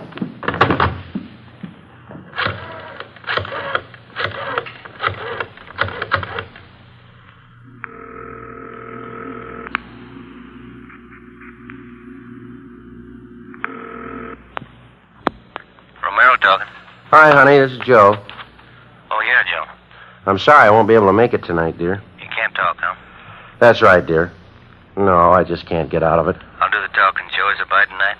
Yeah, well, it just came up all of a sudden. Where do you know? No, darling, I can't tell you where I'm going. You couldn't go along anyway. Okay, we'll be with you 5 minutes from now all the way. Where are you now, at the hotel? Well, that's the way it is, and I can't help it, that's all. Maybe we can get together later, huh? We'll use one car, Joe. We'll stick as close as we can to you. One car ought to be safe, huh?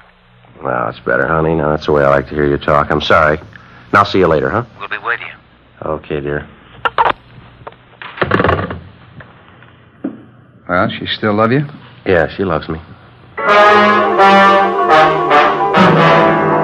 15 minutes after I hung up, we went downstairs and got into a green Chrysler sedan. It was parked out in front of the hotel. I looked around. I didn't see Ben or any of our cars in sight. Smith drove, and Kirk and I got in the back seat. The woman, Lucille Cosgrove, remained at the hotel. I didn't know which of the two men was planning to kill me, but I felt sure Lucille Cosgrove told me the truth. Her information on the buy was right, and maybe this other was correct as well.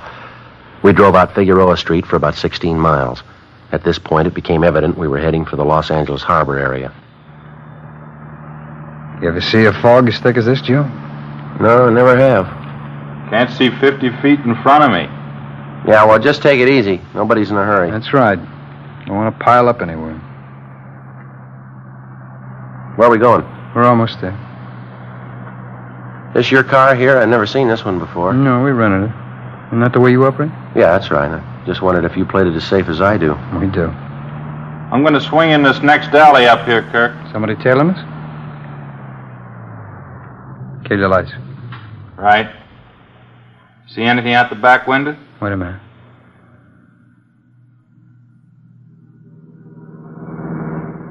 How'd they go? How'd it look? Two guys in the front seat. Could have been somebody. What do you think, Joe? How'd it look to you? Well, whoever it was, we lost him anyway. Yeah. Well, okay, let's go.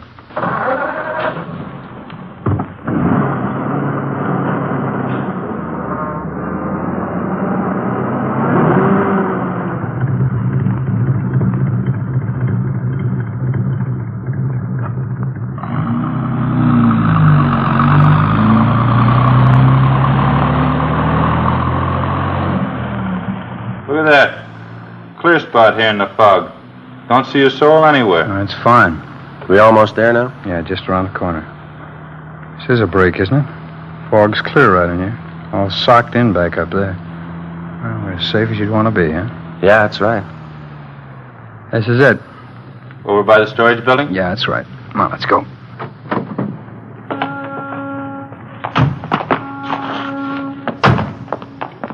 Over this way, Joe. What's over there in that building? We're not going inside, just over there in that alcove. All right, this is it, Joe. Let's see the money. Well, wait till I see the stuff, huh? You don't trust anybody, do you? What are you trying to prove? Well, I didn't like what he said. You're not going to like what I got to say either. Freeze, mister. Drop it, you! Watch it, Ben!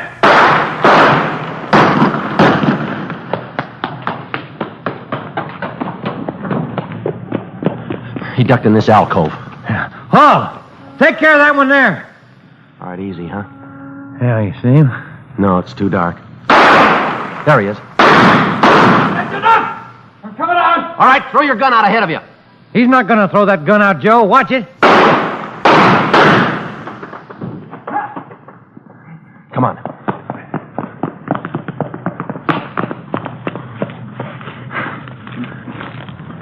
There's his gun. Yeah, I got it. You want to shake him down? Yeah. Come on. Yeah. On your feet. Where'd you get hit? My shoulder. Let me see.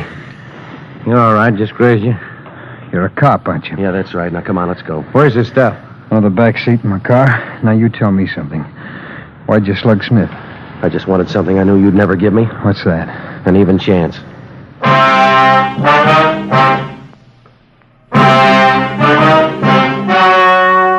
The story you have just heard was true. Only the names were changed to protect the innocent. On January 4th, trial was held in Superior Court, Department 81, City and County of Los Angeles, State of California. In a moment, the results of that trial. And now, here is our star, Jack Webb. Thank you. Friends, let's compare Fatima with any other long cigarette. Now, Fatimas are the same length, 85 millimeters. Fatima has the same circumference, 1 1/64 inches around.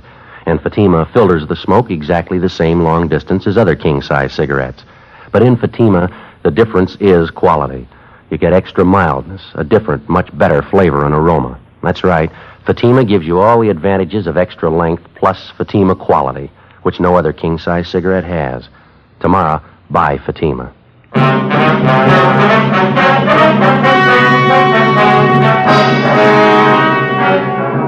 All three suspects, Kirk Arthur Harding, Horace L. Smith, and Lucille Marie Cosgrove, were convicted for violation of the State Narcotics Act, a felony.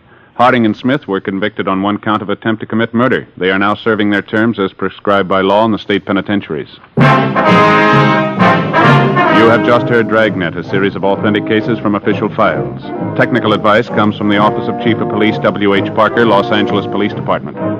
Fatima Cigarettes, best of all long cigarettes, has brought you Dragnet portions transcribed from Los Angeles. Stay tuned for Counter Spy, next over most NBC stations. Thanks for listening to HOJO Radio. We'll be back again very soon.